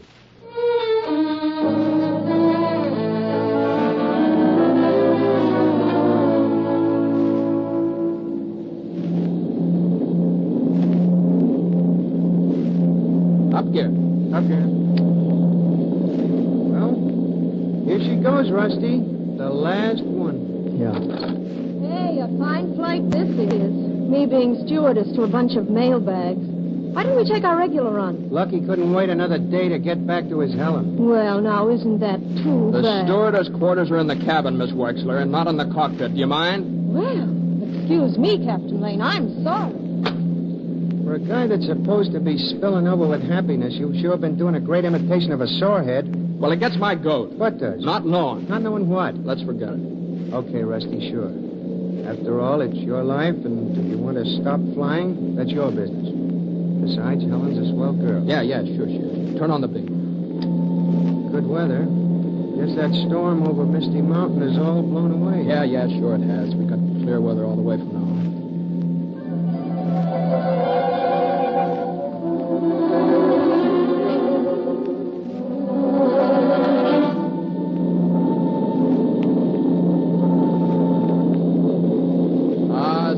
Flight 9 to Las Vegas, over Misty Mountain at 10,000, climbing at 545, estimate Las Vegas 704, Burbank 912. Go ahead. Okay, Flight 9. Weather and traffic ahead, unchanged. Okay. Now, I'm going to throw that switch. The night frequency? You heard me. You mean you're going to... Call 9, W6RX2, calling Flight 9. Rusty, is that you up there? Come in, please. Elmer, it's Mary Lou. She's calling us. Something's wrong. Hello? Lane, Standard Flight 9, calling back, W6RX2. Hello, Mary Lou, what's wrong? Come in. Rusty, please, I need help, quickly. Help me. Hey. Just above the timberline is a Forest Patrol landing field. You can land there, but you must hurry. Please, Rusty, I can't explain now. Oh, hurry, please help me. Mary Lou, calling W6RX2. Elmer, she's gone, and we got to get down there. You're crazy. You're carrying mail. It'd mean your job. Rusty, you can't do it. I can't do it. Well, I'm going to do it. I'll try and spot that field. We're going down. Hey, level her out. You'll tear the wings off. You see that field? Is that it there up right. on the point? But, Rusty, look at it. You can't land this ship there. If that's a landing field... Wheels down. Oh, wheels down. Hey, what happened? Why the forced landing? Are we in any trouble? Never mind. You get back in that cabin and fasten your safety belt. Yeah, but I'm not... You heard me. Get back there.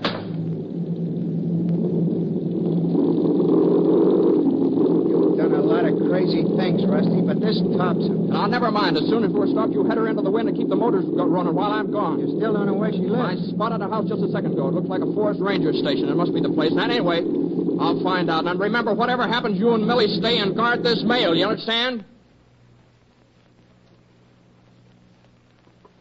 Hello. Hello. Mary Lou? Was anyone here? Hello? All right. Open up here. Well, all right, Lance sakes, wait a minute. Now, what do you all want? Are you aiming for to wreck the place? Lie down, dog. Hey, what? Are you Mary Lou? Who? Mary Lou. Didn't you just call for help? Say, mister, you ain't touched, are you? Now, look. Some girl radioed me up on that plane that she was in trouble and needed a girl named Mary Lou. Well, it all sounds right crazy to me. Oh, wait. Look. Is there anybody else living in this mountain? Another girl? Nary a soul. But surely... Be quiet, you Mother must McCrae. know... What'd you call that dog? Oh, why, Now, let me in here. No, you can't. Go on. Be quiet, Mother McCree. Go back to your papa. I see, a ham radio transmitter. So you never heard of Mary Lou, huh? Oh, Rusty. Hey, what's the idea of the hillbilly act? Well, come on, answer me. Well, I was scared. I didn't really think you'd come down here. I tried to call you again and tell you not to, but look, you can see the transmitter's still on, but... Well, wait a minute. You mean nothing's wrong? Mm-mm. Well, what are you doing here alone? Well, my brother's the forest ranger at the station, and I visit him summers. He's out now at the observation post on the peak. Oh, so you brought a transport plane down full of mail in the worst field in 9 states just for a laugh, huh? Oh, that wasn't why, Rusty. Well, then why'd you do it? Well, you said this was your last trip. I'm like you. I was curious. I wanted to see what you looked like. Oh, you wanted to see what I looked... Oh, look, that's crazy. Look, do you realize what you've done? Mm-hmm. I may even lose my license. At least I'll be fired. Well, Rusty, it's my fault. Can't you tell them that? I mean, wouldn't they understand? I mean, if you told them that I was lonely and you were a voice out of the sky and I thought I'd never see what you looked like and I told a little lie to get you down here... Oh, I'm sorry, Rusty. Honest, I am. Well, quit crying about it. Yeah. Well, I said quit it. Now, what, do I have to shake some sense into you? I guess somebody ought to. Oh, Rusty. Well, Hey, Mary Lou. Hey, you know, you look just like I thought you did. Do I, Rusty? Yeah. Well, this is amazing. Your eyes and your hair and your lips. Why, you're... Mary Lou. Rusty, you Well, did... why did I do that? Kiss you? I ought to choke you. Look, I have to get out of here. Well, wait, Rusty, will you come back or write to me? Never mind about that. Never mind about that. I got a mail plane waiting. Oh, wait a minute. I'm coming to see you off.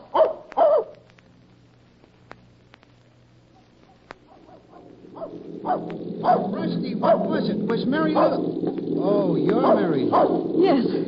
And you're Elmer. Say, what is all Now, this? never mind all the question. Let's get going, Elmer.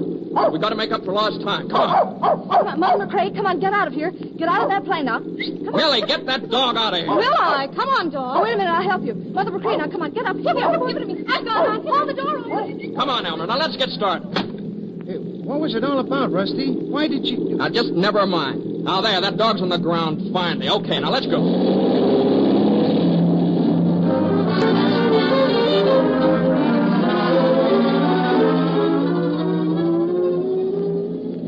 Well, let's have it. Don't just sit there looking like something that blew out of a volcano. Why did she do that? Well, she was curious. So she hauled the plane down on the side of a mountain. Well, who wasn't curious? Boy, she was all right for looks, though, wasn't she? Crazy little quarter wit. I got a mind to... I think, as a matter of fact, I will tell her. Here, push that switch. You're going to talk to her again? Say, I'm going to talk to her. Flight 9 calling W6RX2. Calling W6RX2 and come in quick. Oh, W6RX2, back to Flight 9. Hello, Rusty. Elmer, come back for me. Rusty, it's Millie. Millie? That dog. When I took it out of the plane, the girl got in and slammed the door. She's up there with you now. Hey, Rusty, can a guy be drunk without having had anything to drink? Look, just never mind. Fly this airplane for a minute. Hello, Rusty. Look, what are you doing here? Well, I came along to help. To help? Mm-hmm. You said you were in serious trouble, and it's really all my fault, so I came along to fix it. I'll explain everything to your boss. Oh, you came along to fix it. Well, now, that's wonderful. Look, I'm an hour late with a ship full of mail. I made an unscheduled landing on an unmarked field because I broke regulations talking to a private party on a plane transmitter, and now I'm going to land in Burbank with an unregistered passenger and without my stewardess. Help me. Look, you're going to send me to Leavenworth. And here's another happy little thought, Mr. Ex-Vice President-to-be. There'll be a reception committee waiting for you at Burbank, and the whole committee's name is Helen Marshall. Yes, my boy, I'd say it was definitely going to be a happy landing.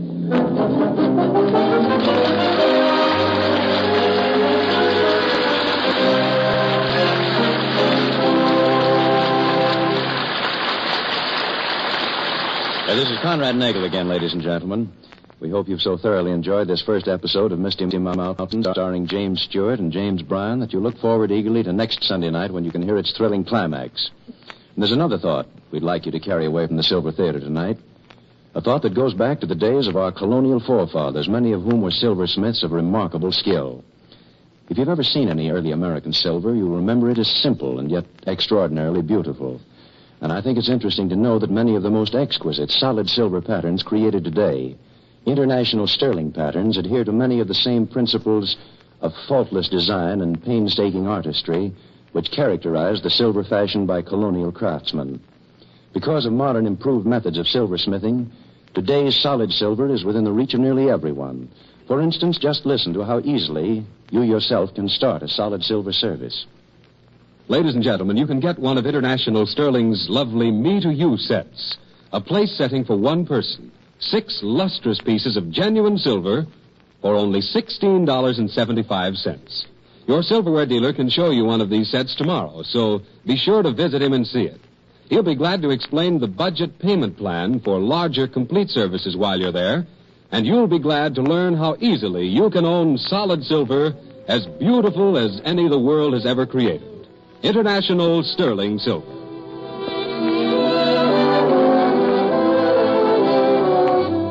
James Stewart will soon be seen with Joan Crawford in the Metro-Goldwyn-Mayer production Ice Follies of 1939. And Jane Bryan's forthcoming Warner Brothers picture is Hero for a Day. Next week, Silver Theater presents James Stewart and Jane Bryan in the second and concluding episode of Misty Mountain by Grover Jones and True Boardman. Conrad Nagel will direct, and of course there will be more original music scored and conducted by Felix Mills.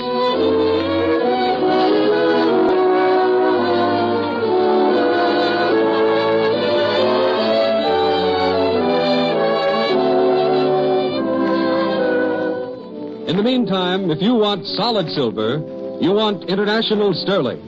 If you want silver plate, you want 1847 Rogers Brothers, both proudly created by International Silver Company. All incidents and characters in today's drama were entirely fictitious. Silver Theater originates at Columbia Square in Hollywood. John Conte speaking. This is the Columbia Broadcasting System.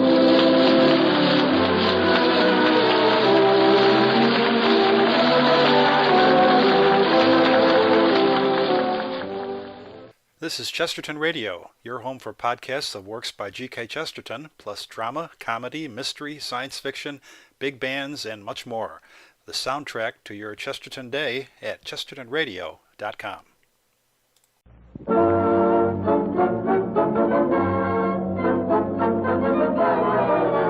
International Silver Company presents The Silver Theater, starring James Stewart and Jane Bryan in Misty Mountain, directed by Conrad Nagel. Brought to you on behalf of 2 of the greatest names in silverware, International Sterling, world-famous solid silver, and 1847 Rogers Brothers, America's finest silver plate.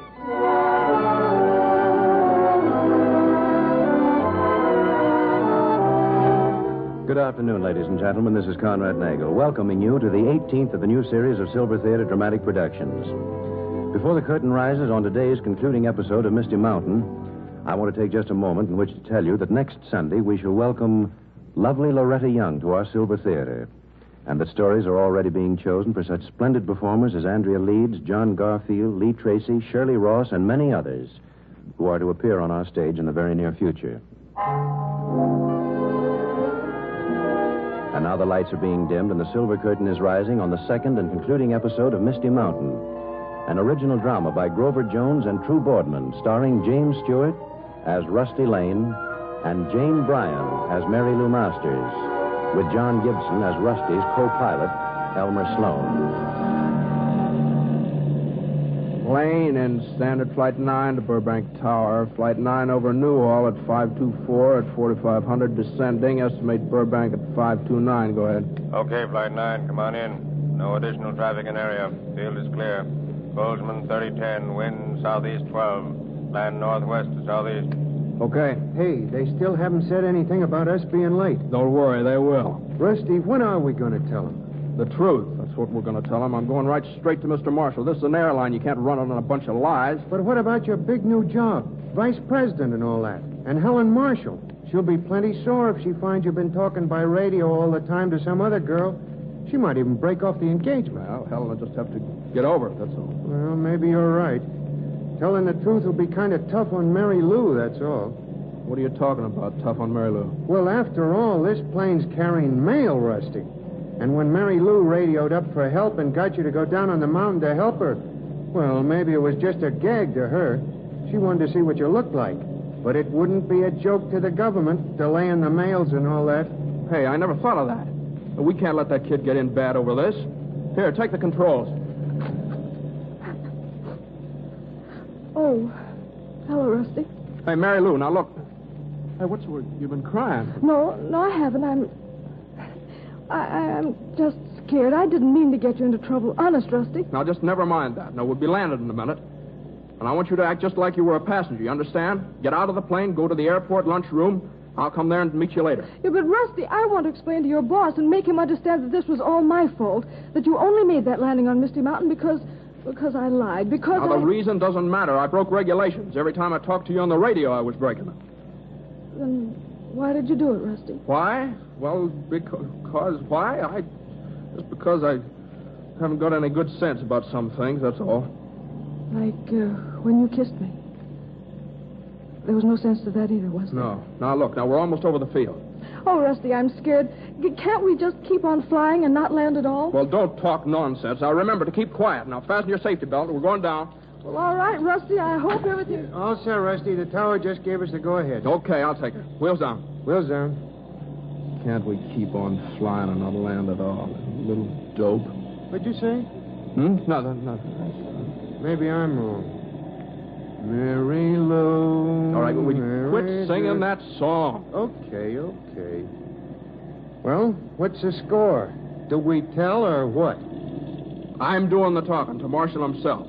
I don't know how, but I'm going to find some way to leave Mary Lou out of it. Now, you keep her out of the way and see she doesn't talk. Okay, Mr. Galahad of the Airways. But for a guy who's engaged to another gal, you're sure taking a lot of chances to keep that kid in the clear. Now, shut up. Come on, let's get it over with. Oh, Rusty, Elmer. Hello, Mary Lou. Oh, Rusty, what's going to happen? Now, never mind. Just remember what I told you, Mary Lou. Keep quiet. Hello, Rusty. Elmer. Hello, George. Hi. A little late, aren't you? Yeah. Here's the manifest in that mail. Thanks. Oh, you're carrying a passenger. I didn't know. Yeah. Come on, Elmer. Passengers this way, miss. Oh, thank you. Rusty, I'll bet we could get away with it. Yeah. Now, Mary Lou, you and Elmer go into the lunchroom. I'll check in and meet you there. All right. Come on, Elmer. I'm coming. See you later, Brother Galahad. That is, I hope I will.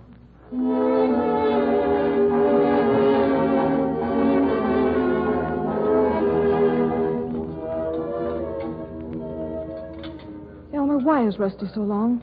If he's just filing reports like you said, Elmer. So you did arrive. Helen. I phoned a half hour ago. They said Flight 9 was delayed. Yes, we got sort of held up. Oh. This is Mary Lou, Helen. Miss Marshall, Miss Masters. Oh, how do you do? How do you do? Oh, where's Rusty, Elmer? Do you know? Yeah, in your father's office. In her father's office? But, Elmer, you told me Rusty was... Oh. Then you know Rusty, too, Miss Masters. She just met him once. You'll find him in there now, I think, Helen. Oh, fine. Well, thank you. I'll see you again, Miss Masters. Elmer, you lied to me. You said everything was all right, but if Rusty's in the boss's office... Okay, so I lied to you. But Rusty wants it that way. But what'll they do to him? Ground him, I guess. Take away his license. Oh, but Elmer, they can't ground Rusty. Why, flying is his whole life. We've got to stop them. We've got to go in there now and tell the truth. No, you don't, Mary Lou. You see, Rusty wants to tell this in his own way, so that it keeps you in the clear. You mean he's taking a chance of losing his license because of me? That's about it, I guess. Oh, Elmer. Then But look, Mary Lou, there's something else that you don't understand. Elmer, Elmer, even if I can't talk to Mr. Marshall, there's another way I can help Rusty. That stewardess. I'll phone my brother. You know, he's the forest ranger on Misty Mountain, and he can drive her to the station so she can get back here sooner. Where's the phone? Phone right through the archway there. Hey, wait, have you got some money? I'm all right. Wait for me. Yes, miss. Something I can do for you? Mr. Marshall's office. Can you tell me where it is? Mr. Marshall? Why, yes. That door over there. But unless you've got an appointment... Well, thank you. Oh. Well, Miss Masters. Where are they? I've got to see your father, Miss Marshall. He must understand that it wasn't Rusty's fault. Well, what wasn't Rusty? Oh, so it wasn't his fault. Well, suppose you explain all this to me, Miss Masters. If it concerns my father, he'll usually listen to me more quickly than to someone else. Oh, will you help? You see, Rusty would never have made that emergency landing if I hadn't lied to him. The emergency... Oh, well, yes, of course. You've known Rusty for a long time, then. Oh, no, I've never seen him till today. It was just by radio. By radio? Is by a ham transmitter. You see, I've got one up at my brother's place on Misty Mountain. I'm alone a lot, and, well, I just got in the habit of talking to Rusty every time he flew over. Oh, I see. And then when Rusty said it was his last trip over the mountain and that he was leaving to go east on a big job, well, it was crazy, I guess, but he'd always been just a voice up in the sky, and I wanted him to be more than that. I had to see him just once anyway. Oh, naturally. So I radioed him that I was in danger and needed help.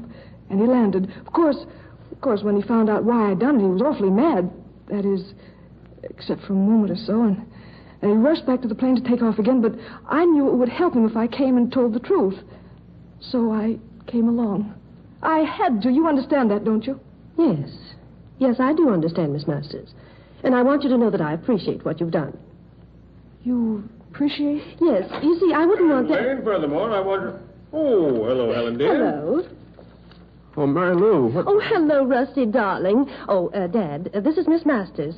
An acquaintance of Rusty's. How do you do, Miss Masters? Well, Helen, all our worry about Rusty was unnecessary. He's been telling me why he was delayed. Oh, yes? What was the reason? Well, thought he'd gotten a distress signal from some forest range station, so he made an emergency landing.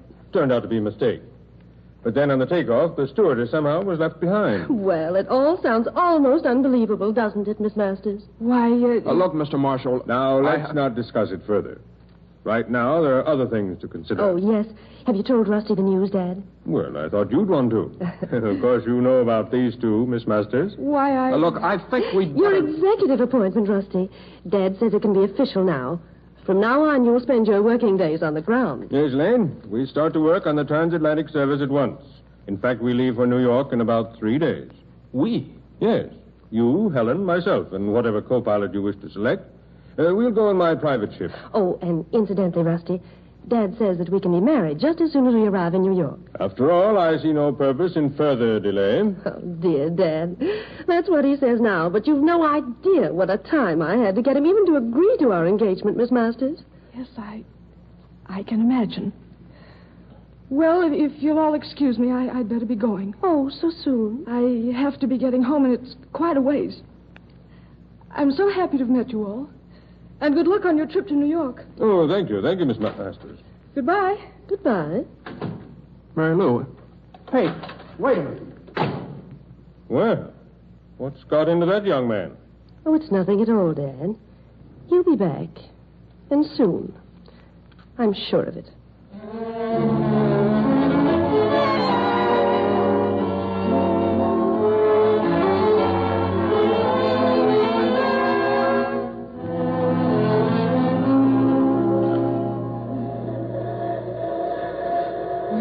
Comes my train.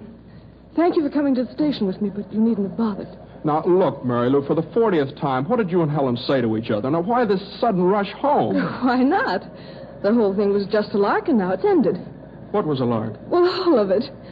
Talking to you up there in the sky and getting you to come down to Misty Mountain and then riding out here in the plane. I've never had such fun. Fun? And now that everything's straightened out, I'm glad for you, Rusty.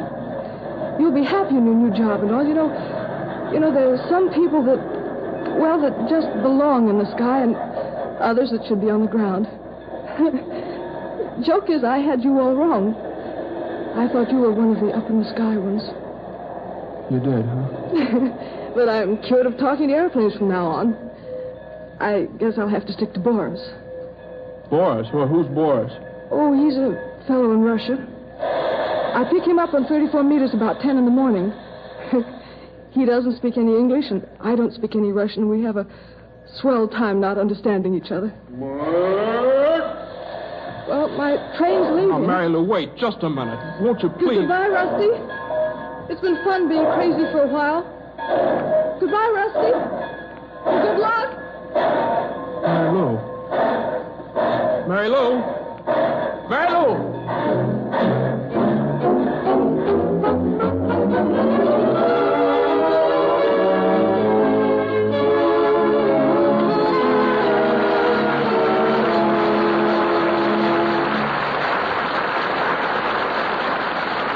Ladies and gentlemen, before we continue with the rest of tonight's entertainment, may I say just a few words about the entertaining you do? It so often happens, you know, that a man's business success depends a lot on his wife's success as a hostess. And the more important your husband's position, the more social obligations for you. More dinners, buffet suppers, occasions when your silverware is sparklingly on parade. And naturally, you'll be a more poised and gracious hostess if you know that silverware is beautiful and correct. So may I suggest International Sterling Silver? International Sterling is solid silver through and through. Its patterns exquisite in every detail, and radiant with the mellow luster that is given to sterling silver only by silversmiths devoted to their craft. What's more, you can own this lovely solid silver far more easily than you imagine. And here's a man to prove it to you. John Conte? Ladies and gentlemen, you can now get a place setting for one person, 6 lustrous pieces of solid silver created in International Sterling's exquisite enchantress pattern for only $16.75. Visit your silverware dealer tomorrow, Monday, and talk with him about it.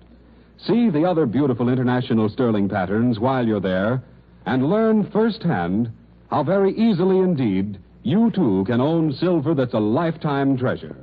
Solid silver by International Sterling.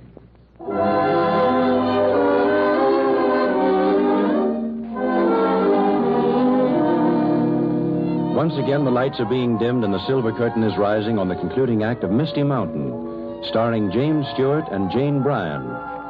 2 days have passed since Mary Lou went off to rejoin her brother Jack in the Lonely Forest Ranger Station on Misty Mountain. And meanwhile, Rusty is the center of intensive activity preparatory to leaving the West Coast for New York. But a change has come over Rusty. A change he can't understand himself.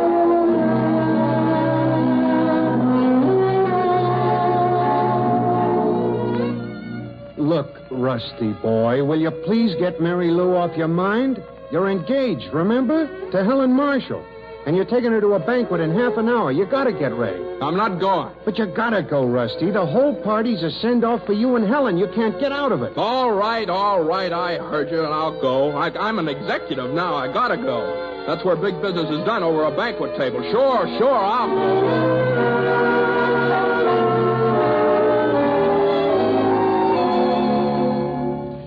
Captain Lane has very definite plans for the route, haven't you, dear? What was that? I said you have the new route across the Atlantic all laid out. You're just looking for the right flyer to try it out. Yeah, that's right. A flyer. That's what I need. One of those up-in-the-sky ones, not an on-the-grounder like me. That kind wouldn't do, would it? Well, Rusty, darling, what on earth are you talking about?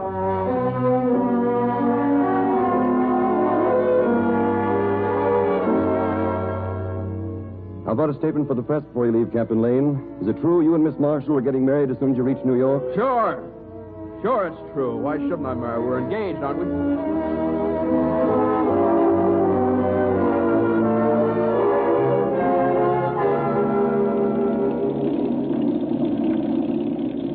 Lane and Marshall Spatial. We're ready to take off. Okay, Lane. Field is clear. No traffic in area. Take off north to south. Wind south 22. And here's a special weather report. Storm area is still holding in the vicinity of Rex City and moving southward toward Barlow and Misty Mountain. That's all. Go ahead. Okay. Wait a minute, Rusty. What? Sure you want to do it? Through a storm and all? What are you talking about? You're not the Rusty Lane I've flown with 300 times. Something's happened. I don't know what, or maybe I do, but it's none of my business, and I don't care either for myself. But Helen and Mr. Marshall are back there in the cabin. They've got a right to be piloted by a guy who still hasn't cracked up somehow inside himself. How'd you like to shut up? Don't do it, Rusty. You're not yourself. You know you're not. Please, Rusty. I said to shut up. We're taking off. Keep your hands off these controls. I'll pilot this plane, and I'll do it alone.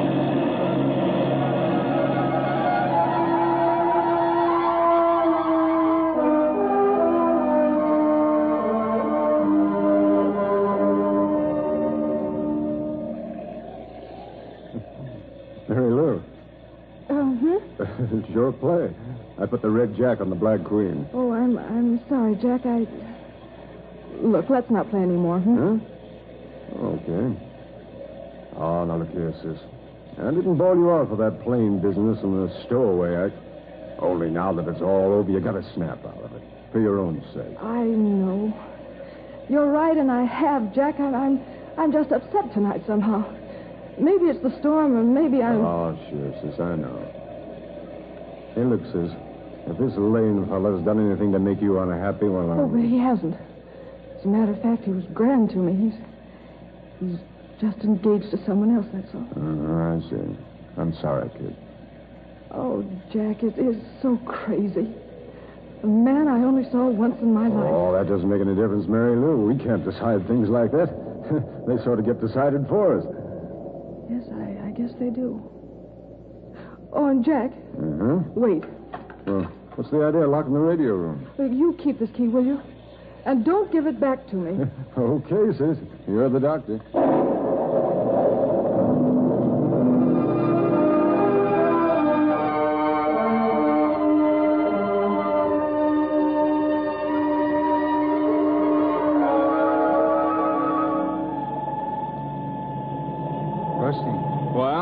You're okay? Sure, I'm okay. Why shouldn't I be? The weather's getting worse all the time, and we're losing the beam. Well, suppose we are. We're flat without the beam. Well, shut up and leave me alone, will you?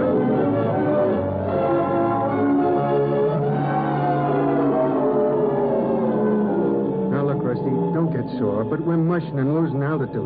Look at that altimeter, 8,600. Well, I can't go any higher. We're icing up. We'll have to go under the weather. Go under the weather? We're still in the mountains, and you knew it. And San Carlo Ridge is nearly 10,000, and in this weather we could crash into it before we saw it. Hey, the beam, it's gone completely now. All right, let it go. Rusty, you can't talk like that in a storm like this. Now, anyway, it's clearing here, you see? Rusty, watch, it's clearing. Look out there ahead, the ridge. No, Rusty, bang! Hold on!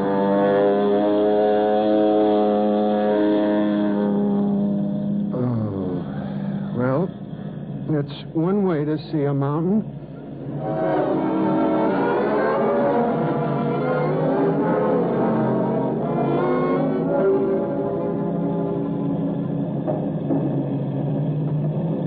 Look, Rusty, you got to get back on course. You've got to. I can't. I've been trying to get on course. I can't. Well, then where are we? I don't know. I'm lost, Elmer. Did you get that? Did you get that? 200 flights on this run, and Rusty Lane's lost. I'm lost. That's funny. What are you going to do? I don't know. I just keep flying. Till we get somewhere or nowhere. Who cares? I wish she could see you now. Oh, Helen? Oh, she'll see. No, not Helen. Mary Lou. The girl who thought you really belonged up in the sky. The girl who broke her heart when she found out you weren't going to stay there. The girl down there somewhere on Misty Mountain who right now is... Elmer, that's it. That emergency transmitter. Switch it on. What do you mean? Mary Lou? She won't be listening. I Why said should she... switch it on. Hurry. Okay. Lane calling W6RX2. W6RX2. Mary Lou, come in, please, and hurry. Hurry. W6RX2, come in.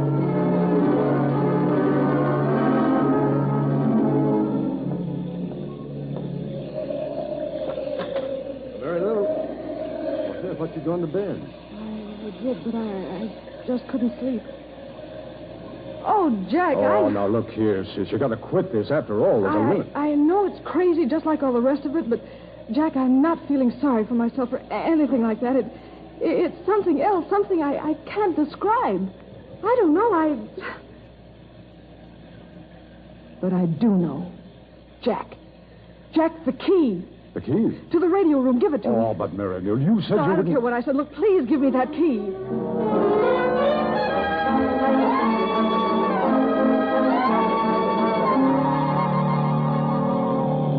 W6RX2, W6RX2, W6RX2, come in. You gotta give up, Rusty. There's not enough gas to keep on like this.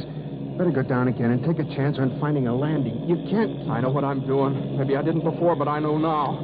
Plane calling W6RX2, calling W6RX2. Come in, Mary Lou, come in, please. I tell you, if she was there, she'd have answered long ago. You're going bats if you keep it up. W6RX2, Rusty Lane calling W6RX2. Come in. Will you quit it, Rusty? I tell you... Rusty, W6RX2 calling Rusty Lane. W6RX2 calling Rusty Lane. I'm standing by. Come in. Mary Lou, we're up here somewhere in the storm. Now, I think I'm north of Misty Mountain near San Carlo Ridge, but I've got to make sure.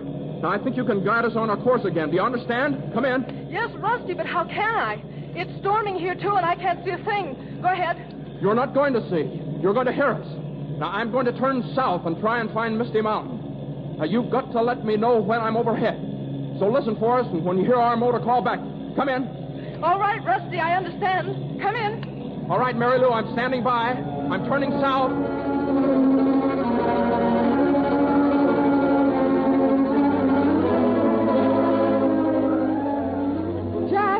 Jack, do you hear him? No, sis, not yet.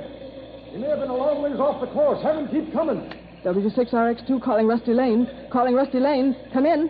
Go ahead, W6RX2. We still can't hear you playing, Rusty. But don't be afraid, darling. You can't be. Because you do belong up there. I lied when I said you didn't. You're an up-in-the-sky man, Rusty, and the sky can't beat you. I know it can't. Hey, Mary Lou. Sis, listen. I'm going to tune off for a moment so I can hear you. But stand by, Rusty.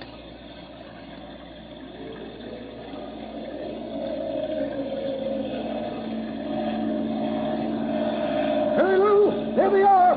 Just over northwest of us. Have him turn southeast and be right overhead. Rusty, now you're northwest of us. Turn southeast. Southeast, Rusty. Now, Rusty, you're overhead. I can hear you. Turn east and you're on your course. Sis, what does he say? Hey, tune it so he can talk back to you. Throw the switch. Sis, what's wrong with you? I can't let him call back. What is there for him to say? He's on his course and says he can mess up with that. Oh, yes, sis, but listen. W6RX2 to Rusty Lane. Goodbye, Rusty. Goodbye and happy landings. W6RX2 signing clear.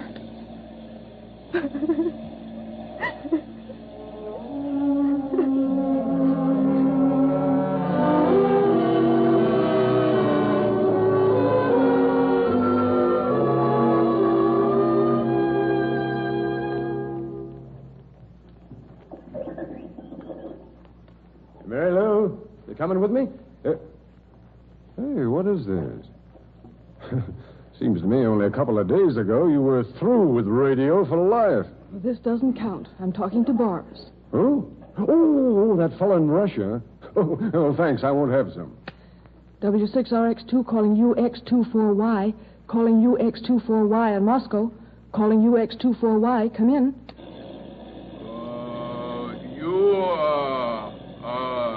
Hello. W6RX2. This is, Boris.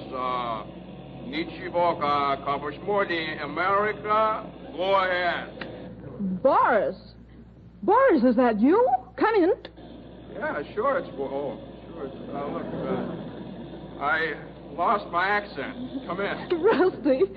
Rusty, where are you? Go ahead. Now, never mind that. Now, listen.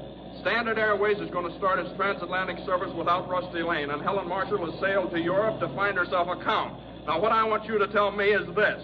What's a guy called Rusty Lane who belongs in the sky going to do? Now, come in. Well, I don't know, Rusty. What is he going to do?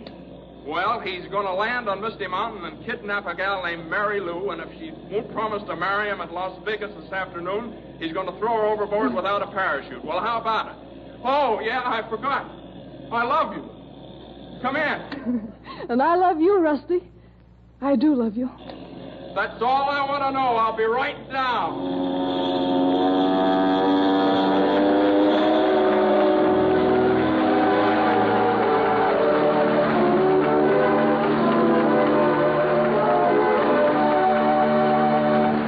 Conrad Nagel again, ladies and gentlemen. I know you're all eager to have our stars, James Stewart and Jane Bryan, come back and say a personal word, and they will be back in just a moment.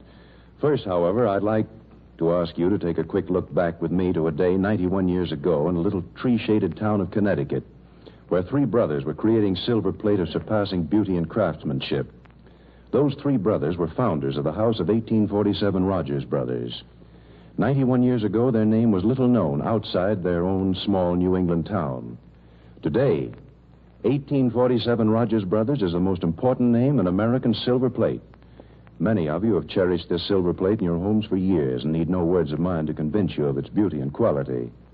To those of you who are not familiar with 1847 Rogers Brothers silver plate, here is a man with a special invitation for you. John Conte. It's an invitation from your silverware dealer, ladies and gentlemen.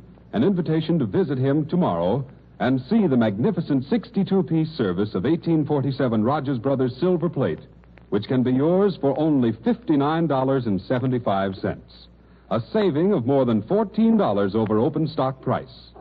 You can get this service in many different patterns, including the sensational First Love pattern. You'll be surprised and delighted, too, to learn what easy, convenient payment terms can be arranged. For this is indeed the time to get America's finest silver plate, 1847 Rogers Brothers silver plate, at savings beyond your dreams.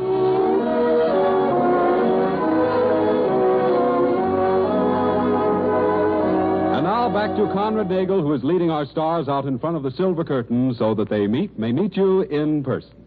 And here they are, James Stewart and Jane Bryan.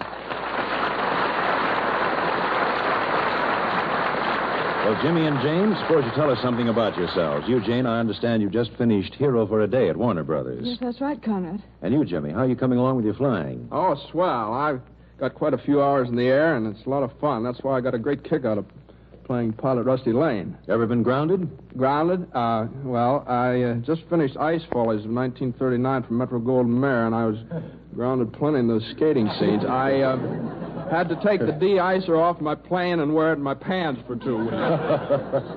Well, maybe this will take your mind off all those spills. You know, we're thinking of having a nice silver medal struck off for you. Well, that's wonderful. For piloting? No, for endurance. Endurance? Why? How come? Well, Jimmy, you hold an all-time record for stars who've made silver theater appearances. You've chalked up 8 broadcasts. Oh, that's grand, isn't it, Jimmy? Any chance of me piling up a record like that, Conrad? Well, we'd love to have you, Jane. But I won't be satisfied with a silver medal when I do. No? No, I'm going to hold out for a complete set of that lovely First Love pattern I've been hearing about. Well, we'll try to do something about that. Now, I'm sorry to say that our time is about up, and I'm afraid just that one more thing, Conrad. I want to get in a quick thanks for Johnny Gibson's work as Elmer, my co-pilot in today's show. That guy's terrific. And thank the rest of the cast for us, too, will you, Conrad? I'll do that gladly. Thanks a million, James Stewart and Jane Bryan. We hope you'll be back soon.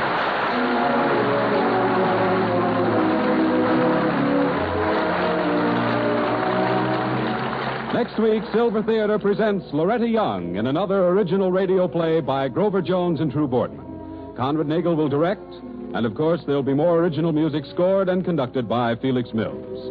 In the meantime, if you want solid silver, you want International Sterling. If you want silver plate, you want 1847 Rogers Brothers, both proudly created by International Silver Company.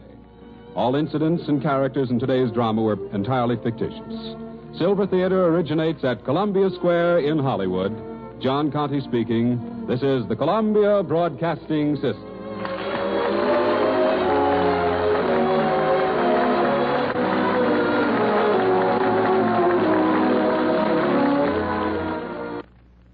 This is Chesterton Radio, the true, good, and beautiful at chestertonradio.com. For almost 2 centuries, Americans have enjoyed the valuable privileges of freedom. Now, freedom needs each American to dedicate himself to its preservation. We must not allow our liberties to be endangered by neglect of our duties as citizens. During this year of rededication, join with your fellow Americans in reaffirming the principles on which this country is founded and the safeguarding of those principles. Make it your business to see that federal, state, and local governments are conducted honestly. Help to maintain the good morale of your sons and daughters in the armed forces. Learn the facts about all candidates and issues. Then vote for the one you believe in. Make the most of every minute on your job. Produce as much as you can, and thus increase our military and economic strength. Work for better schools and a better community. Guard your American heritage of freedom. It needs you. You are listening to Chesterton Radio at chestertonradio.com. Getting recorded message was selected from random phone calls. The CBS Radio Mystery Theater presents...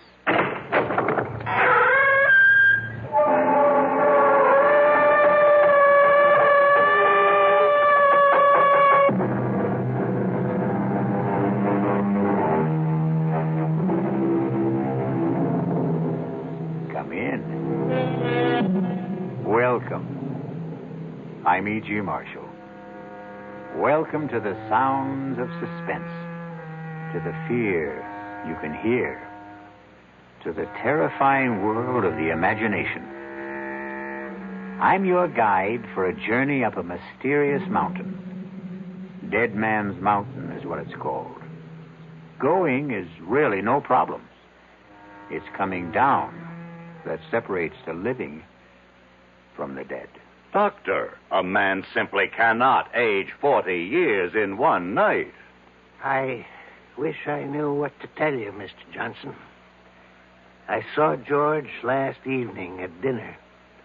He was 35. This morning, he's close to 80. But how could that happen? He went where he had no business going. Up Dead Man's Mountain. Is there some kind of disease up there? Some germ? Some virus that can age a man? None that is known to science. Then how do you account for it? Probably the Indian legend is correct. Some evil spirit up there hates to be disturbed.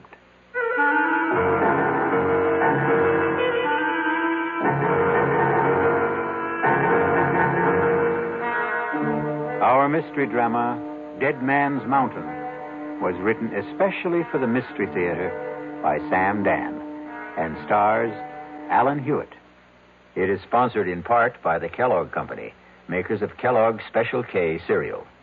I'll return shortly with Act One. Hi, son. Hi, Mom. Hi, Dad. Hi, Junior. Kellogg's Special K presents Junior Gives Up. Junior, why aren't you eating your Special K? It's your favorite cereal. Oh, just 'cause. Just 'cause why, honey? Just 'cause Darla said some evil things about it. That's just 'cause why. Hi, Mom. Hi, Dad. Hi, Darla. Hi, Sis. Hi, Junior. Darla, what did you tell Junior about his Special K? Daddy, all I told him was that Special K is good for us. Yeah, and anything that's good for me never seems to taste good. But, Junior, you already know that Special K tastes good. Who do I believe? Darla or my taste buds? What's that, son? Oh, nothing, Dad. Son, Special K is America's favorite high-protein cereal. It's got minerals, vitamins, iron, and all those good, nutritious things. But it got to be so popular over the years because it tastes good, too. You mean it's good for me and tastes good, too? Right, son. Right, Dad. Right, Junior. Right, Mom. Right. Right, indeed. Start your balanced breakfast with Kellogg's Special K. It's nutritious and delicious. Right, Dad. When occasional heartburn or acid indigestion is combined with a gassy, foolish feeling, that's what we call gassed indigestion. Digel is made for gassed indigestion because Digel is different. It does more than plain add acids. Digel reduces excess acid while its patented simethicone gets rid of trapped gas fast. Use only as directed. Digel for gassed indigestion. No plain add acid can do what Digel can. Was I embarrassed? Even though I used an adhesive on my dentures, they still came loose during dinner. And when I had to be... This denture wearer should change to Cushion Grip, a soft, pliable thermoplastic adhesive that even hot or cold liquids can't dissolve.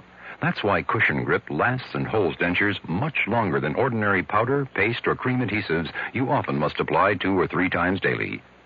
For new, long-lasting security, new comfort, change to Cushion Grip.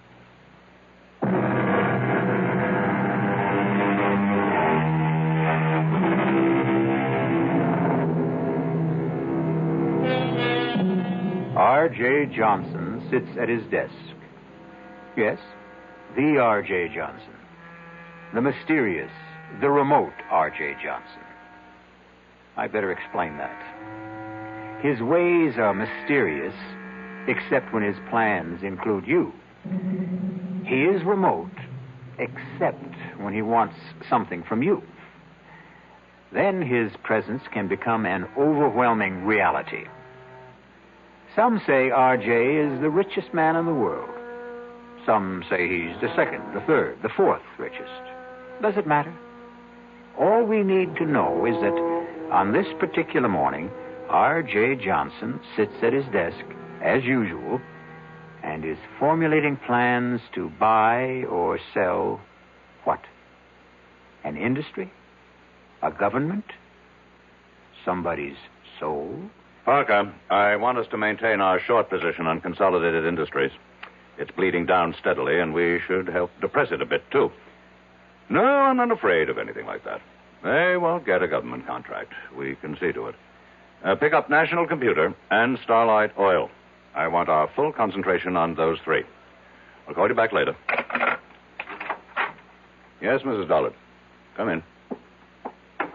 Mr. Johnson, George Morrissey is here. And about time. I want hourly reports on Consolidated, National, and Starlight. See to it that Parker can always reach me. Now, have Morrissey come in. But, sir, about Morrissey. Is there a problem? Well, I... You were saying? Perhaps I should have said... Mrs. Dollard, are you all right? Perhaps I should have said... There's a man outside who claims to be George Morrissey. Mrs. Dollard, you know George Morrissey. I thought I did. If there's any doubt, check security. I did. Then that settles it. He could never hope to get past the lobby elevators if he weren't George Morrissey. Mr. Johnson, maybe what I'm trying to say is there's a man out there. And I don't want him to be George Morrissey. Have him come in here. Yes, sir. Mr. Johnson will see you now. Do you see what I mean, Mr. Johnson? Mrs. Dollard, is this your idea of a practical joke? Who is this? Please, R.J., don't yell at her. I can't stand noise. George? Yes, George. You can't be George. Look at me, R.J. Look at me. I can't believe it. You don't want to believe it. What happened to you? Please let me sit down. He walked out of this office 3 weeks ago. Yes, 3 weeks ago. He was a man of 35. And now... Now I know. I look in the mirror. I could be 75. His hair is all white. He's wrinkled, stooped. And that's not the worst of it. I feel 75. I couldn't even walk without this cane. George, the first thing you have to do is tell me exactly what happened. I was at Manitou Mountain getting the development deal set, and R.J., listen, we'll have to forget it. Give it up. What are you saying? I'm saying forget it. Look at what happened to me.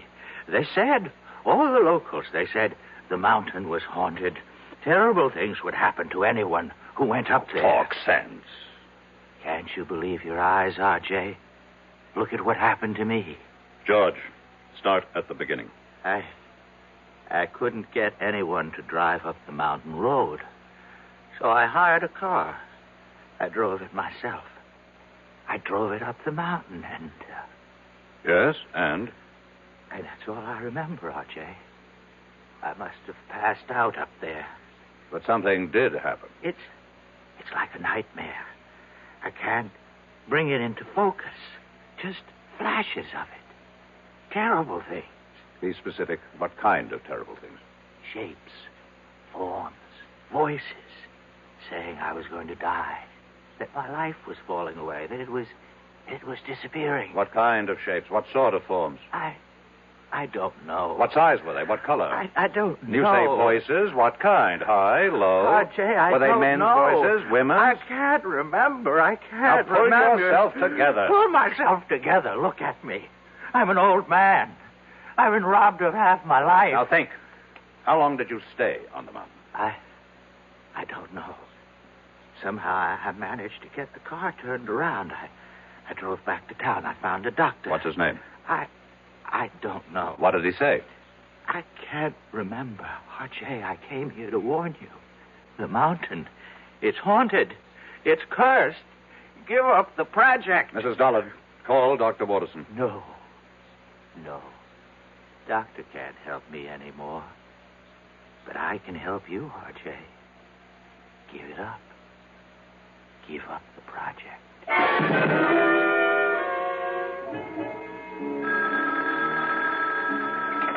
Dr. Waterson? Yes. Keep him on fluids, and whatever you do, see that he remains absolutely calm. That was the resident. About George? No change in his condition. Have you checked the local doctor? The one who saw him first? We called him. He reports he treated a man of about 70 for exhaustion. That's all you could get out of him? And that's all he had to say. And what have you got to say, Doctor? We find that George Morrissey has the physical signs of a man in his 70s. But you know very well he is not in his 70s. Chronologically, no. Medically, yes. Is there a disease that could age a man so radically in so short a time? I would say a man could be ravaged by some psychic or physical attack, but here we have no signs of trauma. His tissues, organs, nervous system, circulatory system, they show the deterioration that could only be caused by aging. Let's cut through all this, Doctor. How did it happen? We don't know. You don't know. Am I supposed to buy this nonsense about a haunted mountain, curses, and all that? I don't have the answer, R.J. Waterson, over the years, I have contributed millions for medical research. I bought this whole hospital for you. So, are you telling me that now, when I need some answers, I'm not going to get anything for my money? I'm telling you that we have no answers at this time. Is it possible that George could be faking? Why should he want to fake? Answer my question. The answer's no. I want to see him. He's very weak. Is it important? I don't make unimportant requests. Well, just for a minute or two at most. And please, don't excite him.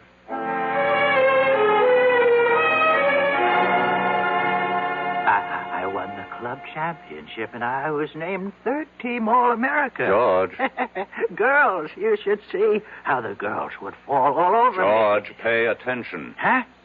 Oh, it's you, R.J. Listen. No, George. Don't try to sit up. But I've got to talk to R.J. Listen, R.J., are you listening? I'm listening. Here's what happens to you up there on the mountain. I remember, you see.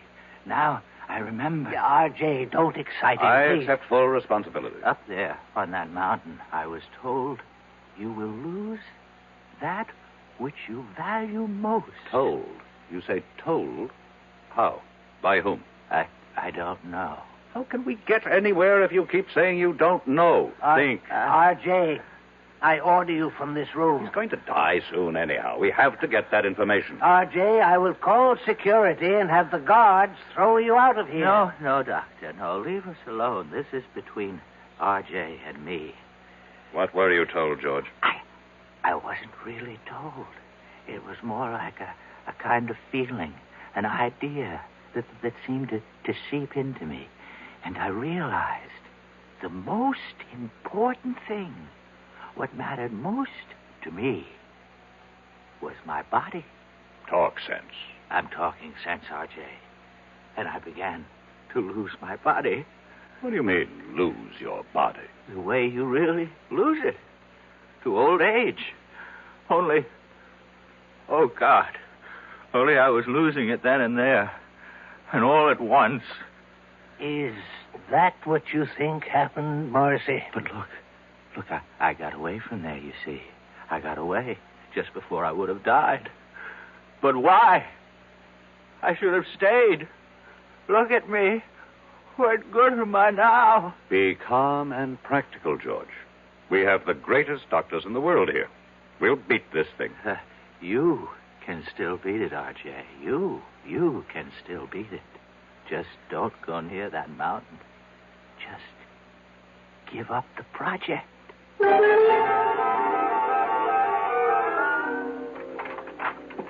You wanted me, Mr. Johnson? Has Parker called while I was out? Yes, sir. He reported in. Consolidated stock is still falling. That's good.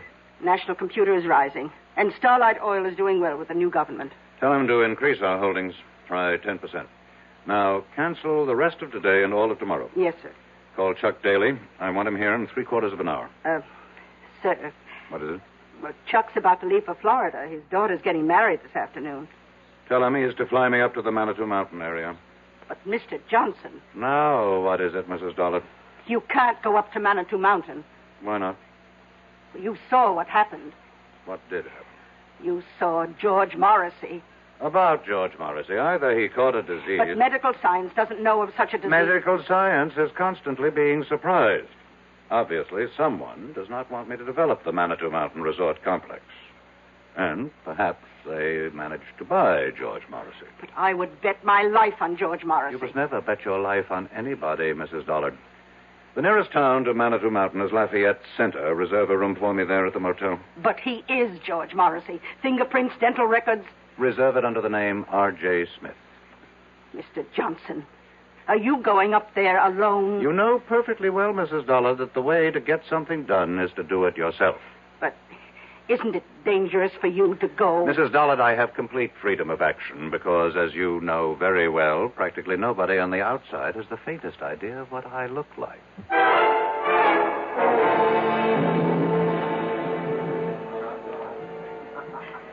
How many days do you plan to spend with us, Mr. Smith? Well, that all depends. Oh? On what? Do you suppose I could hire a car and driver? Oh, let's see. I have some cards here. Pick out any name. Tell him Doris Evans over at the motel recommended you. Do you mean I need a recommendation to hire a car? Well, it's deer season. Can't expect a man to concentrate on his business. I would think you can if you pay him and he recognizes his obligation. Well, I can see you're a very serious-minded person, Mr. Smith. What brings you up to our frivolous part of the world? I intend to do some sightseeing. Sightseeing? Well, I hear you have some very beautiful country. Oh, yes, we do have a lot of very beautiful country up here. Wild, unspoiled. And we aim to keep it that way, too. Tell me, is there a doctor in town? Oh, I hope nothing's wrong. I wouldn't want you to get sick on us while you're here. No, I should just be checked every now and then. Oh, well, we do have Doc Stallings. Does he have office hours now? His office hours are when he's not hunting or fishing. But I think he'd give up a chance at a 12-point buck for you. Why? Well, he doesn't get an opportunity like this every day. To do what? To treat the world-famous R.J. Johnson. I see. How did you know I'm sorry. Really, I shouldn't have given it away. After all, if you want to call yourself Mr. Smith, we should indulge that little conceit. But how did you know? Mr. Johnson, the whole town knows you're up here. Why, we've all been waiting for you.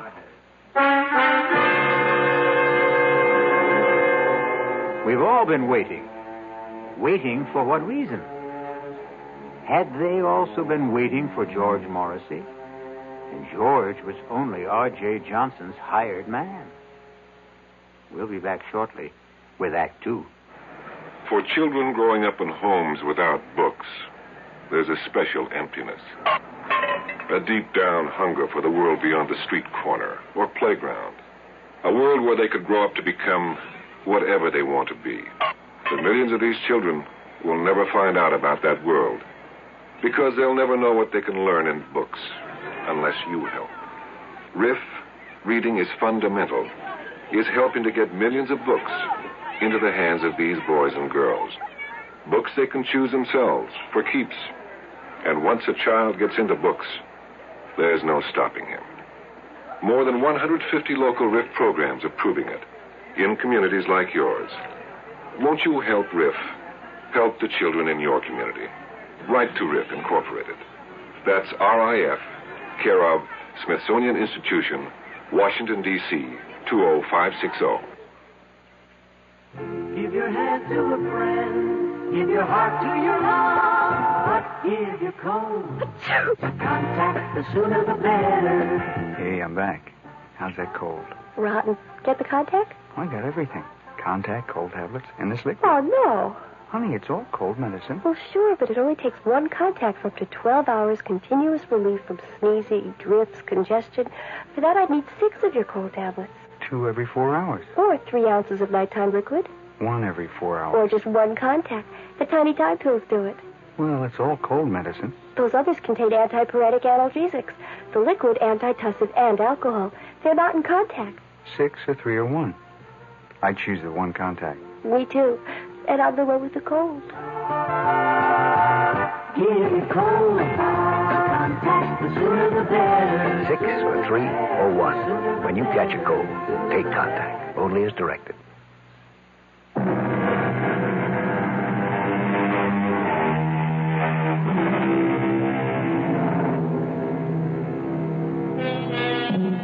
One of the world's wealthiest men sits in the tiny lobby of a small motel in an out-of-the-way village somewhere in the Adirondacks.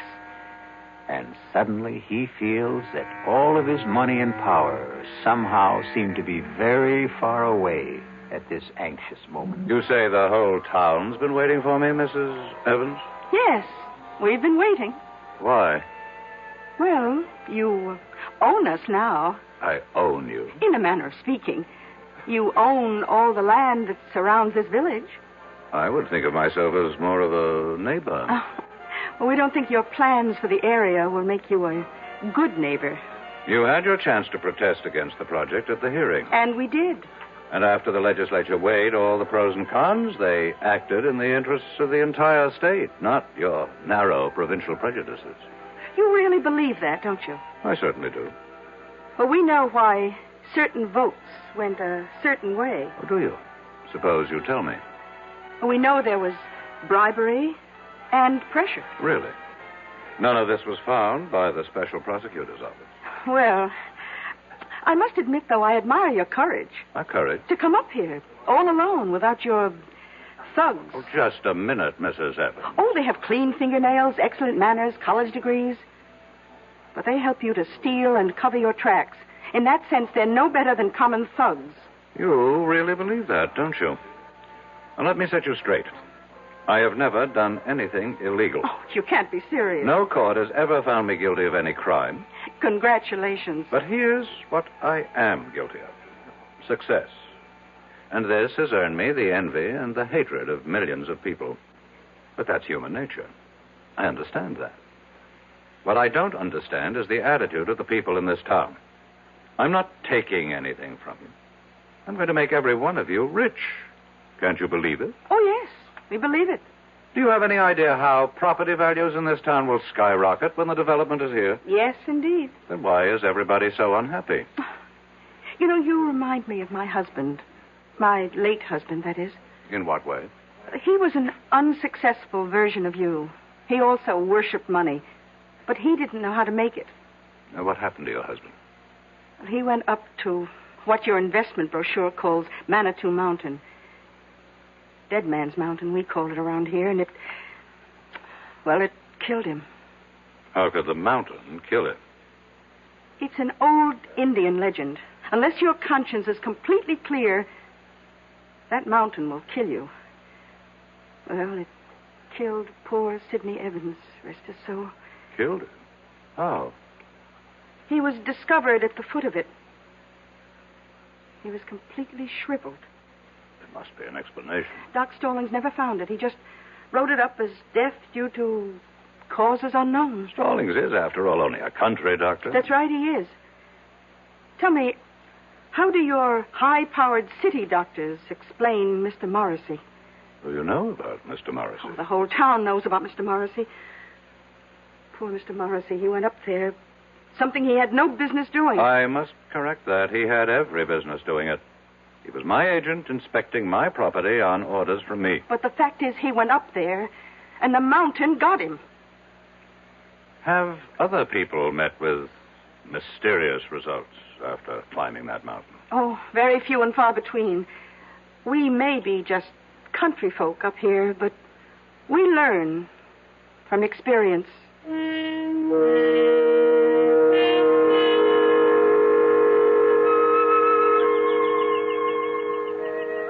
Are you Dr. Stallings? Well, look who's here.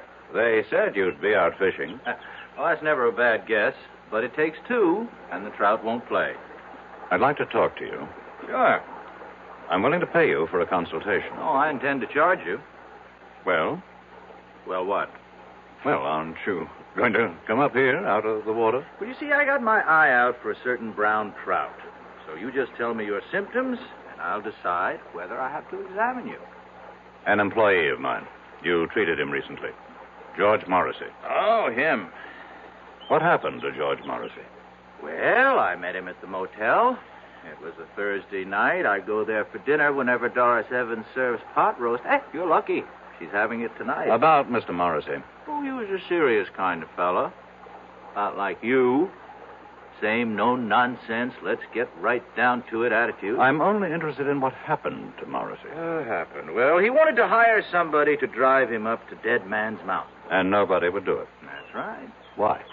Well, you've been told why by now, I'm sure. I'm asking you why. I'll tell you the same thing. That's impossible. Why is it impossible? Oh, I see what you're thinking. It's all right for the simple-minded hicks up here to swallow that superstitious nonsense, but me, I'm a doctor. A product of a highly sophisticated, specialized education. That's exactly what I'm thinking. Well, think again, because I believe it, too. There has to be a reasonable, logical, rational explanation for what happened to George Morrissey. Oh, there is. He offended the spirit of the mountain. Oh, you consider that reasonable, logical, rational? Would you feel better if I said there's something up in that mountain, a virus, a bacillus, a fungus, which somehow causes immediate aging? It would be a more rational explanation. You mean more acceptable? I want to know what you believe, and I'll pay you for it. I believe the evidence. If you go up there, you can die. But why? Because a great spirit lives up there, and he values his privacy. That's impossible. I saw George Morrissey at dinner one night. A vigorous, athletic-looking man in his 30s. I saw him again the following evening. A broken old man, half dead.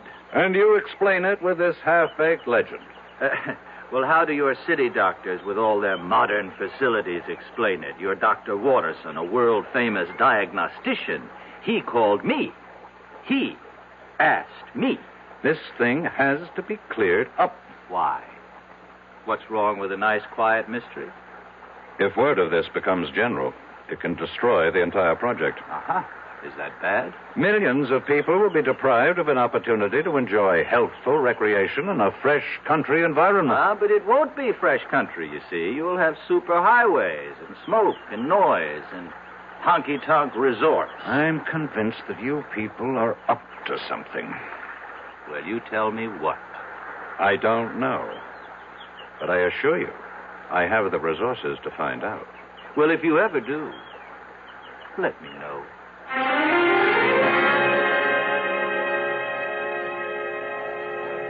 Well, did you find Doc Stallings? My secretary should have called me on the hour. Oh, she did. We serve dinner till 9:30, but the best time to eat's around 6. From then on, it's leftovers. I'll have a sandwich sent up to my room. Oh, you're joking. I don't tell jokes. You mean all you want for dinner is a sandwich? Mrs. Evans, food is merely fuel. The body is just a machine, and so my tastes are very simple. Whom do rich men think they impress when they say they have simple tastes? Do you have a wife? I never married. Oh? Well, so far we've eliminated wine and women. I can see by looking at you that there isn't too much song. Well, what do you do with all your money?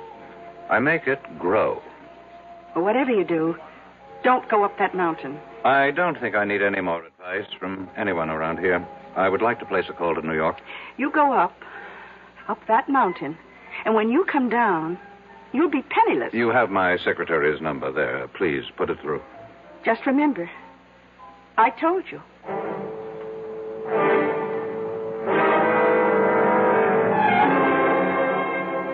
It's exactly 5 minutes past 4, Mrs. Dollard. I know that, sir. Why haven't you heard from Parker? I'm expecting a call any moment. Any moment was not his orders. I specifically directed him to report on the hour. Yes, sir. Why is there a delay? I don't know. Well, find out. Mr. Johnson, I'm only human. What did you say, Mrs. Dollard? Mrs. Dollard? Operator. Operator.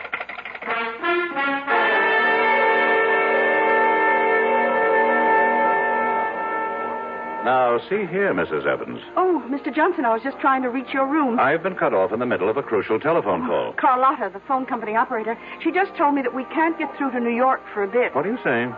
Well, you've seen those signs along the roads. Look out for falling rocks.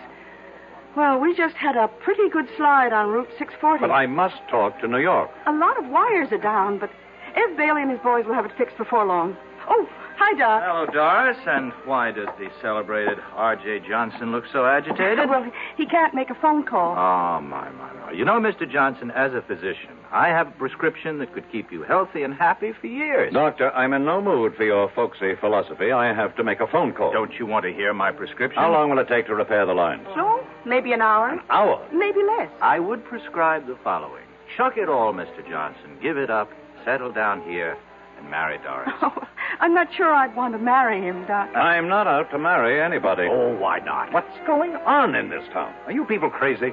Where's the police station? The police station? Well, we do have a sheriff. Send for him. What do you want the sheriff for? There has to be some kind of plot. Where can I find the sheriff? Oh, you don't have to find him. He's coming in the door right now. Hi, Elwood. Evening, folks. A gentleman here wants to see you, Elwood. Yes, sir. Sheriff, I need your help. That's what we're here for, sir. My name is R.J. Johnson. Pleased to meet you. Sheriff, these people are trying to... Yes, sir? These people are out to do me harm. Which people? Among others, these two. But Doc Stallings here is the greatest guy you'd ever hope to meet. Matter of fact, he takes care of me. And I personally vouch for Doris. She's my sister.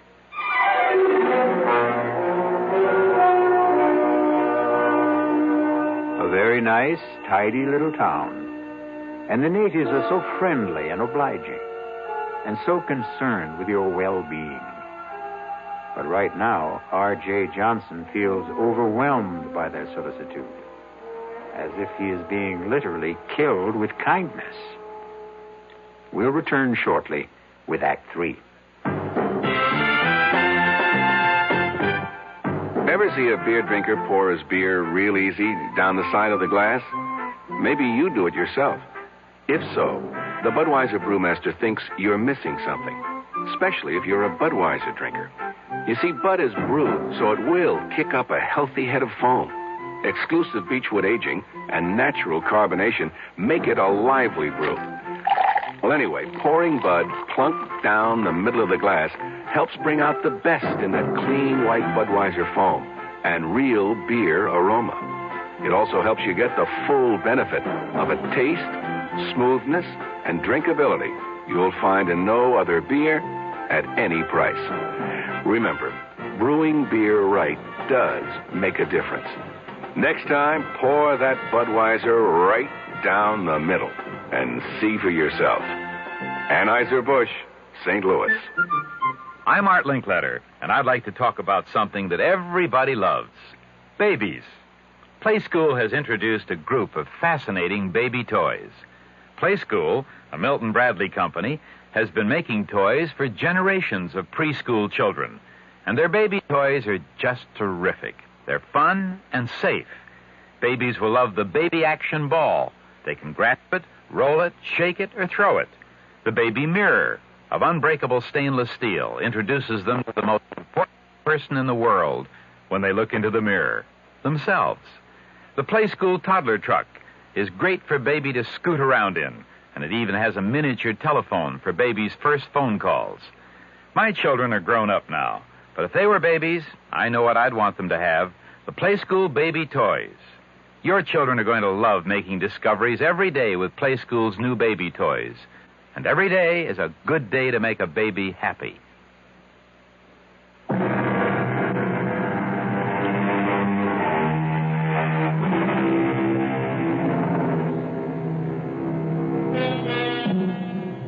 Are the people of Lafayette Center the kindly, generous-hearted folks they seem to be? Or is this a place of evil where death waits for strangers, especially a wealthy stranger like R.J. Johnson? How are these good people out to harm you, Mr. Johnson? I don't know, Sheriff, but something is going on. And I demand protection until I can get some of my own people up here. You got to appreciate my position, Mr. Johnson. There's nothing I can do unless you make a charge. Well, we're only trying to help him, Elwood. You see, I look at this man's face, and I hear the tension in his voice, and I see his color, you know? So I say to him, change your way of life. Settle down up here. Is that harming him? Well, it doesn't seem like it. I recommend a more regular routine. And we both keep warning him, stay away from Dead Man's Mountain. Mr. Johnson? About, for reasons best known to yourselves, you people are determined to keep strangers at a distance. Oh, we'd only be too happy if more folks would move up here. And so you invented this nonsense about a cursed and haunted mountain. But why? You know why, Sheriff. Because to any man of intelligence and courage, it presents a challenge. But before a man goes up there, you prepare him.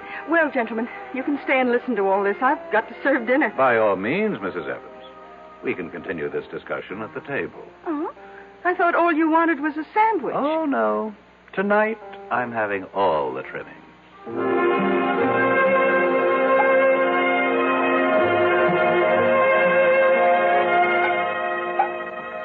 Here you are, Mr. Johnson.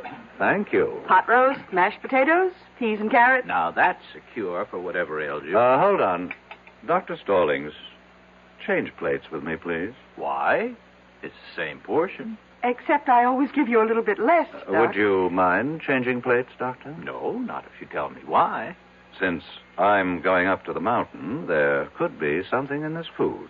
A drug, perhaps. Oh, I like that. Very well, Mr. Johnson. Here, have it your way. You say you're going up the mountain? Yes. After all we told you? I'm going up that mountain to prove that it's just an ordinary piece of undeveloped country real estate. Can you stop him? Why does everybody want to stop me? Well, look what it did to your Mr. Morris. Suppose, for the sake of argument, there is something dangerous up there, and it gets me. Isn't that to your interest? Without me, there can't be a development project. Well, we have a more basic interest. We have obligations as human beings. Well, now, I will need a car. There's a road, I assume. Oh, yes, sir. It leads up to the top. But why go now? At night? Because the word should get around. R.J. Johnson drove up this Dead Man's Mountain, as you call it, in the dead of night, and just as calmly drove down again. But, Mr. Johnson, you really... have something to learn, Mrs. Evans. You think a man becomes rich through trickery, violence, and all manner of illegal, immoral, and unethical acts. I never said that. But you believe it. Tonight, you're going to discover how I became rich. By daring to do what other people consider impossible. It's that simple. I would still advise you to keep away from that mountain. Let's end the little game, Doctor. I've humored all you people long enough. Well, very well. How do you account for George Morrissey? Very simple. George Morrissey is not R.J. Johnson. Oh. Does the spirit of the mountain, going along with the legend, kill everyone whose conscience is not clear? Very well. I'm safe. My conscience is unblemished. Elwood, I still think you should stop him. The sheriff has no right to interfere. I'm merely inspecting my own property. Well, he's right, Doris. A little exercise in morality here. Who would care to accompany me? You look down on. You are the pillars of virtue. You mean there isn't a clear conscience among the three of you? I'll drive you. Doris, what do you say? He's challenged us. But, Doris, you know you can't fight the mountain. Well, we can't let somebody else get killed up there either. Well, what can you do? Well, at the first sign of anything suspicious, I can turn the car around. Mr. Johnson, you've got yourself a driver, and I suggest we leave right now. The moon goes down early around here. First, I have to call New York. But the lines are still down. How do you know? Carlotta will let us know when they're fixed. Maybe I'd better wait. Oh. Don't tell me you're starting to have second thoughts. I have some very important things to check out. Well, we can drive to the top of the mountain and back again in an hour. How do you know? Have you done it before? No, just a guess. And I'm ready if you are.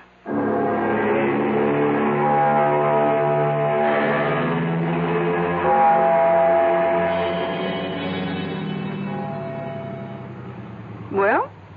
What is it, Mrs. Evans? Well, we're here. We're at the foot of Dead Man's Mountain. And there, you see, on your right, is the dirt road that leads upward. How far? Oh, I don't know. Well, what are we waiting for? You won't change your mind, Mr. Johnson? No. I still don't understand why you have to do this. This is another reason why I'm a rich man. I buy stock nobody else believes in. I finance schemes other people think are harebrained. I back men no one else will work with. And I climb mountains everyone else is scared by. I'm climbing this mountain, too. Then you also deserve to be rich. Well, do we go ahead or do we turn back? One must always go ahead, Mrs. Evans. Then, here goes.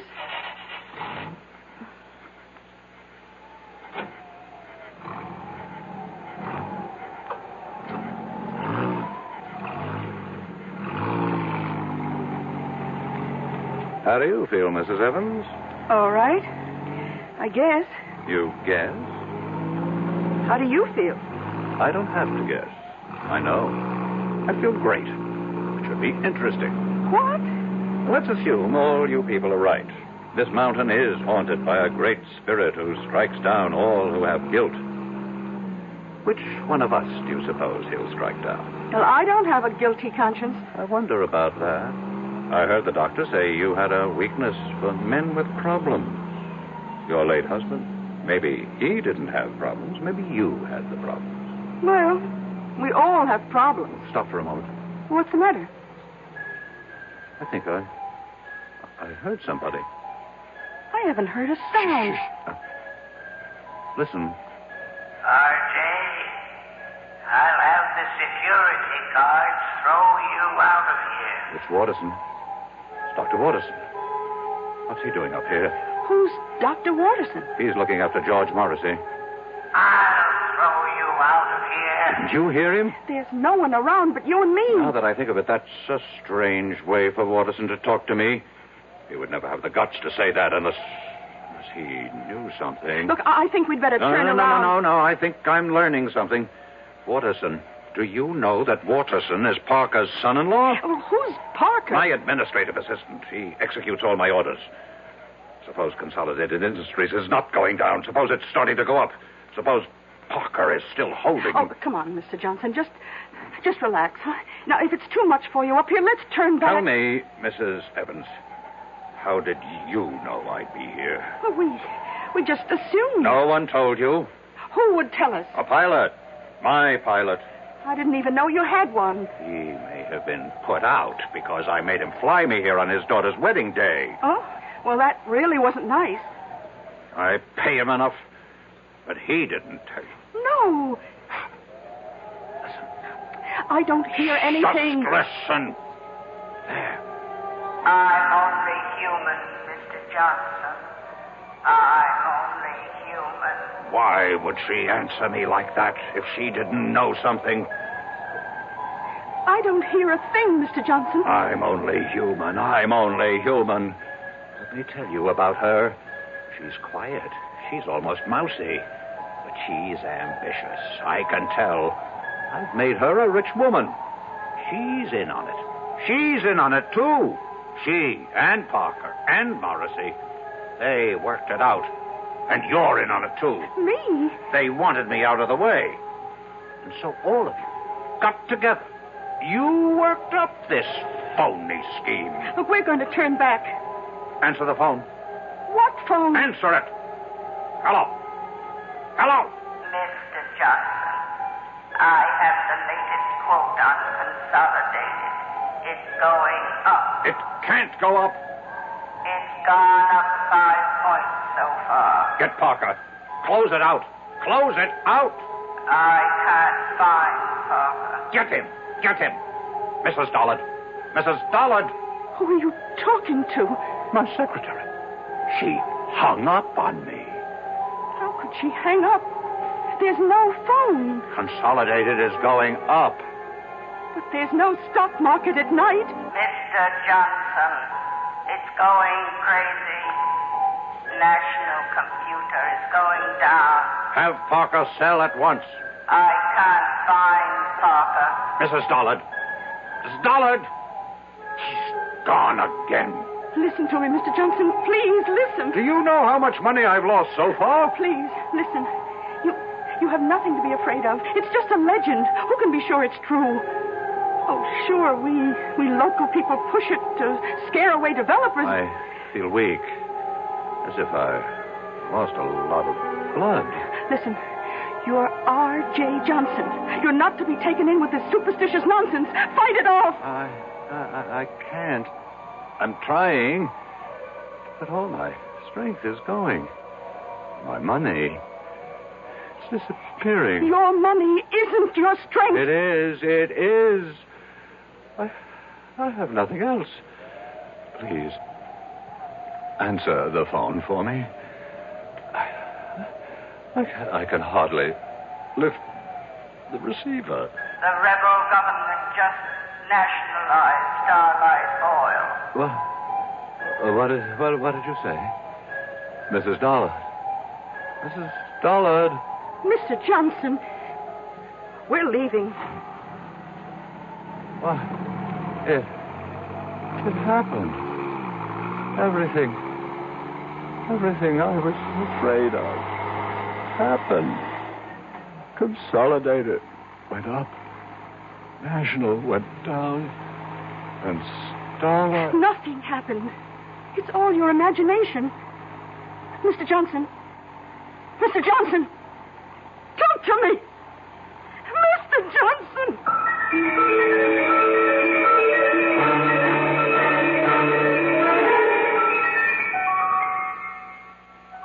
He's dead.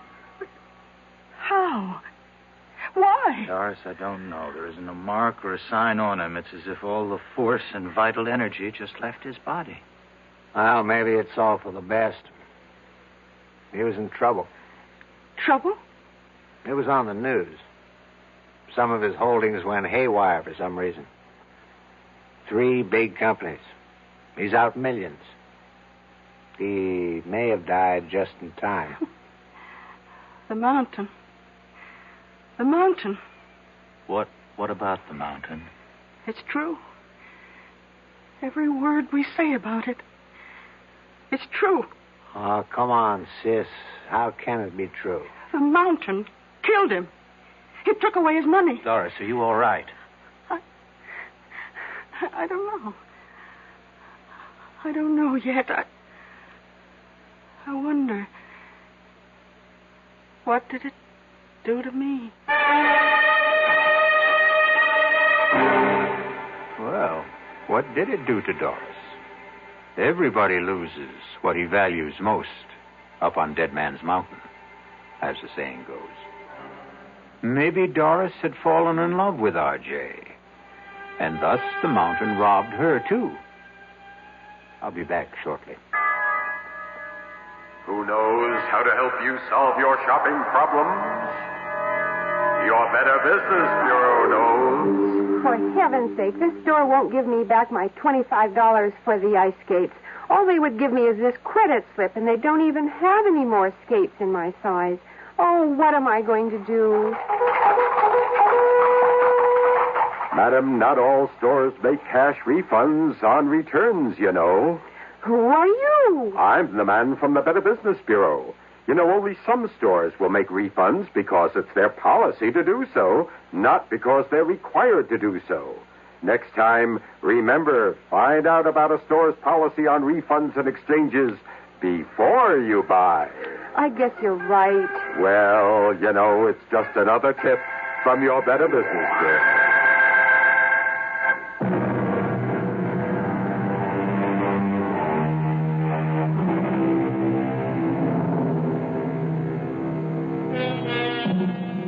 Haunted mountains. Did this one cause certain stocks to go up and down one day recently? It certainly seems no more far-fetched than some of the explanations people have for the market. The cast in our exercise in The Extraordinary included Alan Hewitt, Bryna Rayburn, William Redfield, and Robert Dryden. The entire production was under the direction of Hyman Brown. Now, a preview of our next tale. The only way to learn how to swim is to jump in the water, right? I simply can't make you understand, can I? Well, maybe I can make you understand. Forget it. You want to get that dinner ready? I'm hungry. Yes, I'm going now. Look, why don't you change first? Change? Yeah, your clothes. Get more comfortable. Yes, I think I'd like to do that, George. I won't be long.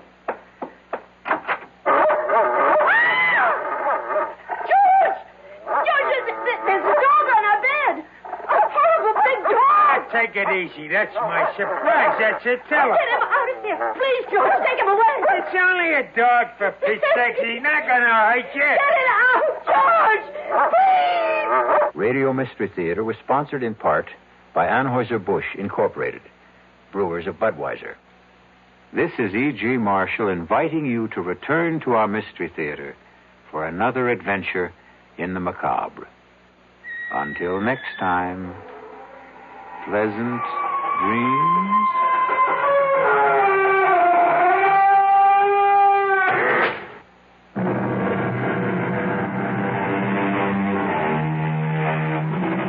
KRLD's Mystery Theater presents 7 thrilling dramas each week.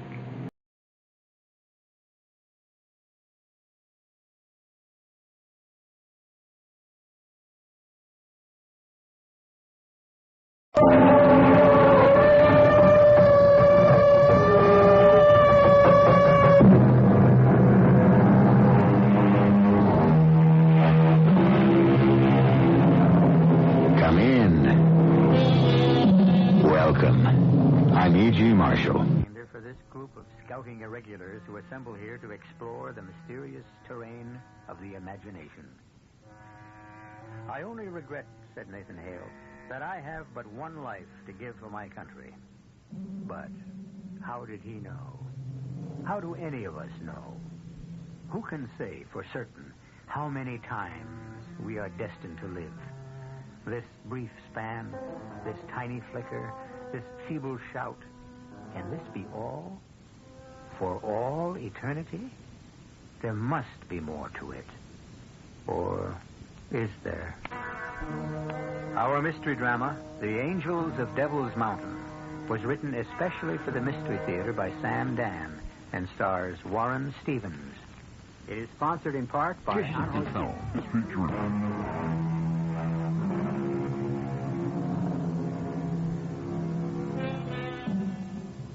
Donald K. Farlow drives through the summery Connecticut countryside. Donald K. Farlow, at 41, is scarcely 5 pounds heavier than he was 20 years ago, when he was named All-Ivy League running back.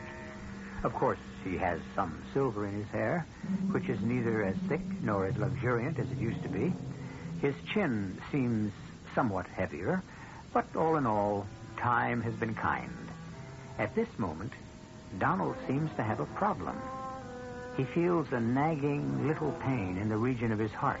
Nothing serious or unbearable, but it persists. And when Donald sees the sign that says motel, he decides to do the sensible thing. Do you have a reservation, Mr. Farlow? No, I don't. Well, it doesn't matter. Put you up anyhow. These days, nobody's turning away business. How long you plan on staying with us? Oh, I don't know. I just don't know. Miss... That's Mrs. Collins. My husband, Harry, that is, my late husband, Harry, bought this place, and May I ask you something, Mrs. Collins? Why are you staring at me? Am I staring? Well, I probably am. The reason I ask is... That's so obvious. Oh, that bad, huh? Well, the minute you walked in through the front door and approached the desk, I was all set to say, hi, how you doing? The way you greet someone you know. Oh, do I look like someone you know? Oh, yes, definitely. Who? Well, I don't know. And yet, your face is so familiar. Well, I've never been in this area before. But could you be someone I might have seen on the TV? Oh, no. I mean, you're not a star or somebody in a commercial or something like that? No, nothing like that. Or a celebrity? Hardly. I've seen you. I know I've seen you. Well, it'll come to me sooner or later. We'll put you in room 124. That's just around to your right. You... Thank you. Are you okay, Miss Farlow? Yes, I'm all right. You look as if something's bothering you. No, I'm fine. Just fine.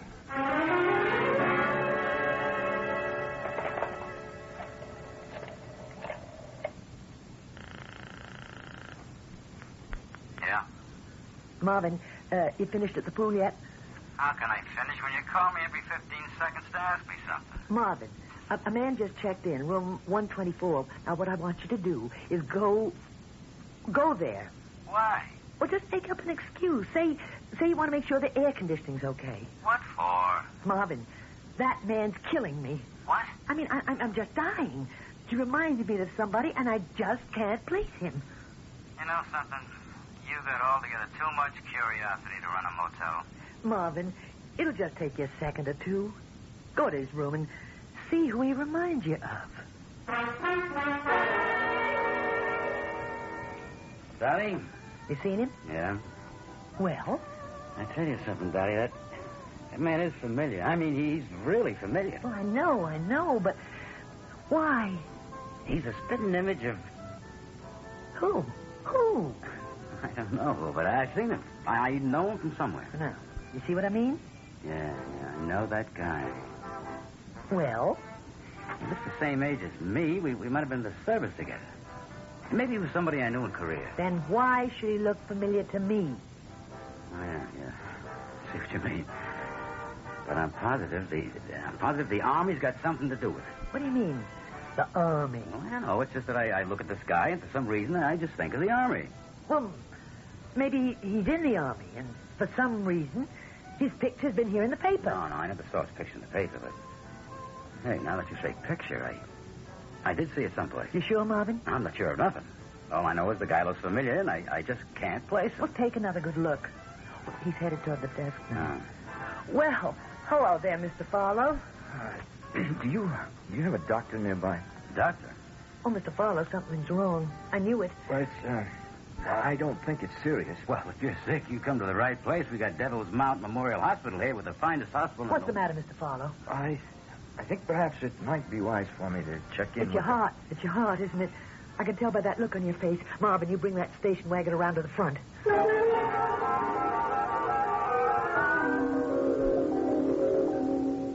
I'm happy to be able to tell you, Mr. Farlow, that we can find nothing, but absolutely nothing out of the way. Your cardiogram is completely normal. That's a relief. Pressure, respiration, heartbeat. We just aren't able to find anything. And yet you have this pain. Yes, Doctor. That's why I stopped here, in this town. Mm-hmm. Originally, I was going to... Tell me, do you have any cardiac history? No, sir, not that I know of. And the pain? Describe the pain.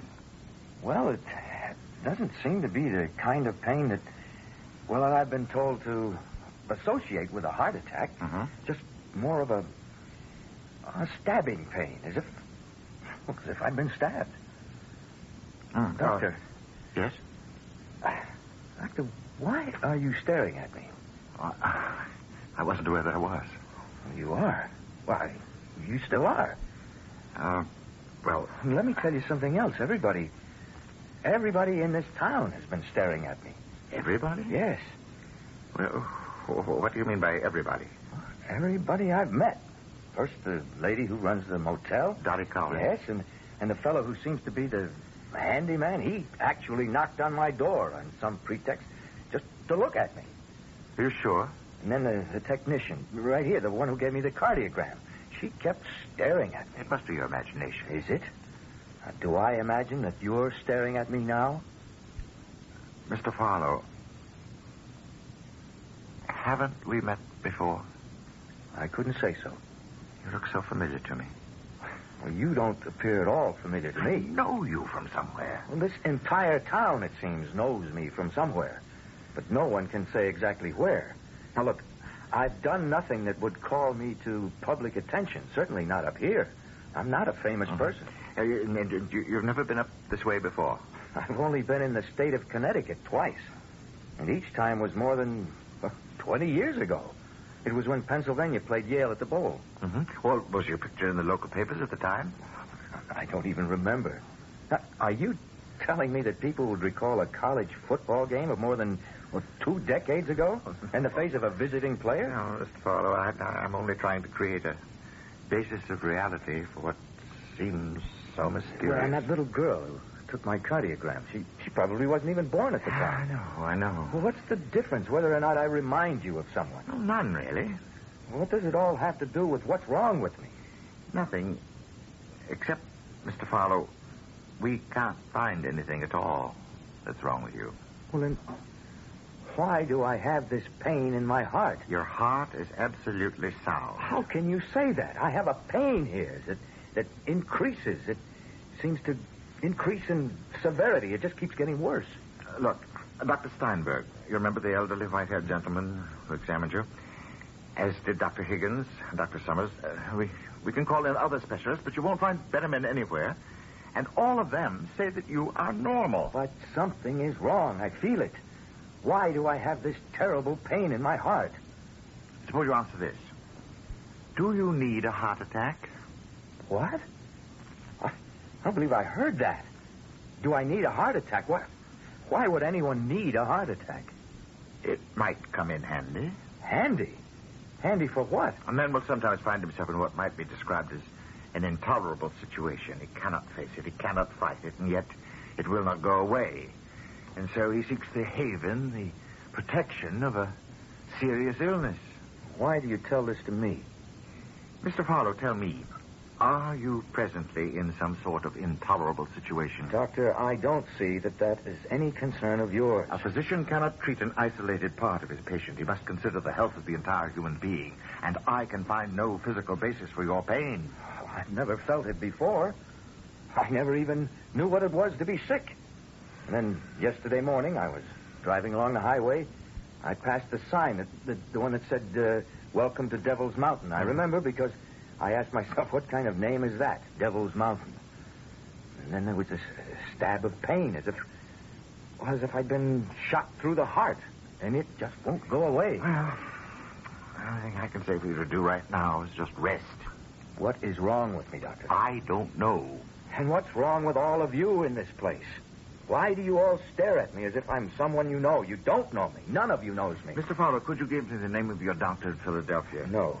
But a discussion with a medical man who knows of your... I don't have a doctor in Philadelphia or anywhere else. Well, surely you must have I've never been sick a day in my life. You must have gone in for checkups. Why? I've always been in top shape. Oh, all right. Once again, I must ask you, Mr. Fowler, are you facing a desperate or even a serious problem? And what if I am? That could very well be what's causing the pain in your chest. Well, my problem is that a company I've devoted my life to building up is now... Well, it's going to go under. Why? Why? Well, I'll tell you why. You can't fight City Hall. You can't fight government regulations. You can't fight the new contract demands, tight money. You just can't do it, that's all. But nobody wants to understand that. Who doesn't want to understand that? Who? My partners, my son. Could that be why you suddenly developed this pain in your chest? To get out of a fight? But I don't have to justify what I do to anybody. But you've got to do something about this pain. And you will have to help. Try to relax and get some sleep.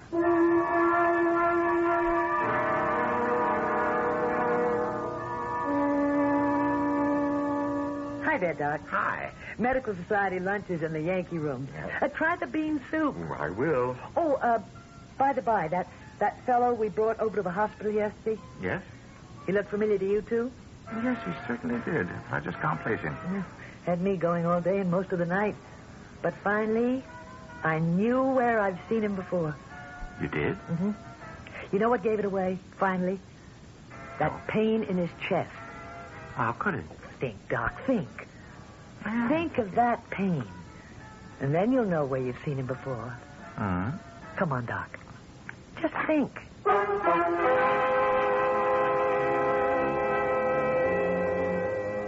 And while the doctor is thinking, we shall just steal away for a few seconds so that you can do some thinking, too. True, you don't have all the facts, but you do have enough to make an educated guess. Meanwhile, be inspired by the following words of wisdom, and before you know it, I shall return with Act 2. You see a face in the crowd. It's the face of no one you ever met, and yet you know that face. But why? Yes, you have seen it before, but where? If only you had a hint, a clue. To the folks in the town of Devil's Mountain, Donald Farlow's is such a face. It's the face of a complete stranger, but why is it so familiar? You say you know where we've all seen Mr. Farlow before, Dottie? Yeah. It finally came to me. Well, tell me. It was the pain in the chest that did it. It's funny. All of us have been looking at that face for years. Where? I can't tell you. I'd have to show you. Let's go.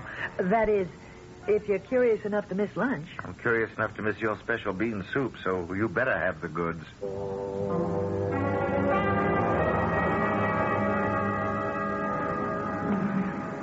Well, Doc, we're here. Here? Right in here is where you'll find your answer. In the Devil's Mountain Revolutionary War Museum. Come on. Well? You mean by this time you don't know? Oh, you're overdue. You surely should have caught on by now. Well, I don't see anything that would remind me. What's the pride and joy of our Memorial Museum, Doc? The most valuable thing we got. Wait. That's right. You're looking square at it. That big painting, said to be by Charles Wilson Peale. The women. The women of Devil's Mountain. Or the full title.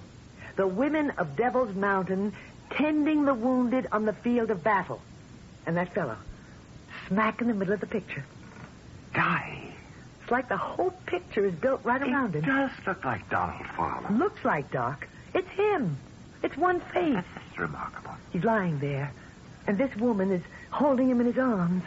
Oh, no wonder Marvin said this fellow reminded him of the army. It was the Revolutionary Army. You can be so familiar with something, but if you encounter it outside its everyday surroundings... And the pain in the chest. Now, that should have given it away right off. He's been shot or stabbed. See how his hand is pressed against his chest? Yes. And how the blood is trickling through the fingers? Resemblance, it's uncanny. Resemblance? Doc, it's the same face. Now, look at the hair. It's black, but with strands of gray in exactly the same places. Well, what? There's the same dimple on the chin. It could be coincidence. Doc, it's him. It can't be. Why not? Because this picture was painted some 200 years ago. Everything about the painting, the face, even the... Well, now look again. There's a birthmark just on the side of his left eye. Dottie, what are you trying to say? If you could even imagine what I'd like to say, you'd decide maybe I'd better be put away. Oh, no. Go on, say it anyhow. Oh, Mr. Farlow is the soldier in that painting. How is that possible? Even if that soldier survived his wound, he'd still be dead for more than a century and a half. Well, I don't know how it's possible. I'm just telling you what I think. Oh, look at the face. He's the same soldier. Are you telling me he's the reincarnation of the soldier in the painting? I don't know anything about all that, and I couldn't care less.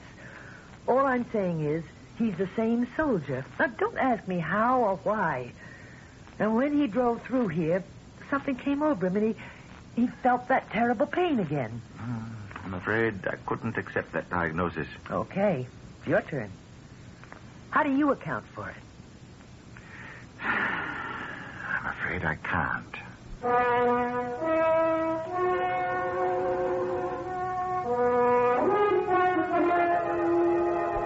Hello there.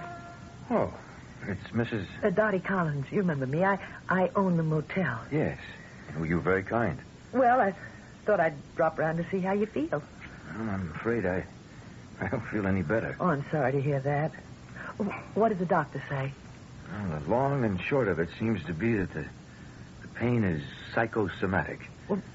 Well, why should that be? Oh, I'm sorry. I didn't mean to pry. Oh, that's all right. No, it's not all right. I'm sure it's something highly personal. One thing we pride ourselves on around here, we respect the next fellow's privacy. And yet, I feel I can talk to you. I don't know why. I'm not the kind of man who talks to strangers about personal things. I don't usually talk to strangers at all. But somehow I feel that we're not strangers. But I know we've never met. Must be something about this place. I just can't explain it or understand it. Everybody thinks I look like somebody they know. I have this terrible pain that baffles the doctors. Well, no, it doesn't. They claim I've got it because I'm running away. What are you running away from? A fight. You don't look like that kind to me. Well, this is a fight I can't win. Why? Because I'm up against too much money, too much power. Besides, I don't have to fight. You see, I could sell out to this big company and take a job with them. That'd be the smartest thing I could do. Why? Well, my own future would be assured. I wouldn't have to worry about debts or loans. I could save the jobs of maybe 100 men in the long run. Besides, I wouldn't have to work so hard. Well, tell me what's wrong with all that. Well, nothing, really. Except that I could no longer call my soul my own. And that's why you've got this pain? Oh, there's a lot of medical jargon surrounding it, but I guess that's what it all boils down to. So how can you get rid of it? The way I'm going, I'll never get rid of it because, well, I get used to it. After a while, I won't even notice it. So I intend to leave here this afternoon. Go home and sign the agreement. Of course, there could be another reason why it hurts. No. The doctors have just about ruled out everything that might... You remember everyone stared at you? As if we all thought we knew you? Yes, and I'd like to know why. Well, it's because we do know you. You what? Everyone in this town. We've known you all our lives. Are you sure you're not all crazy? Yes, I'm sure. All of us who were born here and went to school here. We met you for the very first time when we were little kids. I wish I knew what you were talking about. The hero of Devil's Mountain. Look, are you all right? Well, why do you ask? Why do I ask? Do you realize what you're saying? How could I be the hero of whatever it is? Well, I may sound a little bit crazy, but that's only because I'm saying... Okay, I admit it sounds strange, but I'm sane. I'm sound. Ask anyone in town about me. Now, just exactly what are you trying to tell me? Can you come with me? Can you leave here? Well, yes, but where are you going to... I want you to meet someone. Who? I want you to meet yourself.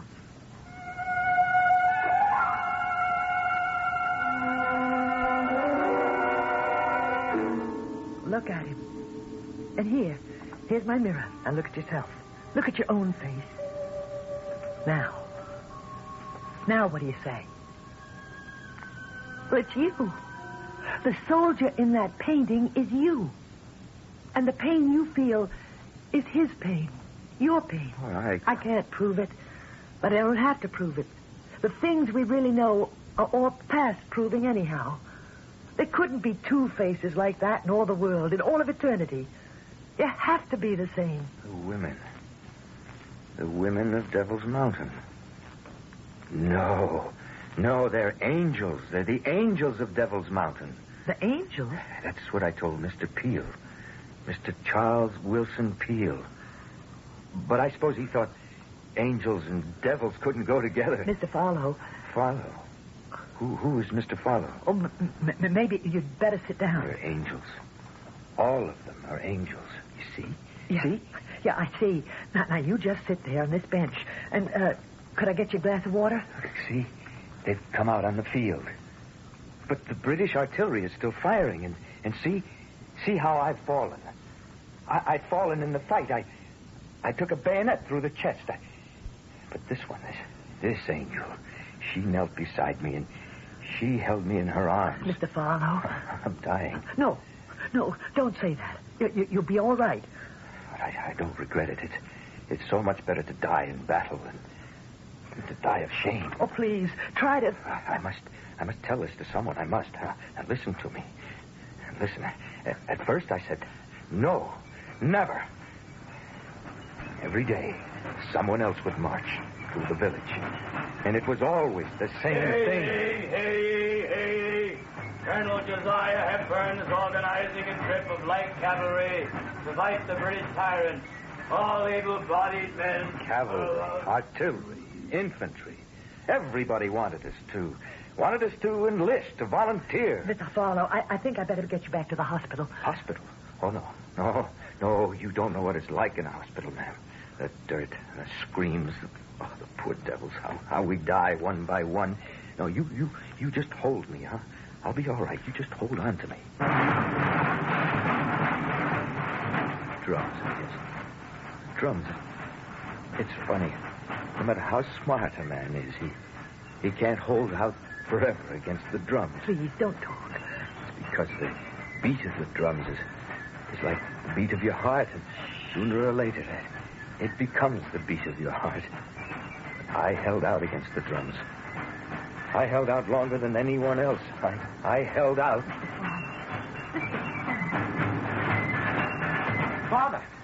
Father. Here I am, Jeb. I done it, Pa. I went and done it. I see the feather in your hat. I'm going to ride with Hepburn's cavalry. Oh, the British are right.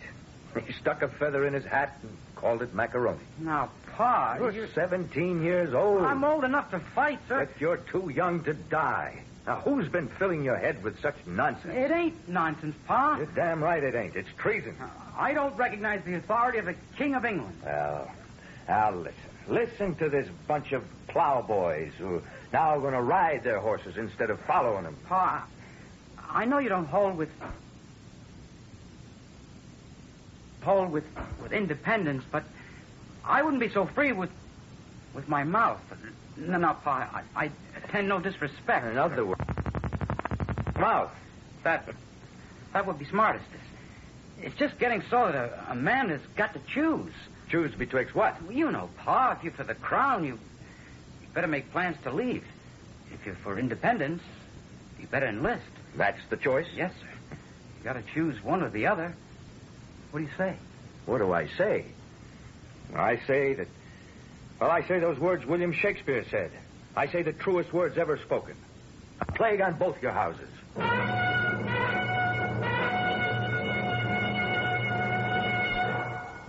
And for some reason, a Revolutionary War painting has become painfully alive for Donald K. Philo. Suddenly, he is back there in those troubled and turbulent times. And from what we have just heard, he doesn't seem to be in tune with those times either. Well, the time has come for us to listen to some sage words of advice. And then I shall return with Act 3. The following businessmen who handle everything themselves.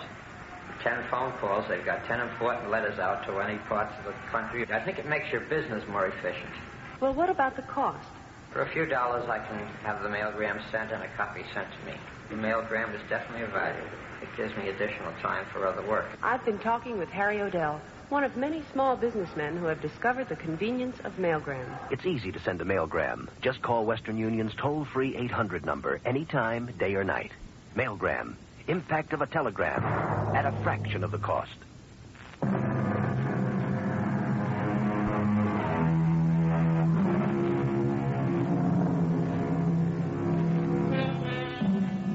According to Mr. Henry David Thoreau, it is permissible for a man to march to the beat of his own drummer.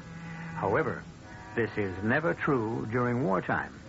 Then everyone must listen to one drummer only, and that is the drummer who sets the beat for the armed forces.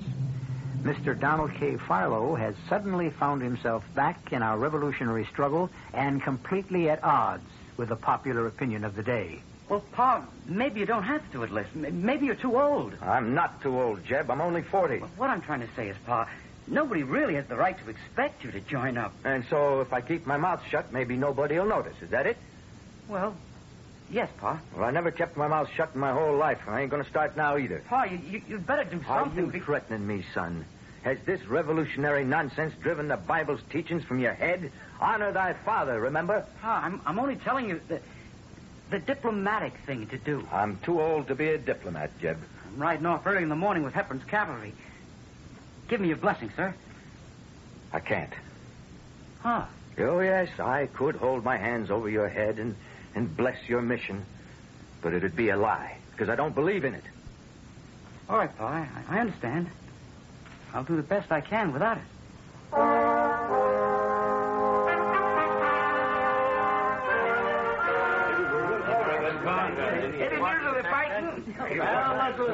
Good evening, Mrs. Porter. Good evening, sir.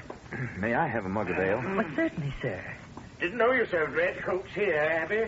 He ain't a red coat, he's a turncoat. Somebody get a rope. That's right. Why doesn't somebody get a rope? There's but one of me and 6 or 8 of you. Those are just about the safest odds, ain't they? Hey, you skulking, cowardly scum. I notice you won't try to hang me one at a time. There ain't going to be no hanging at all. Now, gentlemen, I must ask of all you to behave yourselves. It's my business to dispense hospitality to all who seek it. Here we are neither Yankee nor Tory. Remember the proverb. All men are alike in the sight of God and a tavern keeper. I won't drink with no traitor. Me either. No, I don't. I'm not going to do it. I'm sorry, Mr. Porter. Maybe I shouldn't come in here anymore. Well, why not? I'm driving away your trade. Tavern vagabonds. You don't notice them going off to fight. Not by a long shot. Well, it's not just the town loafers, ma'am. I'm not popular anywhere. No, I guess not. I can't help it. I'm a man who has to speak his mind. Man, I wonder why all of you think it's so important to say what you think. Now look at us women. We never say a word, and we're happier for it. I only ask to be left in peace. Well, I might recommend you try to go spend some time in New York or Philadelphia. You do? Why? Well, because those are Tory cities. The British still hold them.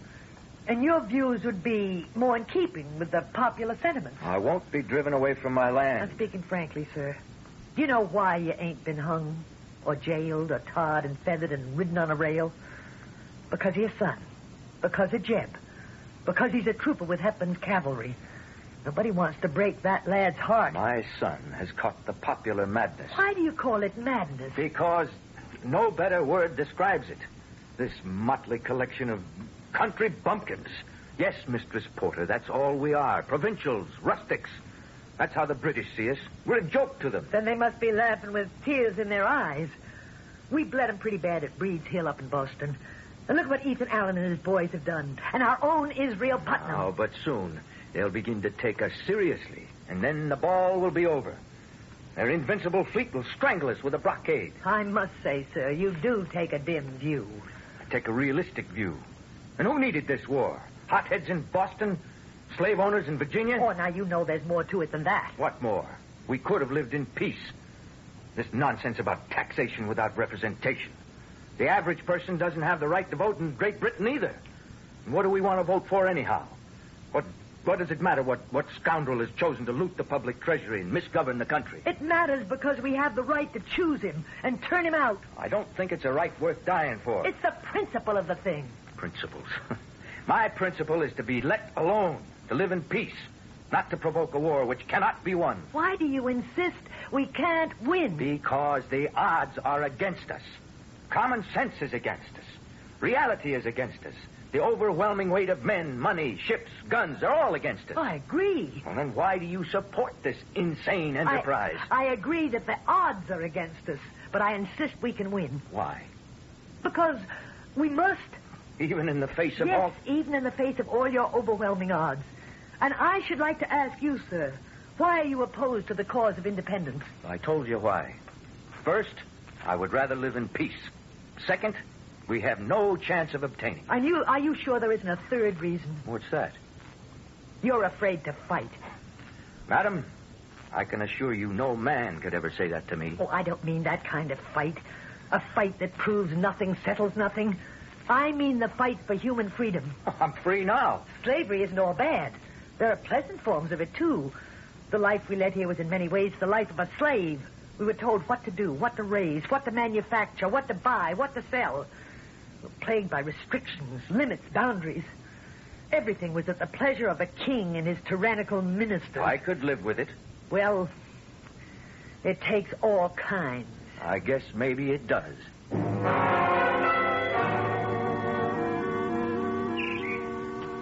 Whoa there. Good morning, Reverend. Morning. I see you're packed for a journey. That's so. Come in. Rest a while. Have a bite. I can't. Have no time. See, the British are sending a raiding party all through the valley. Here? Our valley? Yeah. Do a little burning and killing. So most of the town's moving out, heading north to Boston. But why? Well, as they say, we're a hotbed of rebel sentiment here, and we're to be taught a lesson. I don't think you've got too much to worry about, though. Why? Why do you say that? Well, you're known as a supporter of the king. But I am not a supporter of the king. I don't support anyone in this madness. And even if that's so, you can't call what folk devoutly believe in madness. And you know how it is in time of war. You're not with us. You're against us. So, we are about to reap the whirlwind. Got to be moving on. As I say, I don't think you're in any danger. They'll sweep through here like savages. They'll carry off all the livestock. They'll loot and they'll burn the houses and barns. But not yours. Timmons, my neighbor by the creek, and Sanderson over at the edge of the woods. They're off with Jeb, fighting with Jeb, down south with Hepburn's cavalry. I suppose those are the fortunes of war. These men are my neighbors. I could never face them again. They return to find the labor of a lifetime destroyed, while everything that belongs to me still flourishes. I could never face my own son. It's too late now. They outnumber us, you know. They've always outnumbered us. Reverend, the village of Devil's Mountain will fight. We ain't got no soldiers. We never had soldiers. Who are we, anyhow? We're just farmers and shopkeepers, artisans and clerks. Now, who's our commander-in-chief? He's just a planter from Virginia. Reverend, the war is here.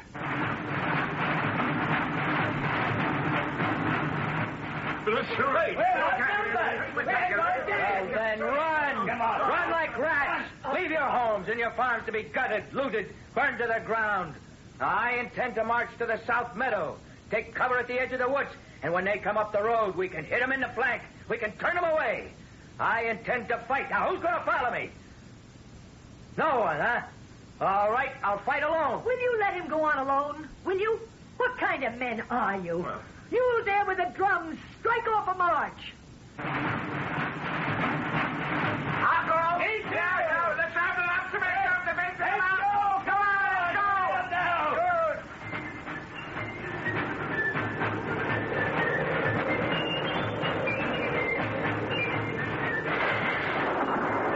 That's it, lads. Keep it up. We got him on the run. Keep it up.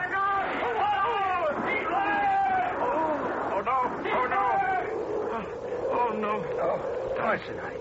Don't try to talk. Oh, one of them turned suddenly. Caught me with his bayonet. Here, Parson.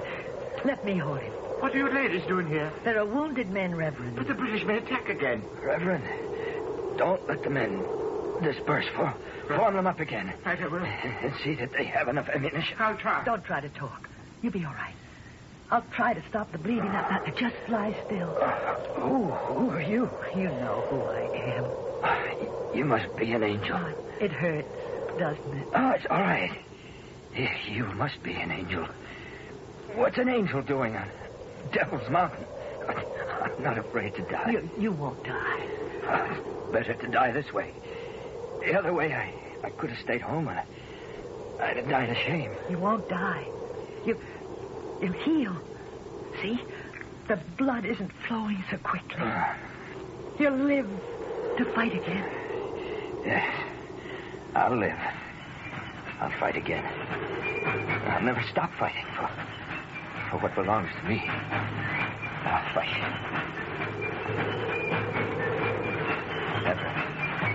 Never stop fighting. Whatever they have lined up against you, never stop fighting. They won't take away my factory. It's mine. It belongs to me. What am I saying? Are you all right, Mr. Farlow? Yes. Yes, I'm all right. Well, you look better. Better than what? Better than you did before. Excuse me, ma'am. What am I doing here? Well, you weren't feeling so good. I wasn't? And you stopped off at the Devil's Mountain Motel. How does it happen? I can't remember any of this. Well, you had a bad pain in your heart. I don't think I've ever had a bad pain in my life. The doctor would call it empathy, I think. Empathy? For whom? Well, that wounded soldier in the painting. Hey, you know, I do think there's a slight resemblance. Well, I guess I've been working too hard. Huh? I've been quite worried. And what I did was, well, I must have been tired. I stopped at the motel and just passed out. Are you sure you're all right now? Oh, yes, positive. I have to get back home at once. I've got a lot to do. Funny. I never passed out before. And I don't remember coming here either. How did I get here? Well, the doctor thought a little walk might be good therapy. Well, it certainly was. I'm feeling just great. I'm much obliged to you. Well, what's funny? Well, it's not funny. Those women in the picture, see? See how they're helping the wounded? Well, you're keeping the tradition alive. You helped me. Yeah, that's a beautiful painting. It's called The Angels of Devil's Mountain, Tending the Wounded. Well, why do you say angels? It reads women. Oh, no. That's a mistake. It should be angels.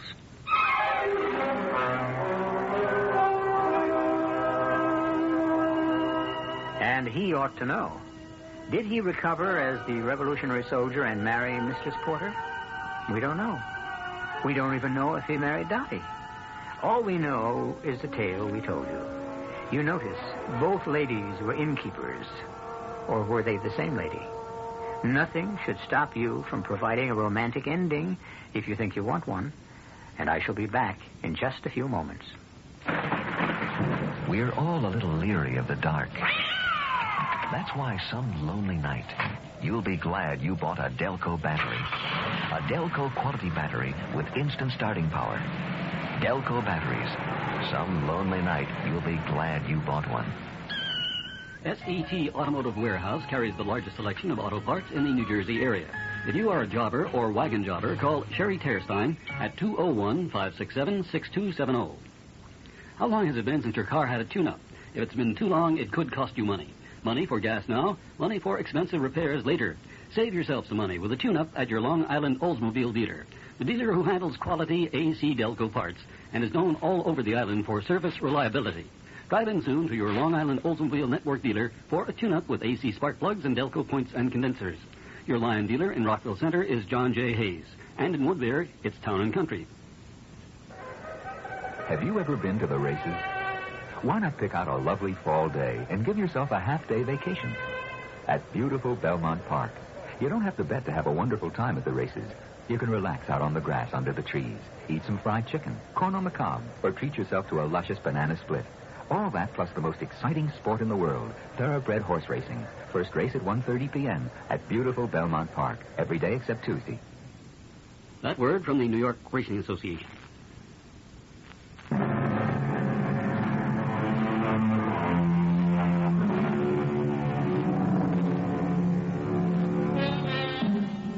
We're celebrating the bicentennial of our great country. And how wonderful it would be if, in addition to donning the clothes and shouting the slogans of our ancestors, we found the heart, the beating heart of their dedication, the soul and the spirit of their devotion. Well, we work a great deal with the spirit on this program, and we can infuse you with it 7 times each week. Our cast included Warren Stevens, Ann Seymour, James McCallion, and Barry Kroger. The entire production was under the direction of Hyman Brown. Radio Mystery Theater was sponsored in part by Buick Motor Division and Anheuser-Busch Incorporated, brewers of Budweiser. This is E.G. Marshall inviting you to return to our Mystery Theater for another adventure in the macabre. Until next time, pleasant dreams.